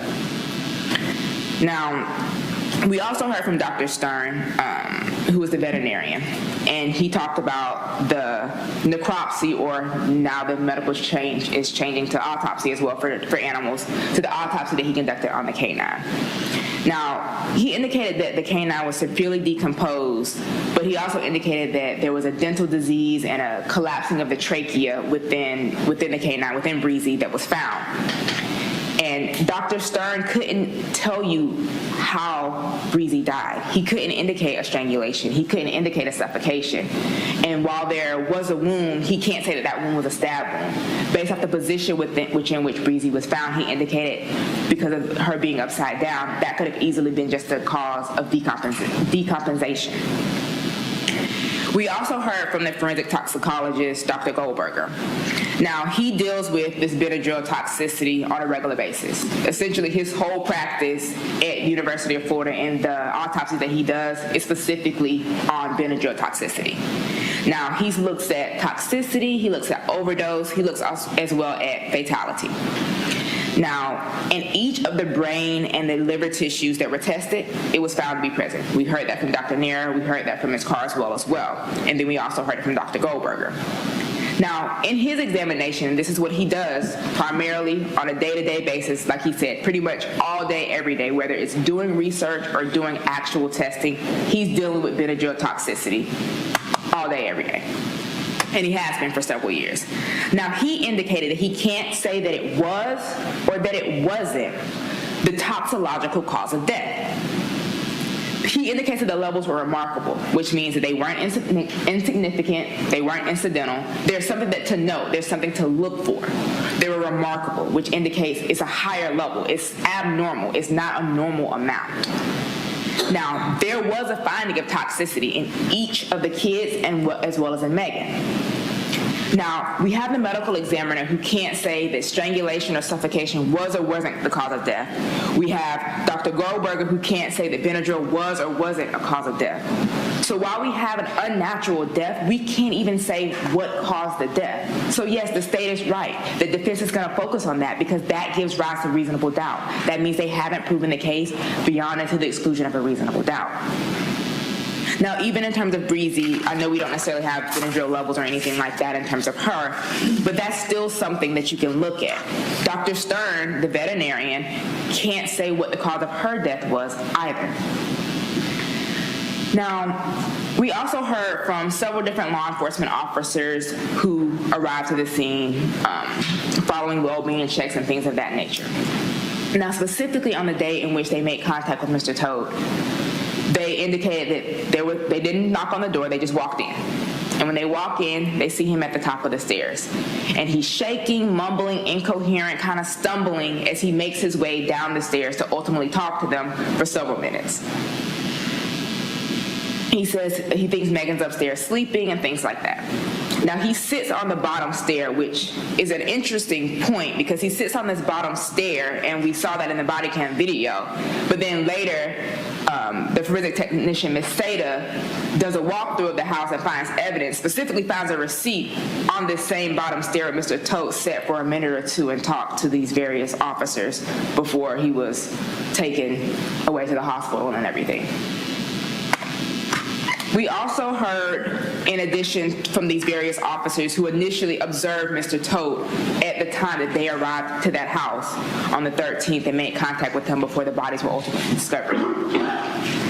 They were the ones who initially saw him, who interacted with him, who were able to talk about the shakiness, the incoherentness, the way in which he was talking and mumbling and not really making sense. And after that, we also heard, like I mentioned, Ms. Seda. We heard from the forensic technician. Now, Ms. Seda responded, and she was the primary technician at the case in there. She did most of her initial processing on the 13th, but she did end up coming back on the 15th to do additional processing at the direction of Detective Miller based off of his interview with Mr. Todt to look for other items of evidentiary value. Now, Ms. Seda, she indicates that she did that initial walkthrough of the house, but when she got there were numerous law enforcement. She wasn't really sure exactly how many, but there were several law enforcement that were on scene. They did a walkthrough with her, and they were to point out any things of importance or any things that maybe for her to focus on. They pointed out nothing, including the receipt that was supposed to be on this bottom step of the stairs where Mr. Todt sat and talked to the men. Nobody pointed it out, nobody saw it, but we walked by it. Now, Ms. Seda did various processing. There were photos entered into evidence that what she photographed and processed. Now, she indicated that she photographed a lot and she processed a lot. Now, she initially began the documentation with the exterior of the home and then makes her way into the home. She indicates that the downstairs area of the house, clean, orderly, no issues, doesn't seem disturbed at all. She talks about the kitchen being clean and minus the trash that she collects from the kitchen trash can, as well as that downstairs bathroom in the downstairs area of the home. She talks about seeing some wine bottles and things like that were photographed but not ultimately processed or collected. And just remember that Megan, that she had alcohol in her system. So there was no testing done on this bottle to indicate was there something inside of it, was there not, whose fingerprints are on the bottle. Because we later hear from Mr. Conklin a lot about fingerprints that came back to Anthony, to Mr. Todt. Now, Ms. Seda does the initial documentation of downstairs and then she makes her way upstairs. And then upstairs, she photographs and documents as well up there. Now, in the downstairs bathroom, before she gets upstairs, she notes that basically these Glade air freshener type plugins that are in that downstairs bathroom. Now, in terms of going upstairs, she photographs kind of the railing on the way up, and we see Benadryl bottle there and a phone. And throughout the time of her collecting, she sees adult Benadryl, children's Benadryl, liquid Benadryl, Benadryl tablets or pills, and even some Waldryl ultimately outside. Now, she can't really say, she thinks it was about 8 bottles total that she ends up collecting total with Benadryl. Now, the knife, and she collects various items. She talks about like 2 knives that she collects, the 2 BB guns, the knife sheath, I want to call it a ratchet strap, but the strap that she collected and some other items. The house was fully processed. The entire home was fully processed. She talked about a lot of things that she collected, but we didn't see necessarily everything that she collected, because she also mentioned collecting some journals and some notebooks and things like that as well. She indicated that she also processed the ottoman, the note that was on the ottoman, the suicide note that the state was talking about earlier, and she was able to get prints off of that. Now, we didn't hear any testimony about any prints or whose prints were actually on this note or anything like that throughout the course of the testimony from Mr. Conklin or Ms. Sada, who was the one who kind of compared the prints and did the lift cards. Ms. Sada was the only forensic technician that went to the Longview Avenue address. And that was after she left the reserve place. So the reserve place is where Mr. Todt was initially, and then they go to the Longview address. She processes that area as well. She did another walkthrough with law enforcement. There was nothing really particular found at that location, no bit of drill or anything like that. They talk about collecting the van, processing the van, all of that. But there was no print collections that were done for the van. But on the 15th, like I mentioned in the beginning, she kind of goes back to the reserve place, to the main home, based off of the directions of Detective Miller. And at this point, the main focus is on the master bedroom.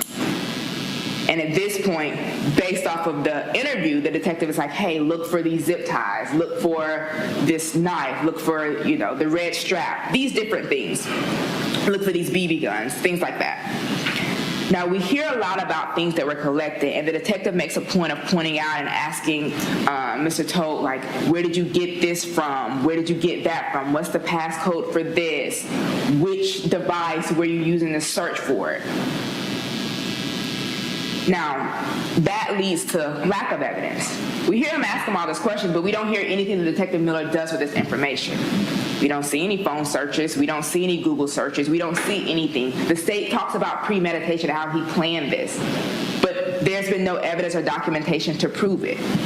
If we're going based on the fact that Mr. Todt said that they researched it all this time, Detective Miller is asking him, well, what's the passcode? Well, what device was used? Did you use this phone?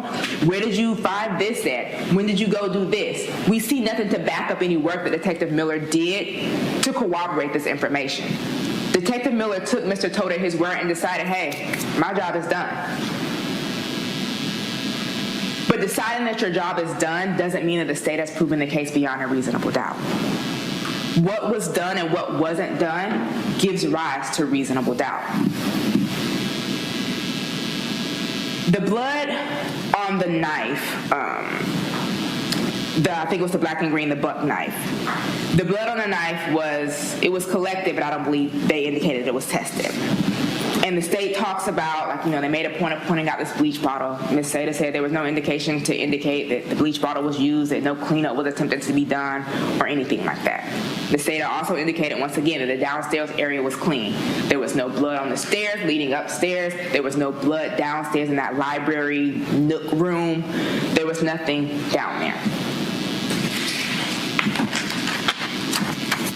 Now, Ms. Melendez, another forensic technician with Osceola, she went to the hospital on the 15th and she took photographs of Mr. Todt. She took photographs of various injuries. You were able to see the photograph of him. Yeah, come on.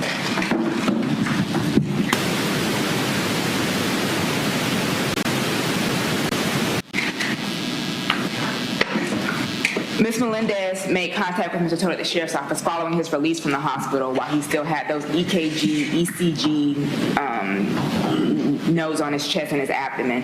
And she documented injuries to his hand. You can see a Band-Aid. She documented wounds on his left chest and on his abdomen. And she also took some prints from him. And then ultimately collected swabs as well. Now, in terms of Mr. Conklin, the FDLE analyst who kind of took all the DNA that was collected by either Ms. Sada, Ms. Melendez, or the fingerprint cards that Ms. West collected, and he did the comparison of those. Now, Mr. Conklin indicated that the swabs were collected from both of the knives, and basically the swabs on the handle were consistent with being from at least three donors, at least one of which was male. Because of the fact that he had basically full profiles, those fingerprints for each member of the family, he was able to indicate that each and every one of the members of the family touched a knife that was found in their house. But he can't say when the DNA got there, how the DNA got there, how long it's been there. We hear about the fingerprints that were collected from the knife and the different items, but we don't hear anything about any DNA. We know that Zoe, Megan, and Alek, as well as Tyler, were all stabbed. The only wound that was post-mortem, anti-mortem, i.e. before death, was Megan, because she's the only one that had the blood in the cavity that would indicate she was stabbed before. We've heard no testimony about any of the blood on the knife being hers. We've had no testimony of the blood on the knife being any of the other children. Now, we've kind of gone through a rough overview, and I know throughout the course of trial you guys were taking notes as well, so you have that to rely on as well. So we've gone through a general bulk of most of the evidence. Now, let's turn to the lack of evidence, and I've kind of pointed out some of that as well. We have these photographs of these receipts and these things. And while the state doesn't have to put forth a specific amount of evidence, we haven't seen anything that was substantiated, like I was saying with Detective Miller. He's asking all these things about when did you do this, how long have you been doing this, for the state to try to tie it to premeditation. But we've seen nothing that would substantiate premeditation. There was a lack of evidence in terms of any disturbance from downstairs. There's no blood downstairs. There's no disturbance. The state made sure to point out that that room was neat and in order. But according to Mr. Todt's interview with law enforcement, he supposedly carried Tyler from downstairs. And according to him, Tyler is the quick one, so he had to be quick with the movement, and there was blood everywhere. But there's no blood in that room. There's no blood trailing up the stairs. There's no blood anywhere in the home except the master bedroom. And really, there's no blood technically anywhere, because the medical examiners indicated like basically all the blood had left. There was no blood in the body. So the only bedroom that has blood potentially is the master bedroom. There's no blood on the stairs, no blood in that library room. So how, if you believe Mr. Todt's statement, how was he able to stab Tyler, the quick one, and he indicated in his statement that there was all this blood, and carry him upstairs little by little over his shoulder with no blood dripping from that room through the stairs, up the stairs, ultimately into this master bedroom? That lack of evidence and that conflict in the evidence doesn't make sense. The state wants you to believe Mr. Todt's statement that he gave to law enforcement on the 15th after being released from the hospital. And they don't want you to believe what he told you about yesterday when he testified. Now, in terms of statements, there are, in the jury instructions that you have, some things that I want to point out. First, in terms of, like I was talking about, the premeditation, it has to be a conscious decision to do so and must be present in the mind at the time of the killing. The premeditated intent to kill must be formed before the killing. So the state is using all this, and Detective Miller is using all this. You've been planning this for all this time to go towards premeditation, but there's nothing to really substantiate the premeditation. Specifically, the state has to prove that Mr. Todt was the one that did these things. We've heard his testimony, and we've heard the testimony both in terms of his interview as well as yesterday about how basically it was Megan. It was Megan's idea, and as the father of the house, he's essentially taking responsibility for it. But taking responsibility for it doesn't mean he was the one that committed the act, and doesn't mean he was the one that did it. Just because he's taken responsibility supposedly after the fact doesn't change the person who committed the acts in the beginning. Now, in Mr. Todt's statements, he talks about stabbing each of his kids. His statement is that each and every one of these occurred before the suffocation, before the death. His testimony and statement to law enforcement was that there was a stabbing prior, and then there was either suffocation or strangling after that. So essentially, stab, suffocate, strangle, death. But that doesn't coincide with what the medical examiner said. The medical examiner said that each of those stab wounds occurred after death, or there would have been blood in the cavity. So the state is essentially having you pick and choose when they want you to believe the defendant's statements and when they don't want you to believe the statements. They want you to believe that he did it, but don't believe the way he said he did it because it contradicts the actual physical evidence from the medical examiner, from the toxicologist, and from Dr. Goldberg as well. Now, the lack of evidence and conflicts in the evidence, like I said, they kind of go together. Now, in terms of the weighing the evidence, or sorry, let me go first to defendant statements, because the state is essentially, like I said, pick and choosing when they want you to believe what Mr. Todt says and when they don't. Specifically, that instruction says, a statement claimed to have been made by the defendant outside of court has been placed before you. Such a statement should always be considered with caution and be weighed with great care to make certain it was freely and voluntarily made. Therefore, you must determine from the evidence that the defendant's alleged statement was knowing, voluntarily, and freely made. In making this determination, you should consider the total circumstances, including but not limited to whether, when the defendant made the statement, he'd been threatened in order to make it, and whether anyone had promised him anything in order to get him to make it. If you conclude the defendant's out-of-court statement was not freely and voluntarily made, you should disregard it. Now, you're supposed to consider his statement, and you make that determination from the evidence. So while his statement of he did it helps the state's evidence, his statement of how he supposedly did it completely contradicts the physical evidence that we have in this case. What we have is Mr. Todt taking responsibility and saying that he did it after the fact, not before and not during. After all of it was done, after his family is now deceased, he's now taking responsibility to protect Megan, to protect the family, even in death. The state can't pick and choose when they want you to believe his statement. Believe that he did it, but don't believe the way in which he said it did it, because it contradicts the actual evidence. Now, the state talked about how Mr. Todt was upset and crying during direct examination, but when she questioned him, he lost all tears. When she questioned him and was telling him, give me a yes or no, when he asked, can I explain? When she's questioning him and telling him, I want a yes or no. When she's questioning him and cutting him off when he's trying to answer the question and explain.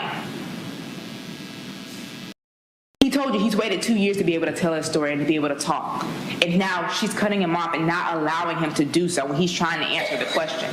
He even asks sometimes, like, do you want a yes or a no, or can I explain? And she pick and chose when she was willing to let him explain and when she wanted a yes or no. Just like she wants to pick and choose when she wants you to believe his statement.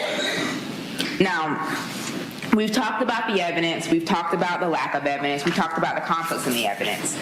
And there is the credibility factor that you're allowed to look at and that you should look at, because like the state said, you don't leave your common sense at that door when you go back. You have to decide if the evidence, and that evidence is the physical evidence, the testimony, the photos, the witnesses, if that agrees with the other evidence. Now, when it comes to reasonable doubt, like I said, it can come from the evidence, it can come from a lack of evidence, it can come from a conflict in the evidence. It really only takes one. But members of the jury, it's your job to decide what evidence is reliable. You get to use your common sense.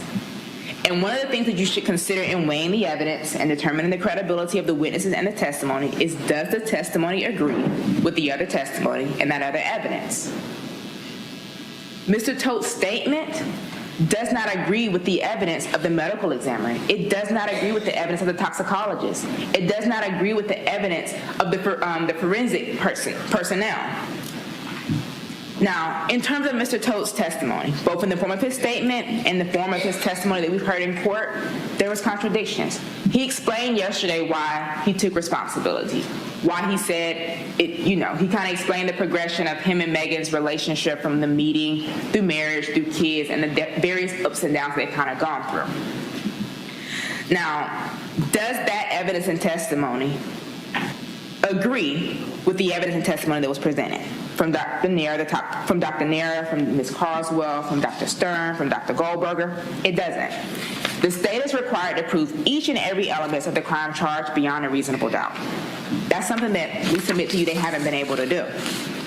They want you to take Mr. Todt's statement at face value at the I did it, to just believe what he's saying. But don't forget that instruction that we went through about what you really are supposed to look at when considering a statement.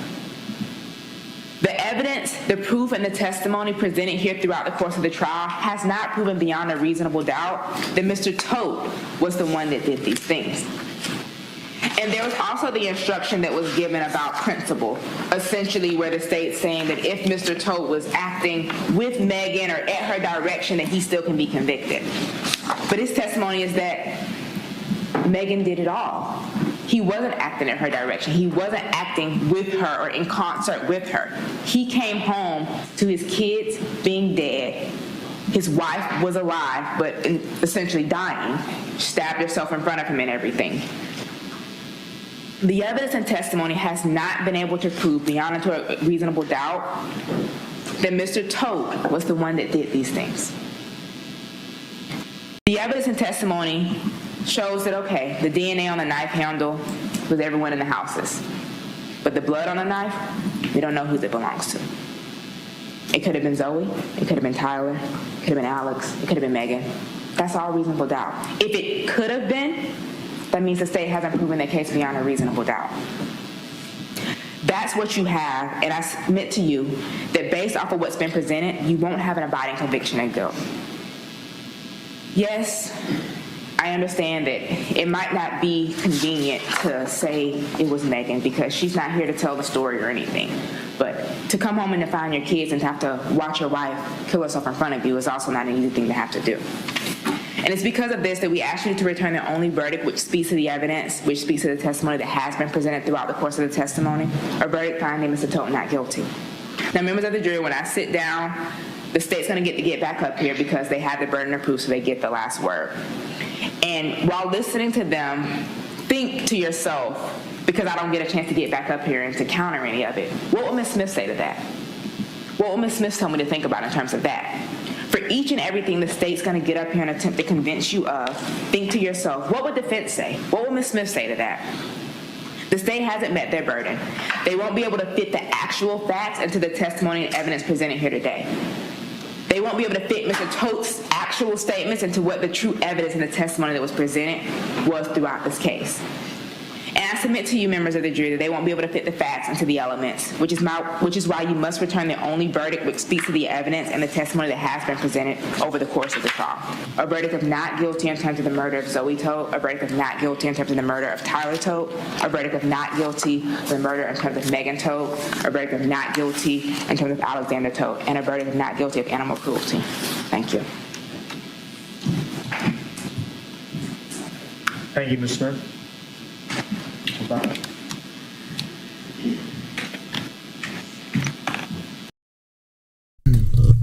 All right, shoot. I played these out of order, of course. As I'm playing it, I'm like, wait, defense doesn't go first. So I accidentally played defense first, so now I got to go back and play the state closing. So let's play the state closing. So this should have been played before. All right, this should have been played before. My bad. Each side will have... All right, so this is the state's closing. Equal time, but the state of Florida is entitled to divide this time between an initial closing statement and a rebuttal closing statement after the defense has given its closing remarks. Ms. Pinnell, would you like the podium? All right, thank you, Deputy.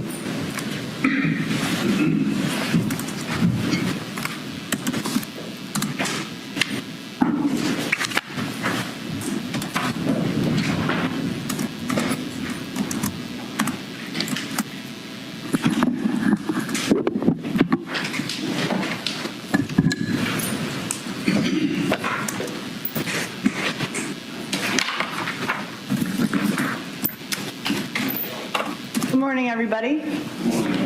The first thing I want to do is thank you for your time in this case. I know that it's been difficult for all of you to take some time out of your personal lives to be here with us today, and you've all been very attentive, so I would like to thank you for that.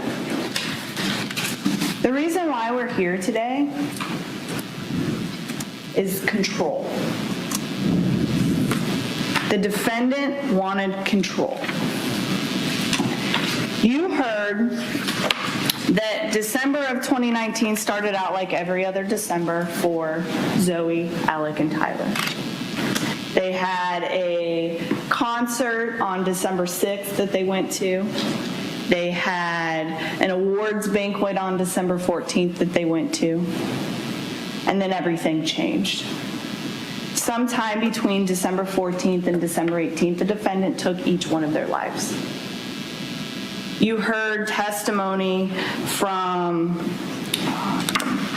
some of the 911 operators at the sheriff's office, and you had the opportunity to hear some pretty pleading calls from the defendant's own sister asking for somebody to please go check on the well-being of the family. The first call was on December 29th, and she told law enforcement the family's been sick because that's what she'd been told.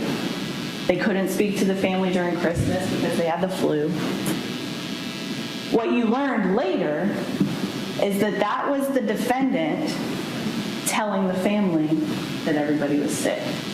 The defendant was using Megan's phone and Tyler's phone and Alek's phone to tell everybody in the family that they were sick, that's why they couldn't talk to them. But something in the defendant's sister did not sit right. So she called again in January. She called on January 10th. And she insisted that somebody go out and make contact with her brother and the rest of the family. What's interesting between the two phone calls is that in the January 10th call, the defendant's sister tells law enforcement that Megan believes the apocalypse is coming, and she just learned about this information. How did she learn about this information? From the defendant.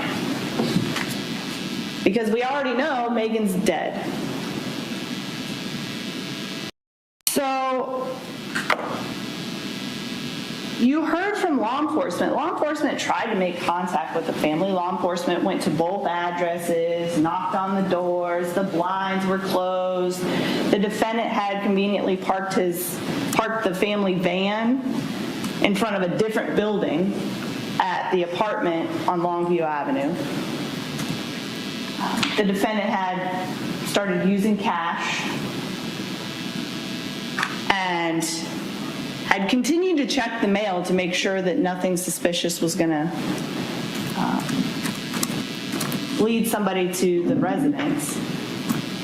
And finally, on January 13th, the defendant didn't come to the door. Law enforcement opened the door, and that's when they discovered everything that was in 202 Reserve Place.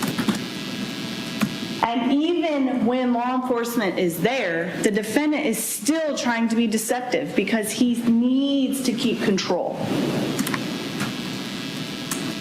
He told Detective Miller something very interesting in his interview. He told Detective Miller, based upon their beliefs, they bring their children into this world, they should get to decide when they leave. The defendant wanted control.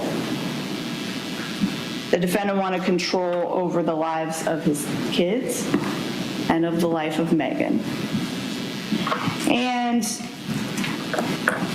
you heard from the law enforcement officers that found Alek and Tyler and Zoe and Megan. And you heard that initially they could not find Zoe.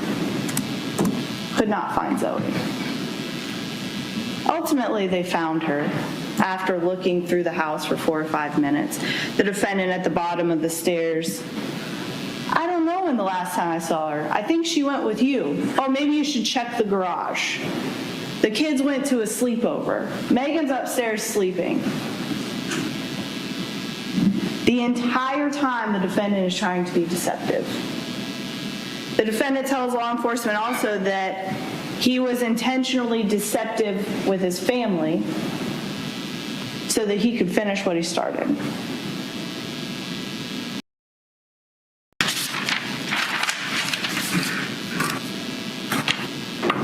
You heard from the medical examiner and you heard from the toxicologist, and you heard that all of the members of the defendant's family at the time of their death had diphenhydramine in their system, which is Benadryl.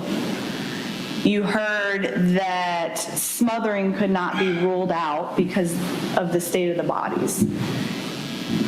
If we know that Zoe, Tyler, Alek, and Megan were killed between December 14th and December 18th, law enforcement didn't go into the house until January 13th. It's almost an entire month. The state of their bodies prevented the medical examiner from doing a full investigation during her autopsy, but she was able to ascertain some key important things. She told you that everybody, including Megan, had no signs or issues with their heart or their liver. The medical examiner also told you that based upon the decomp of the bodies, that there was no more liquid blood left.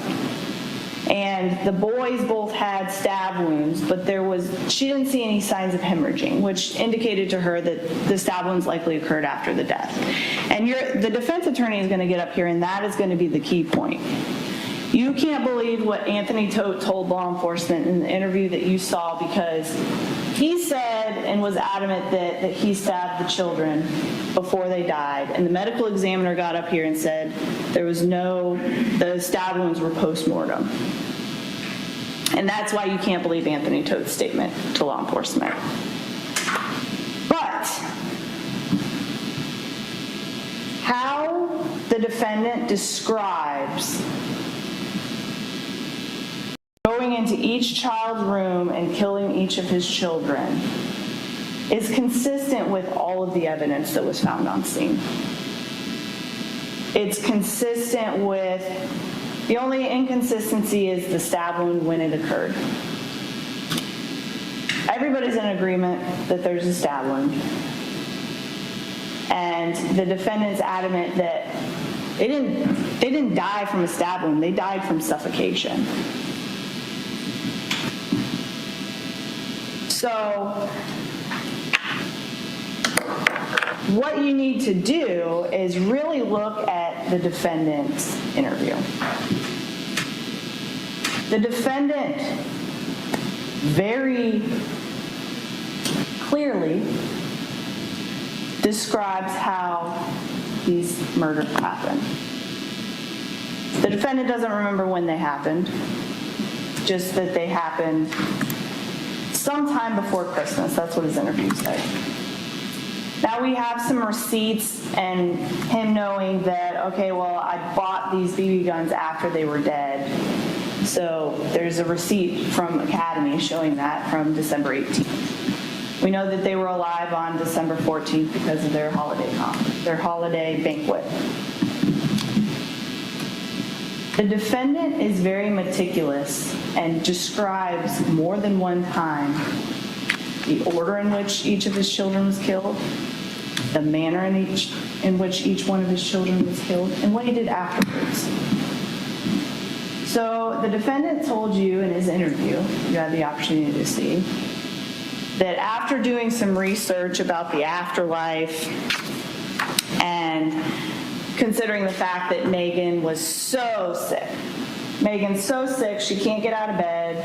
She's frail. She has trouble walking. She's in excruciating pain. All of these things. She had a miscarriage, so she is so much in pain and so depressed that she was looking at these videos of the afterlife, and that's the way we're going to go. So the defendant also tells you in his interview that they sat the children down, including his 4-year-old daughter, and had a conversation with them about this plan, this suicide pact that him and Megan had together. He sat his 4-year-old daughter down and said, "What would you do if mommy and daddy died?" And then he came to the conclusion that his 4-year-old daughter decided she wanted to die with mommy and daddy. And the same with his 10-year-old son, Tyler, and his 13-year-old son, Alek. Then he had the children gather belongings that were important to them. And you'll see in the photographs, when you have an opportunity to take photographs back there, there is a chest at the foot of the bed in the master bedroom. And on this chest, there's some dolls that you open, and then there's a smaller doll and you open. So that's from Zoe. There is a scarf, a soccer scarf, which is from one of the boys. You'll see a photograph of all three of them with the Cookie Monster. And he displays all of these things on this, almost as if it's an altar. And he tells Detective Miller, I had the children pick out their favorite things so that we could put them there. The defendant then tells Detective Miller that we weren't really sure when we were going to do this, so we made sure we bought some clothes for Alek just in case he was alive. I bought some fishing lures just in case we decided to go fishing before I killed them. The defendant rather nonchalantly describes murdering his children. And on the day that he does this, he tells law enforcement, and you got to hear it, that set an alarm for 11:30 p.m. so that he could wake up to accomplish. Objection. That's not in evidence. That's the attorney's objection.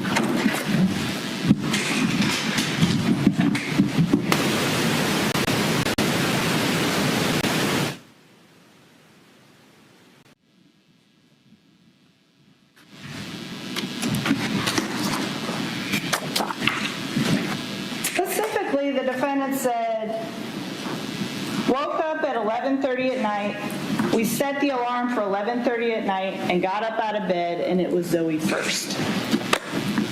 That's what the defendant said to Detective Miller. The defendant then describes going into Zoe's room, and he describes laying there for a little while, getting up his courage. And ultimately, he rolls over on top of Zoe, and you saw how the defendant looked in his interview. That was approximately a month before or after the deaths. So that size is accurate as to what his size was at the time. And you heard the medical examiner talk about the weight of Zoe. And the defendant rolled over on top of her and suffocated her. And he described that this took about 15 minutes, but she really only kicked and screamed for about 3 or 4. The defendant then said, I put some covers on her so that she would stay warm. And I want to point out the fact that he talks about that in his interview, because yesterday you heard him say, when Megan told him that she killed the children, that he goes to Zoe's room first, because everything is in the same order. So he goes to Zoe's room first, and he goes and gets a wash rag, and he goes back and he closes her eyes and shuts her mouth with the wash rag, because it's the fatherly thing to do to make sure that she's comfortable. The defendant told you yesterday. Now, after he's done killing Zoe, the 4-year-old, he goes to Alek, and Alek is upstairs. Alek is the 13-year-old boy. Alek's the oldest. He also described on the stand yesterday that Alek's the strongest. And he goes and he suffocates Alek. And how he describes it to Detective Miller is also very nonchalant. And he also indicates to Detective Miller that he stabs Alek. in the abdomen. He's looking for the umbilicus or this vein that is supposed to help Alek bleed out quickly. Then the defendant goes downstairs to Tyler. Conveniently, Alek and Tyler are separated. They share a room. You had an opportunity to see the photos. Their beds normally are close together, but conveniently on this night they are separated. And Tyler's downstairs on the couch. And I made sure to ask the defendant yesterday, was it a pull-out couch? Was the couch open? You know, what was going on with the couch at the time that Tyler was killed?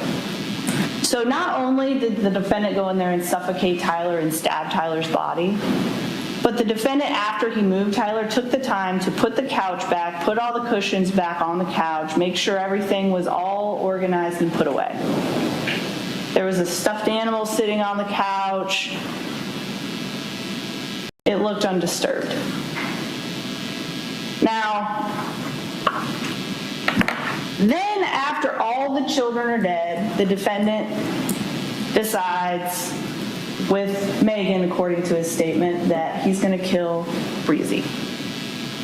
So they put a blanket down on the master bedroom bed.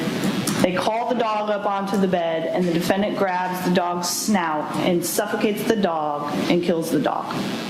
The defendant then wraps the dog in a blanket, puts it in a dog bed under the nightstand. And it was at this point that the defendant does describe this plan, and Detective Miller specifically asks him, if you had everything so planned, if this was the plan and it had to happen, and this is what you were going to do for the afterlife, why didn't you know who was going to die first? Why was there a question as to who was going to die before Megan or the defendant? The defendant then tells law enforcement that Megan stabs herself, not once but twice. And there's a bit of time between each stabbing where they're laying in bed hoping that Megan's going to bleed out and die. And the defendant is very detailed in describing everything that happened between each stabbing.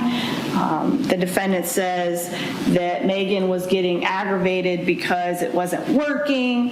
She was chugging Benadryl, she was chugging wine, she was taking Tylenol PM, she was doing all of these things in an attempt to kill herself. And you heard from Dr. Nora yesterday that, actually 2 days ago, that none of the stab wounds were fatal. And ultimately, the defendant takes a pillow and puts it over Megan's head until she dies. Now, something that I want to point out to you about his testimony yesterday, because the defendant says yesterday that he came home, Megan said she killed the kids, he went and checked on each kid, and then Megan stabbed herself. And at some point, he's given her CPR. You heard from the medical examiner that the stab wounds weren't fatal. He jumps into CPR. He says the cell phones are hidden, but he doesn't call out for help. He doesn't try and get help. He describes the situation that he just comes home and all his children are dead. It's morning. And when I asked him specifically, well, did you go to a neighbor? Did you try and get help? He says, well, we live in a snowbird area, right? It was December. It was December. This would be prime time for everybody to be at their houses. It's the morning, it's unrealistic to believe that there was nobody there. And Also, something that's very interesting about what the defendant told you yesterday is how he described Megan. When the defense was questioning the defendant was very emotional describing Megan. He was describing himself as a very loving and devoted husband. He would do anything for his wife. And it made him choke up as he's describing this to you. And he was very detailed, used a lot of adjectives. But you also got to see a different side of the defendant yesterday. The defendant did not shed one tear when I was talking to him. In fact, he was pretty angry with me. And I had him describe going into each child's room and finding his children dead, something that he did not talk about on direct examination. And he was just angry. And something else that I'll point out to you is he described himself as this loyal, I'll do anything, I'll take the blame for Megan man. But something very interesting that he said is Megan killed her kids. Megan killed her kids. Not our kids, not my kids, her kids. And something also about what he says, because he kind of changed his statement. And the judge is going to tell you, well, he did tell you, that you have to look at the defendant's statement yesterday, just like you would every other witness. You have to weigh what he said with the other evidence that you have in the case. You also have to weigh his statement within it. Is his statement consistent with the rest of what he's telling you? Is his statement consistent with the evidence? Is his statement consistent? Well, we know it's not consistent with what he told law enforcement, right? So some of the things that he told you yesterday, he told you when he had first got home, Megan's shirt's covered in blood. What happened? He just came out of the bathroom. What happened? And he runs and he checks on Zoe, right? So Megan just told him, I killed our kids. This is why, because the afterlife, and she's trying to explain to him, and she's following him around because miraculously on this day, she was pain-free. Every other day of her life, she was in enough pain to kill herself and her children, but this day she was pain-free. So she's pain-free, running after him as he's checking on the children. He runs past Alek's room to Zoe's room, because Zoe's his princess, that's what he said yesterday. He sees Zoe and goes to the bathroom, gets a washcloth to close her eyes.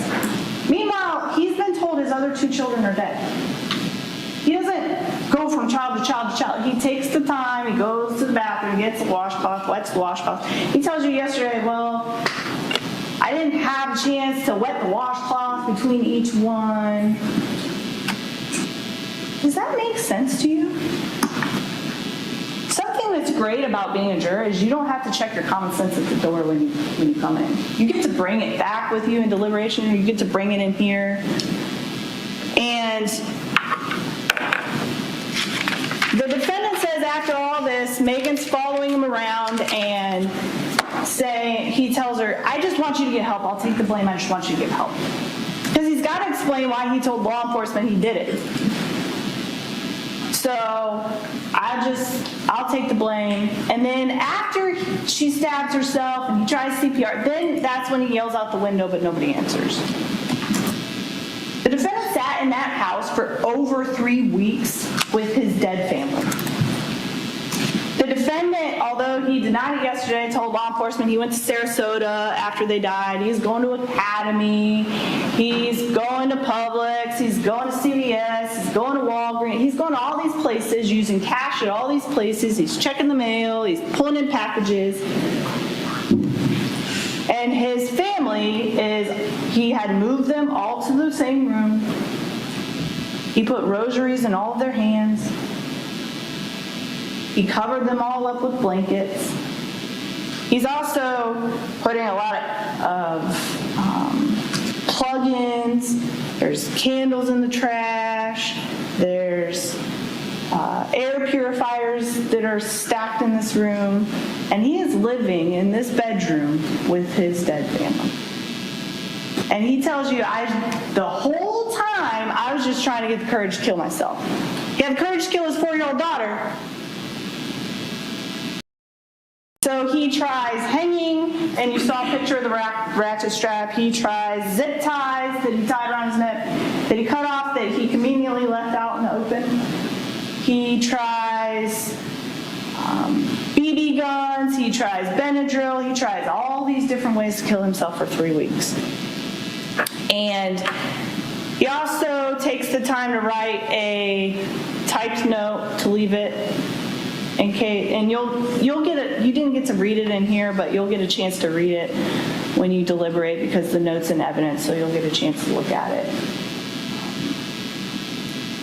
And during his interview with law enforcement, he uses the word "we" throughout the interview. And something that he said yesterday is he's going to take the blame. He loves Megan. He's loyal to Megan. He's a loving husband, a loving father.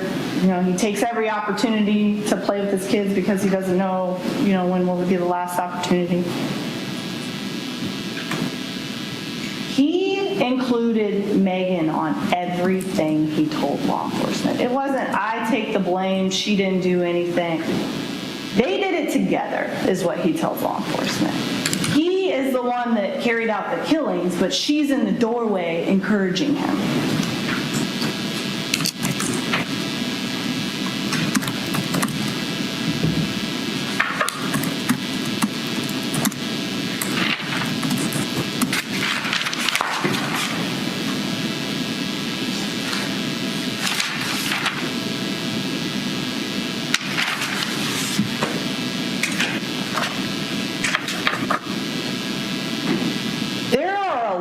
Things within his statement he said to me yesterday, they're inconsistent. He describes in detail the fact that they had leftovers for dinner. The kids ate, but he didn't eat. He had a shake. He then, after dinner, gets in their family van and drives over to 211 Longview. Realizes he forgets his tools, so he walks back to 202, plays basketball with his kids. He doesn't know. The sun's still up. He didn't tell me a time. Sun's still up. He walks back with the bag of tools to 211, realizes his phone's about to die, so he sits in his van and charges his phone. But when I specifically asked him if he had a phone when he found out his family was dead, he said, well, I fell asleep in the van, but the van wasn't on, so the phone didn't charge, and I didn't know the phone didn't charge. When you plug a phone in, you know whether it's charging or not. And the defendant wants you to believe that he slept an entire night in this van with it off. So the defendant wakes up, and he realizes he's late and he's got to get back because he doesn't want his wife to be mad because he's got to do these physical therapy moves on her to help her. So he rushes back, but he leaves the van there and walks back.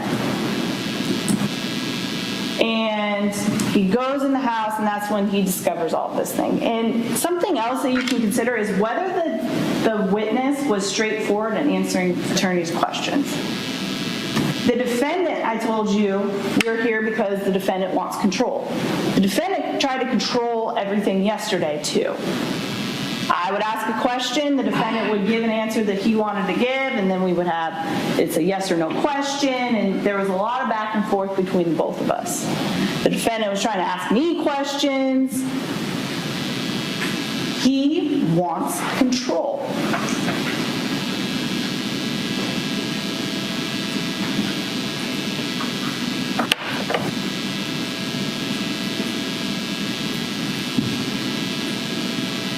The state's burden, as the judge told you, is beyond a reasonable doubt. the judge told you that it's not a possible doubt, speculative doubt, imaginary forced doubt, it's a reasonable doubt. And we talked in jury selection that there's a difference between what's possible and what's reasonable, right? So how you can find a reasonable doubt, if there is one, I submit to you that there's not, is the evidence, a lack of evidence, or conflict in the evidence. The conflict in the evidence comes from what the defendant told you yesterday. Because obviously he gave one complete statement to law enforcement and a completely different statement to you in court yesterday. The two cannot be resolved. So you're going to have to decide which version you believe. I submit to you that what the defendant told law enforcement makes the most sense in this case. The defendant took the life of Zoe. He then went and took the life of Alek, then Tyler, then the family dog, and then ended with his wife. And now we're here. The state's confident that you're going to return verdicts in this case. Thank you, Mr. Miller.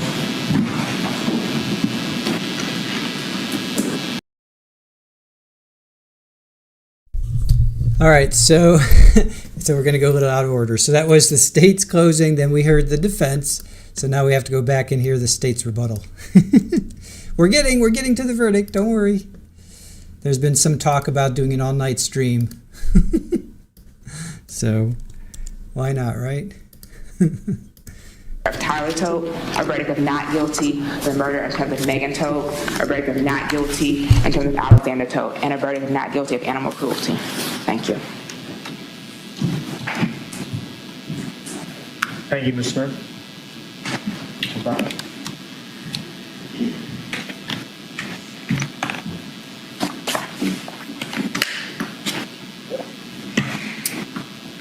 Something that the defense did tell you that I agree with is when you're weighing the evidence, you have to look at who has an interest in the case. The defendant has the greatest interest in how this case is decided. The defense brought up the fact that you can find reasonable doubt because the medical examiner and the toxicologist and everybody can't agree as to a cause of death, but that's not the testimony that came out for you yesterday. 2 days ago. The medical examiner told you that the cause of death was, for each one of the kids and for Megan, was homicidal violence by unspecified means with diphenhydramine toxicity. Dr. Goldberger told you that due to the decomp of the bodies, that it's hard to say because of the type of tissue that was left, whether it's the toxicological cause of death. Dr. Nora told you that she tried to look for signs of suffocation, these injuries that she would expect to see, but the state of the bodies is what has prevented her from doing that. You know why? Because the defendant kept them in the house for over 3 weeks as they slowly decomposed while he was there. That's what caused the medical examiner not to be able to look for those injuries. That's what caused the medical examiner not to be able to rule out all the potential causes of death.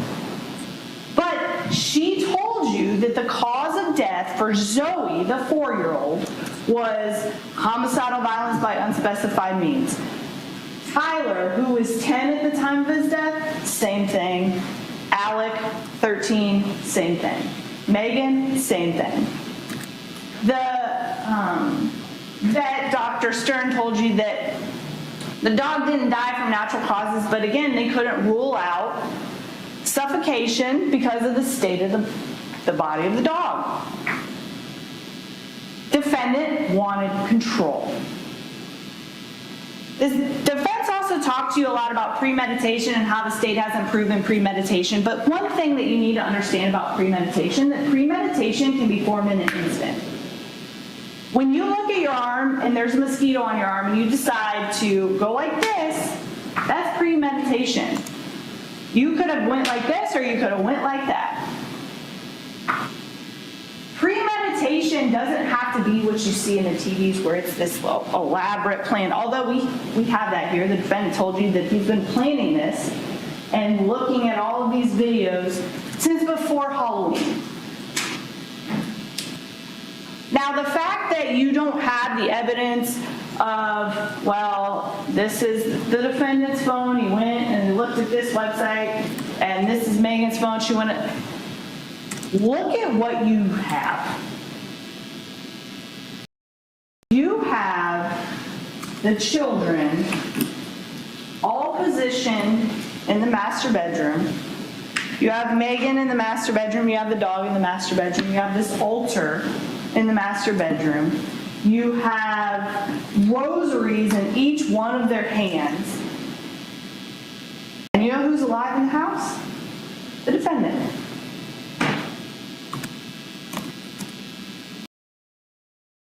There is no reasonable doubt in this case.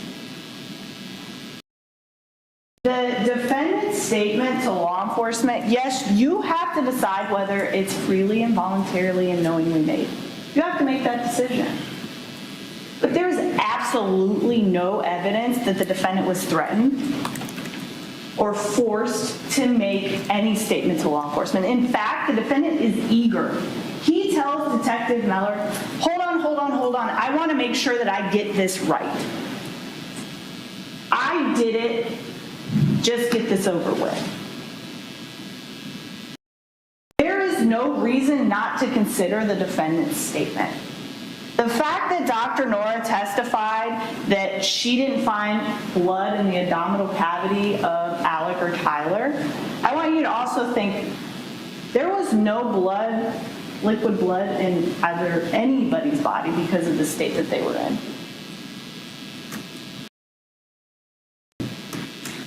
What we do know is that those wounds did not nick any major organ.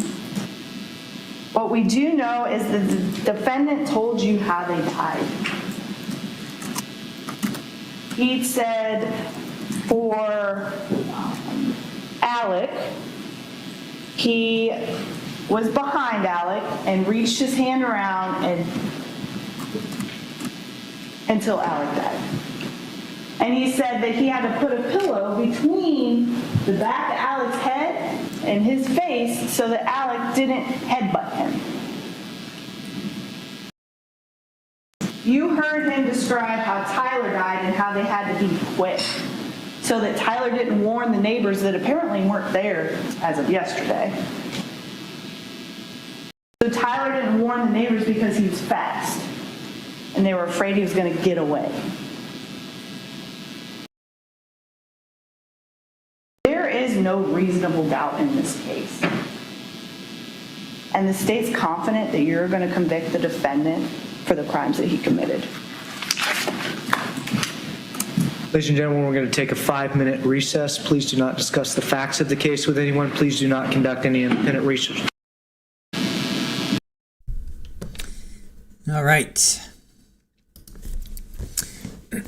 All right. Let's see. What happens after you stream for 12 hours on YouTube? All right. After you stream, the platform may no longer be able to archive the stream, meaning you will not be saved as a video on your channel for viewers to watch later. Streams that exceed 12 hours may be deleted entirely, or only the first 12 hours may be archived depending on specific YouTube policies and systems. For streams longer than this limit, it's recommended to record a local copy to ensure you have a backup. So it won't archive. So I think we can keep streaming, but it won't archive. So that's why like we've done some, like at least 2 streams where we've gotten to like 11 hours and 11 and a half hours. We'll stop it and then we'll kick over. We'll start another stream. So that's the workaround. I know. No, we've only streamed for 6 hours. No, we're not going to just do an all-night stream as much as you guys want us to. I wonder how Runkle does his annual charity. You're right. Yeah, he does his 24-hour thing, and we've watched those too. How does he do that? That's a good question. I know, we only started 5 hours ago. I know. Well, you guys are talking about an all-night stream, and we're not going to do that. Yes, we did dual streams. Now we did a dual stream yesterday. I remember the Timothy Harrington, for sure. We were in a verdict watch, and we had to stop it and continue another one. And then there was another one we did just recently. I forget it. Oh, so Aaron says he breaks them up. So he does break them up. Emily's got a 57-hour video. Was it live though? It couldn't have been live because they're saying in some cases maybe completely deleted. Some reports suggest that only the first 12 hours. Let's see. Before starting a long stream, use a local recording option to save a copy of the entire stream. Maybe because Emily's got bazillion subs, she can get away with it. I don't know. I don't know. All right. You can play Guess That Tune in our jammies. No, because then YouTube will definitely take us down if I play any music. All right, let's get to the verdict. Let's stop talk about all night streams. Let's get to the verdict. We still have like another hour to go. So we still have another hour to go. All right. We still have another hour to go.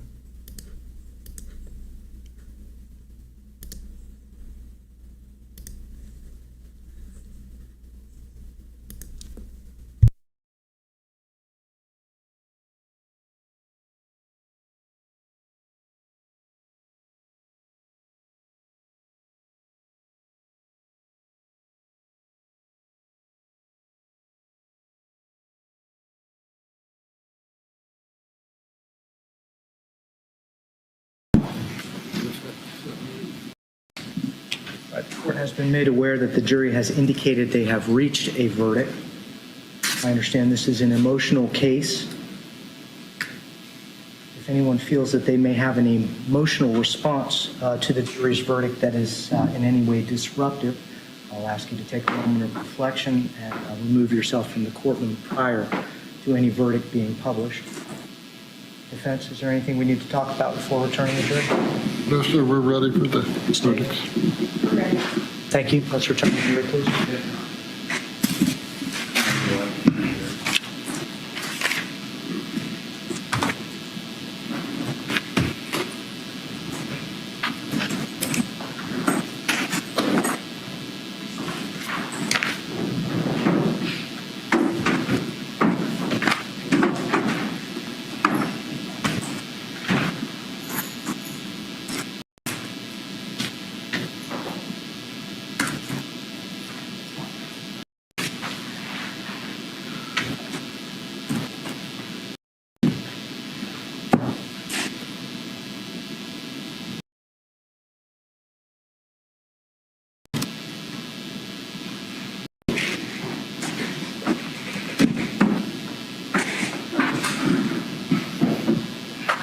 All rise, the jury.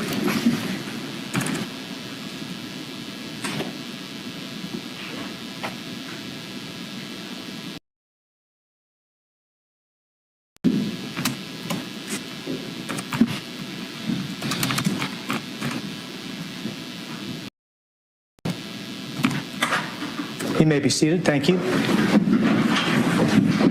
Does the defense recognize the presence of the jury? Yes, Judge. Does the state?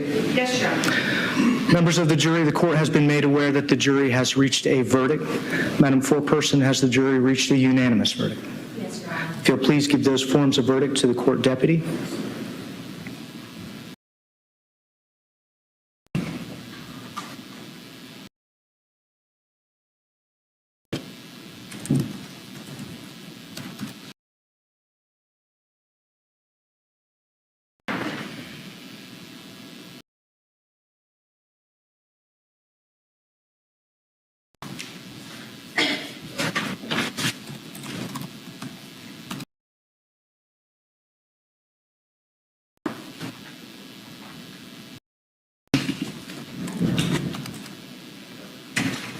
The defendant will please rise. Clerk, if you would please publish the verdict.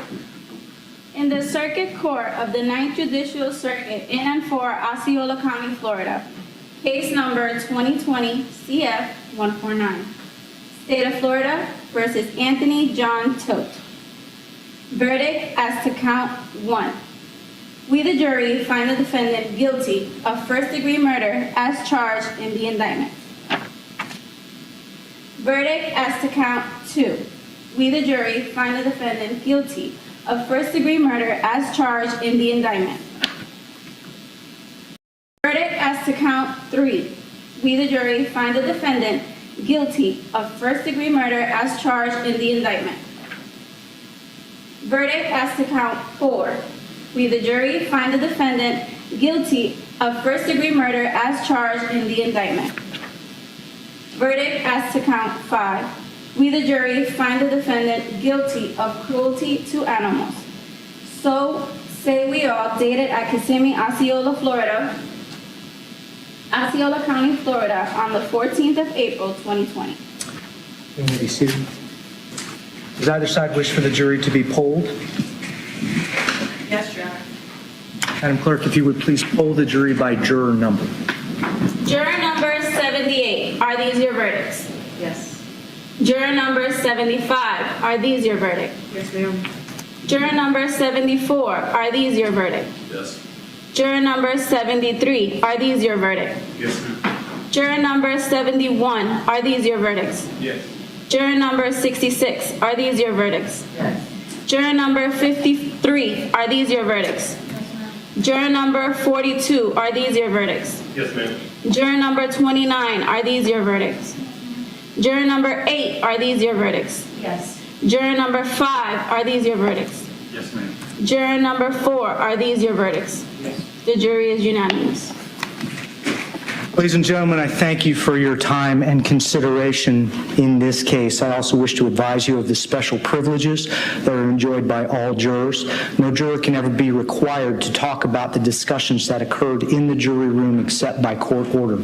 For many centuries, our society has relied upon you, a jury, for consideration of difficult cases. For hundreds of years, we have recognized that a juror's deliberations, their discussions, and their thoughts and votes should remain their private affair for as long as they wish it.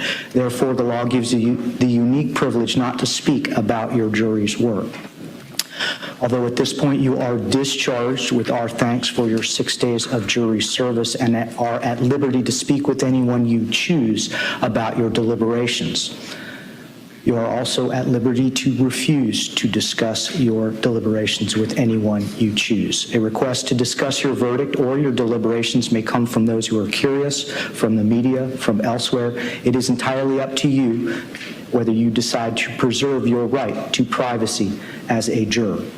I have an acknowledgement form that the deputies will hand out that will acknowledge your 6 days of jury service. It includes a business card if you are curious as to any additional court hearings as a result of the verdict. You may contact my judicial assistant and she will apprise you of any continuing hearings. If you will delay for just a moment in the jury deliberation room, I'd like to return these verification forms with my thanks. So I know you're eager to get home, but if you'll please delay for about 3 minutes, I'll be back there to deliver these to you. Thank you. All rise for the jury, please.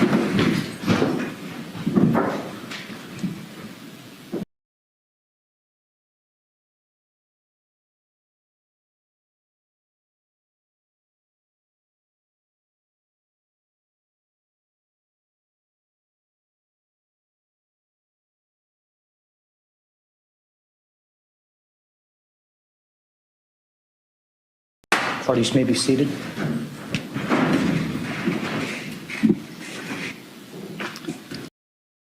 Mr. Todt, a jury has unanimously determined, after being selected from our community with your participation, that you are guilty of murdering your wife, Megan Todt, of murdering your daughter, Zoe Todt, murdering your son, Alexander Todt, of murdering your son, Tyler Todt, and murdering the family dog.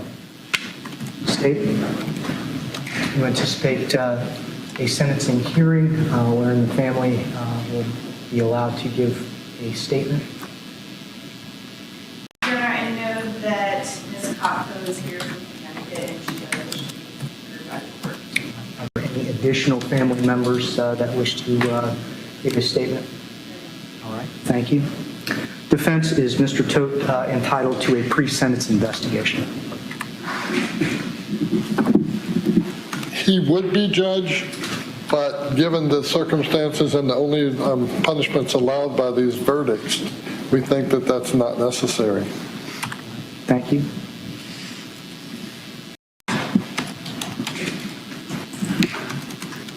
Court is going to take a 10-minute recess to allow the parties to prepare any statements prior to sentencing. Sentencing will commence in approximately 10 minutes. Court will be in recess. May I ask, Judge, do you require the presence of Mr. Todt? Yes. Thank you.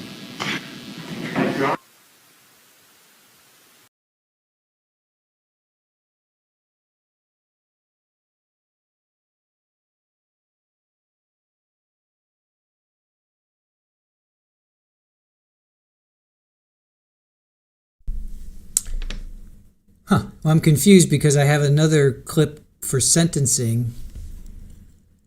So I'm not quite sure what's going on here. Let's see what happens here.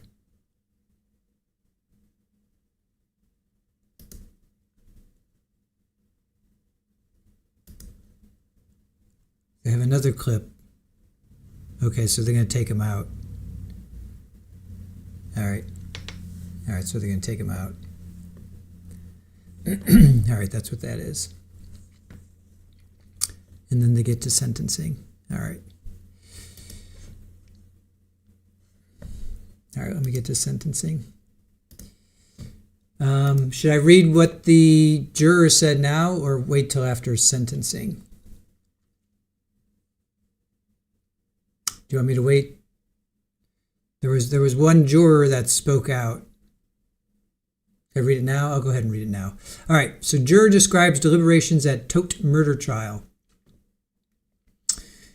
In late June, 2 months after Anthony Todt's murder trial ended with a conviction, one of the 12 jurors who decided Todt's fate reached out to The Day, which is in New London, Connecticut. Barry, you may know them. This is The Day. Oh, afterwards? After. Okay. All right. I'll go after. We'll go after. Okay, let's get to sentencing. All right, fair enough. Squeegee asked. Chat responded.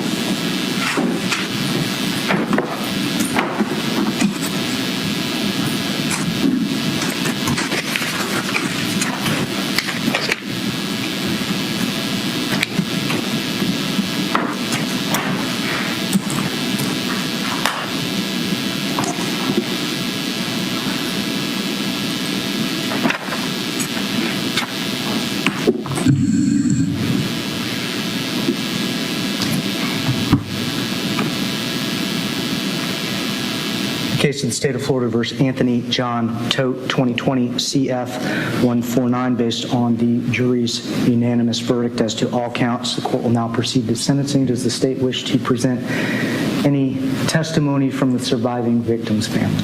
Yes, Your Honor. The state will call Cynthia Kopko. Thank you.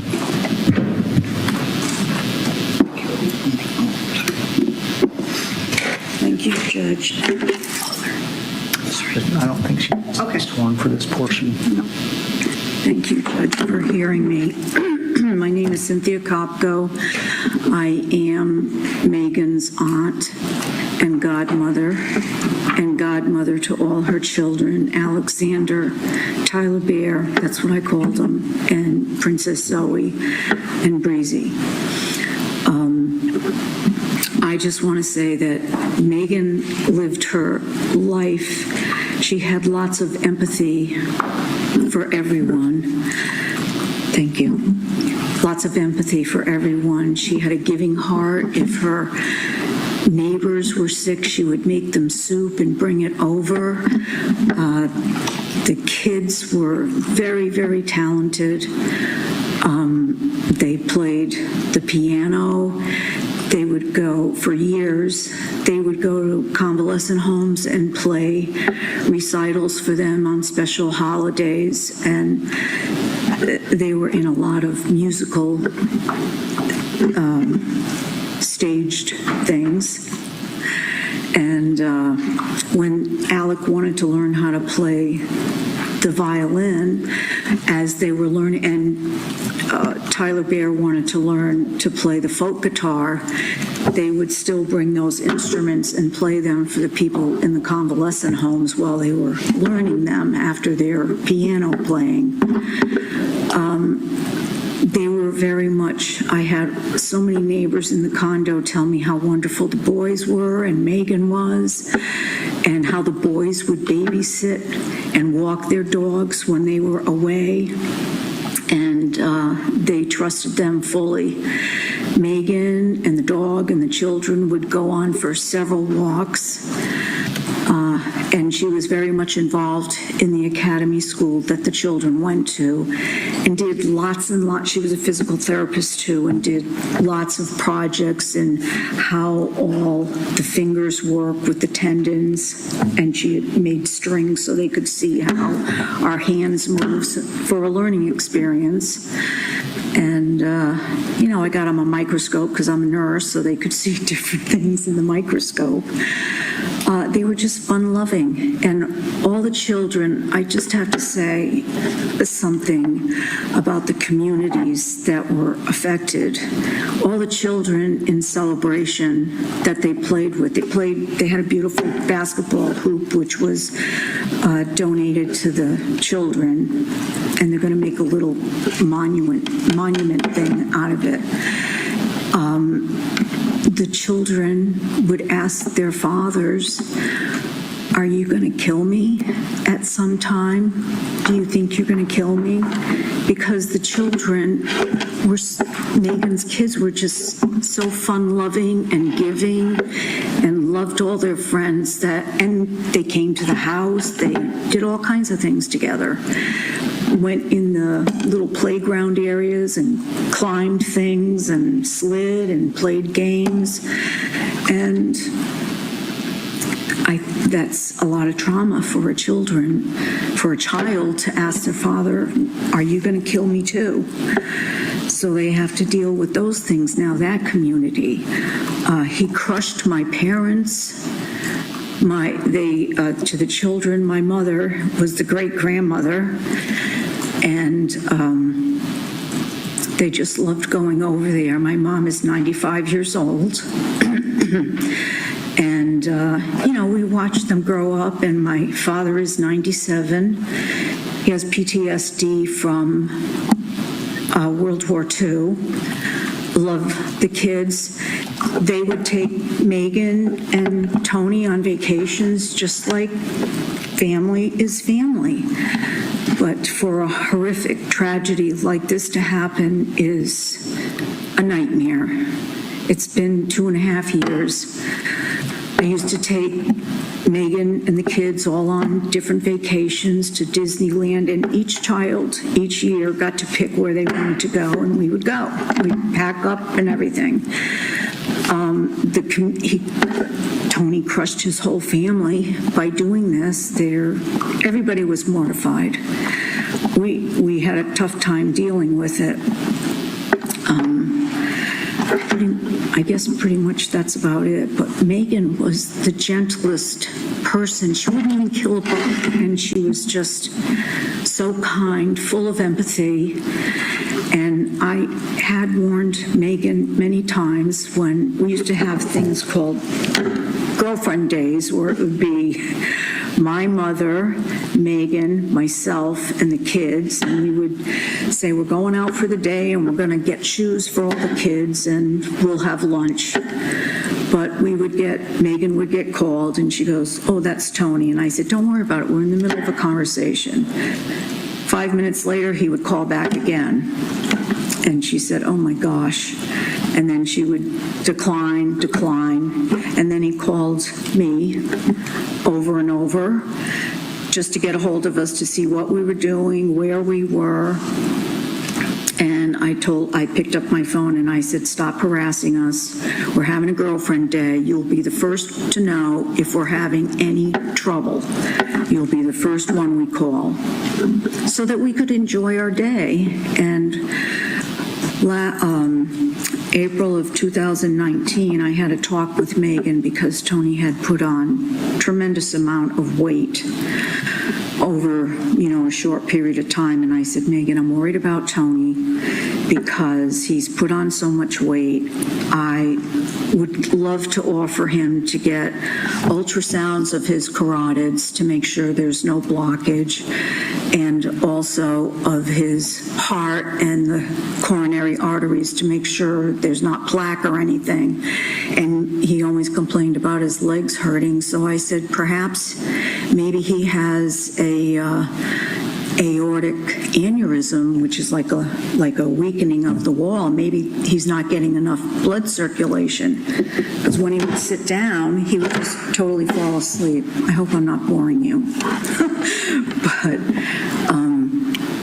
we loved Megan and the kids very, very much. And all I have is pictures and memories I can hold in my heart. And my parents miss them, and his parents miss them, and our families miss them very, very much. That's it, Judge. Thank you, Ms. Cobb. Thank you for listening to me.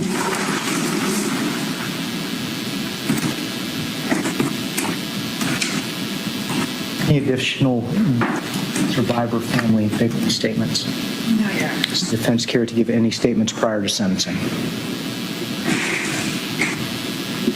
Do you want to address the court?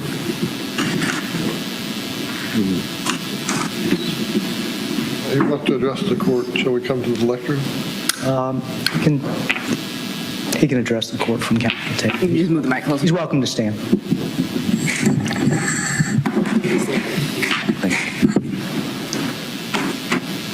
This was a personal catastrophe in everybody's life in my family, including myself. I maintain my innocence. I provided for my wife, did everything I could for my wife. She was progressively sick over the years. There were days which were worse, days which were better. She was kept on a pedestal from me. My kids I did everything for them. The weight gain, Ms. Kopko has said, was because I negated myself. 2 to 3 hours of sleep a night because I would be treating my wife, doing for my wife, flying back and forth. I appreciated her medical concerns, and the reason why I would call so much is because Megan would have bad days, and I just needed to know she was okay. It wasn't a control factor. It wasn't any kind of scoping things out or whatnot. It was my fear that my fear that something was wrong with her, and I just needed to hear her voice making sure she was okay. I loved my wife. I loved my children. I was not there the night my children died. The kids and my wife woke up.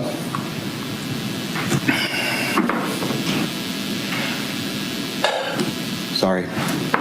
The Friday before all this happened, we got in a disagreement, and I begged her to go get help because she screamed at my son because he didn't do the pot, clean the pot. He let it soak per my instructions. This has been a progressive history since the miscarriage, her anger issues, her frustration issues, and it was directed mostly at me. And I took it. It's okay, because she held me partly responsible for getting her sick initially because I insisted she went to the hospital. I told her after she finally decided to schedule a doctor's appointment on the Thursday after Thanksgiving, she canceled it. I found that out the night before. When she screamed at Tyler, the Friday the 13th,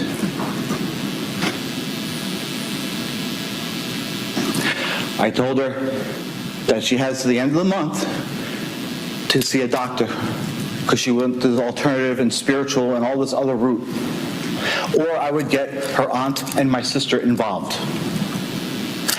After that, She once again held it quiet in public.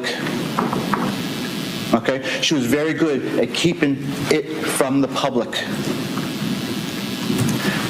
We went to the recital that they did for the convalescent home on the 13th.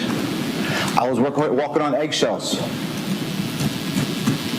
I don't like upsetting my wife. My wife was primary and foremost in my life, especially after she got sick.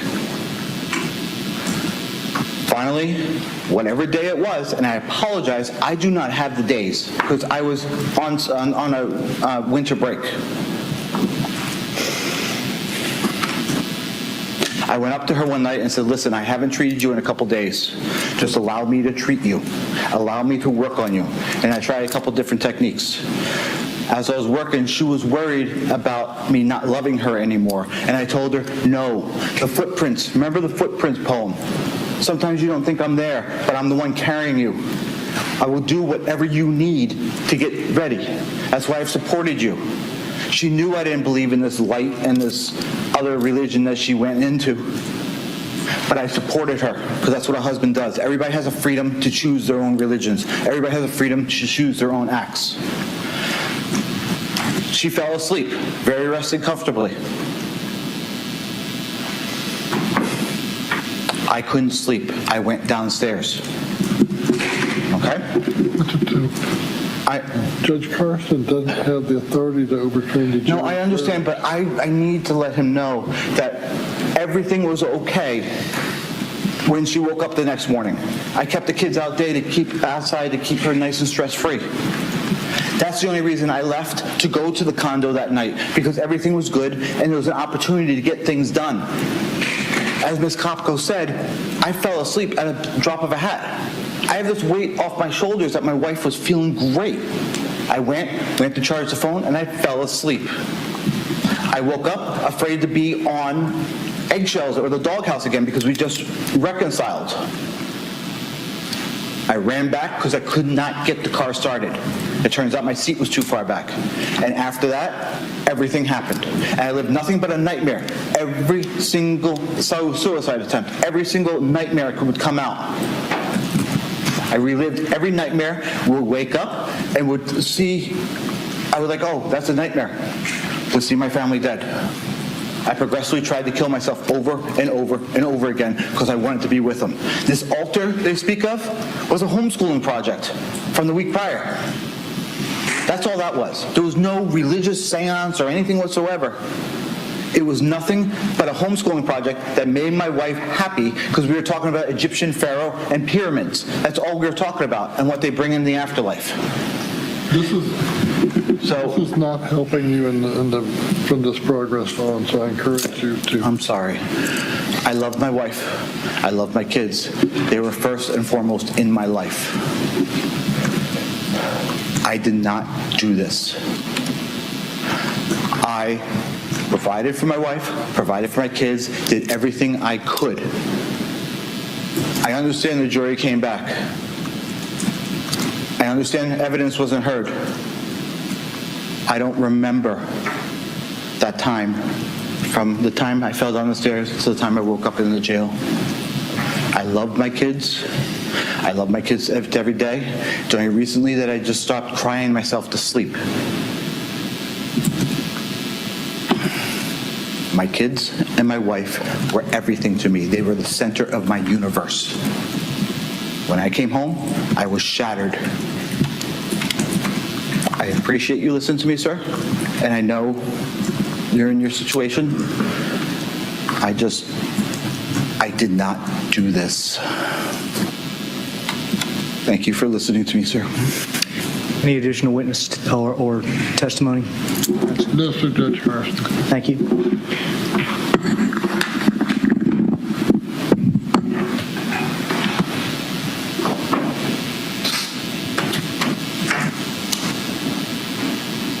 Court has been present during the presentation of evidence throughout the entirety of the trial. A jury has unanimously determined,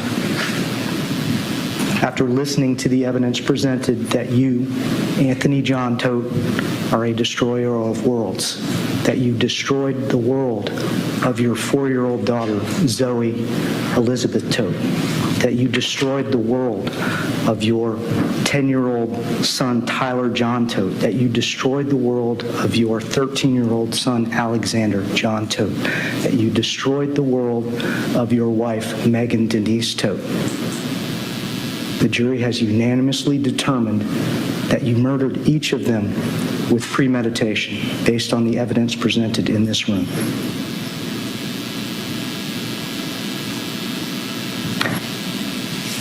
As to count 1, first-degree murder of Zoe Elizabeth Todt, you are sentenced to life in prison without the possibility of parole. As to count 2, for the premeditated murder of your son, Alexander John Todt, you are sentenced to life in prison without the possibility of parole. As to count 3, for the premeditated murder of your son, Tyler John Todt, you are sentenced to life in prison. As to count 4, for the premeditated murder of your wife, Megan Denise Todt, you are sentenced to life in prison. Not one of those lives was less valuable than the others. Those sentences will be imposed consecutively. You will be adjudicated guilty as to each count. For the murder of the family dog, you are adjudicated guilty and sentenced to the maximum sentence consecutive, which is 1 year in the county jail. You will get credit for any time that you have already served. Madam Clerk. 819 days. Any costs will be reduced to judgment. The court will order restitution, reserve as to amount pursuant to statute. You have 30 days from today's date to appeal this judgment and sentence. If you wish to do so, you must do it in writing. If you can't afford an attorney, one will be appointed for you. You'll be transferred to the Department of Corrections to serve your sentence. Anything further, State? No, Your Honor. Anything further, defense, at this time? No, Your Honor. That will conclude the trial and sentencing process. The state of Florida versus Anthony John Todt has concluded.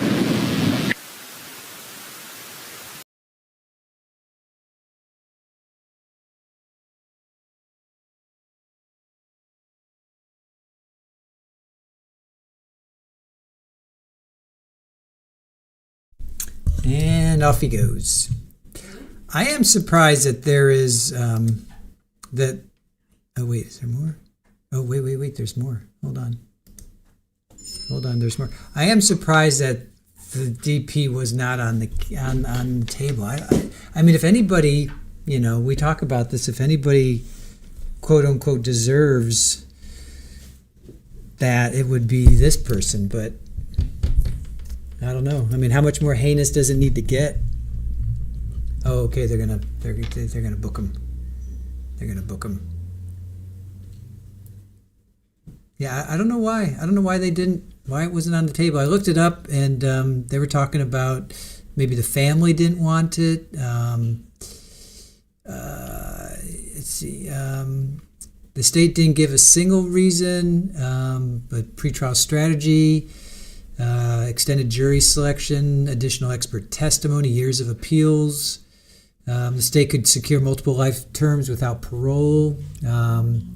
Even if one conviction was overturned, other would stand. This virtually guaranteed Todt would spend the rest of his life in jail. Victim family wishes. Sometimes a family, surviving relatives prefer life sentences over protracted pain of DP cases.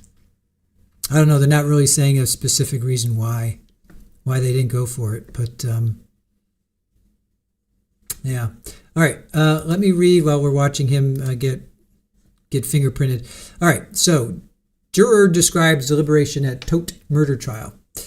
So Manny Lozada of Kissimmee, Florida, said by phone that while he had not been ready to comment on the trial in its immediate aftermath, he wanted listeners of Looking for the Todt Family podcast to know how the decision was made to put Todt behind bars.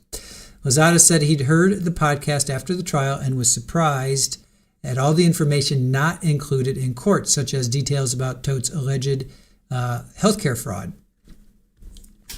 During the process, we could not understand why there were some areas that were not even explored, like computer searches or phones or things like that. But then after the fact, I understood because there was something else that was never even mentioned to us, which was that he was being investigated for fraud up north. We had no idea at all on those charges. We had no idea that they were federal agents. In fact, we didn't even know that one of the witnesses that they interviewed was a law enforcement agent. Todt, former physical therapist. Lozada told the jury that the reason the Todt family bodies were found was because of a request for a welfare check from Todt's sister and not because federal agents came to Todt's doorstep with a warrant. Right? That is pretty big. There was one holdout juror. Lozada described how the jury became deadlocked, leading many to believe Todt would walk free, and how it broke that deadlock. While 11 jurors were convinced of Todt's guilt, there was one holdout. We were for about 7 hours trying to convince him. Wow, so I thought it was only a 5-hour deliberation. So he's saying longer. All right, I guess my research there was incorrect. We were for about 7 hours trying to convince him we needed that other information in order to paint a more clear picture in his mind. Everyone else, the other 11, we were 100% convinced because I never bought any of the story of the pact or anything like that. He actually threw that out the window during his testimony. The holdout juror wasn't convinced the state had proven its case beyond a reasonable doubt. One of the things that we really pondered a lot was the way in which the wife allegedly deleted herself. All right, are we done here? Okay, we're done here. All right, let me go back to this.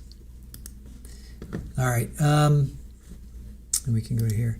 All right, so one of the things that we really pondered a lot was the way in which the wife allegedly deleted herself. It was not possible for a person to stab herself twice, and they were not lethal wounds anyway. Yeah, there's that thing of like, he said she stabbed herself, and then he heard like a popping of a balloon, or like what a balloon makes, and then he comes up to the stairs, and she has a knife in her hands, and she's like, it didn't work, and she stabs herself again. I mean, makes no sense whatsoever.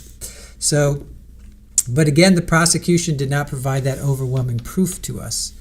Lozada said a couple jurors strategized ways to convince the holdout's doubts. I think we got him convinced because after so many hours we were getting frustrated. We really convinced him to change his mind when somebody said, if we find him guilty, he will have the opportunity to appeal, and if he ultimately was not guilty, that would be clear. But if he's guilty and we find him not guilty, then he's done. And he's going to be in the streets, and he's going to be a guilty person we just let out because of one simple technicality. We cannot live with that. I could not live with that. Lozada also reflected on the performance of Todt's defense team, calling it a bit of a roller coaster. He said that allowing Todt to testify is what really sealed it for us. His demeanor, more than his story, his demeanor was unbelievable, right? This is the whole point of this. The ego takes the stand. His demeanor was unbelievable. When the defense was asking him questions, he would look at us to say the answers, just looking at every single one of us in the eye. When the prosecution asked their questions, he would not even look at us, so his demeanor told us a lot. He was very antagonistic and belligerent against the prosecution. So right, that's like, remember Amber Heard? She would look at the jury. She would just stare down the jury. So not good. The jurors, Lozada said, felt they needed to read between the lines because they were hearing two separate stories of what happened to the Todt family. One from Tony's testimony and one from Tony's confession to police. Being barred from speaking to his wife after the trial was traumatizing, Lozada said. He said the trial itself was traumatizing, which is why he didn't speak to the news media right away after the fact. Pictures of the Todt family's bodies in particular got to Lozada. This is kind of part of the healing process. The healing process of going through that very difficult trial and still having all those images in my mind all these months later. Lozada said of speaking publicly about the Todt case. I can tell you that about a month ago, I went to a birthday party for one of my close friends, and it was his little girl's 4-year-old birthday party. I started crying because it brought back all those images. While he said it was so difficult to see them, Lozada said the jury had to take in the upsetting photographs of the family's bodies. It was something that needed to be it was something that needed to be there for us to examine, not only because of the crime committed, but also because of the gruesome details of how that family was found, with him living there for almost 3 weeks. Yeah, don't forget, he did this around Christmas time, I think right before, and then it was January 13th. So that's just wrong. That's just wrong. And he rolled over on Zoe, a 4-year-old. He rolled over on her, smothered her, suffocated her. It took her 15 minutes to pass away. He said after the first 5 minutes. I mean, that's, Aaron said earlier, I mean, that's like, it doesn't get any more personal than that. They say a knifing is personal. Rolling over on somebody and smothering them, that's as personal as it gets. I mean, he felt her every movement that poor girl was going through. Just wrong. Just wrong. All right.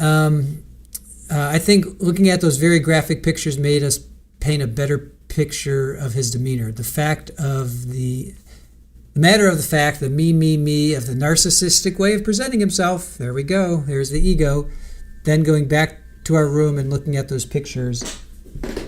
They're playing with the chimes. They're on. Yeah, we have chimes. Kittens are playing with the chimes. All right. I look at those very graphic pictures made us, and I think looking at those very graphic pictures made us paint a better picture of his demeanor. The matter of fact, the me, and the narcissistic way of presenting himself, then going back to our room and looking at those pictures. Now, months removed from the process, Lozada said he was satisfied with his experience on jury duty. I'm able to sleep at night knowing that I did the right thing. So if you... let me see, let me see if I can get to this. Fire, okay, so it's not found, so, all right. Yeah, I mean, it's just wrong. And then he talks about, getting rid of taking out his son, and then he didn't want to drag him, so he picked him up. I mean, you take out your son, and then you have enough, sadness in your heart or whatever, wherewithal in your heart that you want to carry the child out. Just wrong. Yes, Chris, that would be Rafa. We have to feed them again. Yeah. Well, if we gotta make food for them. Anyway, supper time for the kitties. Yes. Second dinners or third dinners. This is they have 11sies. No, supper, dinner, right? They have like. They have supper, dinner. Don't they know about supper, dinner? All right. It does leave you speechless, Chris. I agree. So traumatic for the Kathy. So traumatic for the jurors. Stacy, no heart. Psychosaurus Rex. Yeah, he's just an icky dude. Totally.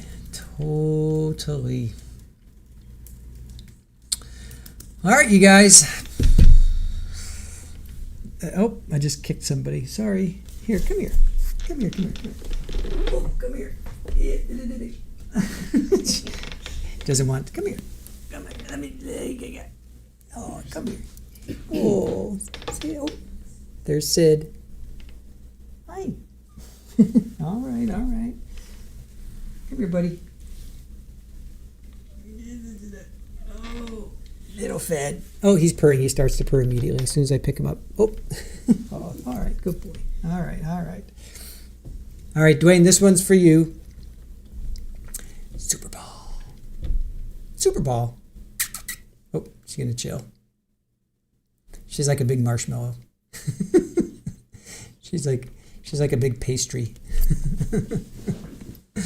All right, you guys. Thank you so much for hanging with us. Friday night. It's almost 10 o'clock here on the East Coast. He's your orange dreamsicle. Super Ball. Right? Psychosaurus off fed. All right, you guys. Chris, thank you so much for a great day. I had many laughs through these tough trials. Yes. Thank you, Chris. Thanks for hanging with us. And Chris Wallace, thank you. Have a good night. They're ringing the bells for their supper. Yeah, it was Fed that was doing that. No, it was Riker. Oh, it was Riker. Sorry, it was Riker that was doing it. Karen says you can never get autopsy photos out of your mind. Yeah, firsthand knowledge. I'm sure. Barry says his mother-in-law was on my Aunt Jane's bowling team. Wow, and I have a picture of them after he says she self-deleted. Wow. Barry, this one really hit. This one really hit close to you. Dwayne, yes, that was for you, buddy. All right. Oh, snap. Thank you for doing this late. Rest well. You as well. All right, Barry. Thank you. All right, guys. Again, and Barry, thank you for the gifted memberships and everybody else as well. Jennifer, thank you. Hector's mom, thank you for the extended stream. No problem. All right, you guys, we will let you go. Monday, we're going to pick up on the Jeffrey Spence trial out of Mississippi. He's going into closing arguments and verdict. So we're going to have to be on the watch for a new trial. We'll have to be on the watch for a new trial. There's a couple coming up. There's one coming up on the 6th, but there's one Northwest you were telling me about starts on Monday. So we'll see if that one's streamed. So anyway, have a great weekend, you guys. Be sure to thank our mods on the way out. Thank Aaron on the way out. They do a fantastic job for us. So we appreciate you spending a Friday night with us. Make sure you, if you have a furry one, make sure you hug it. If you have a child, if you have a non-furry one, make sure you hug it. And if not, go check out the stars. Go walk in the grass. Make sure you feel some nature, because sometimes we need a break from all these trials. All right, have a great weekend, guys. We'll see you later. Bye.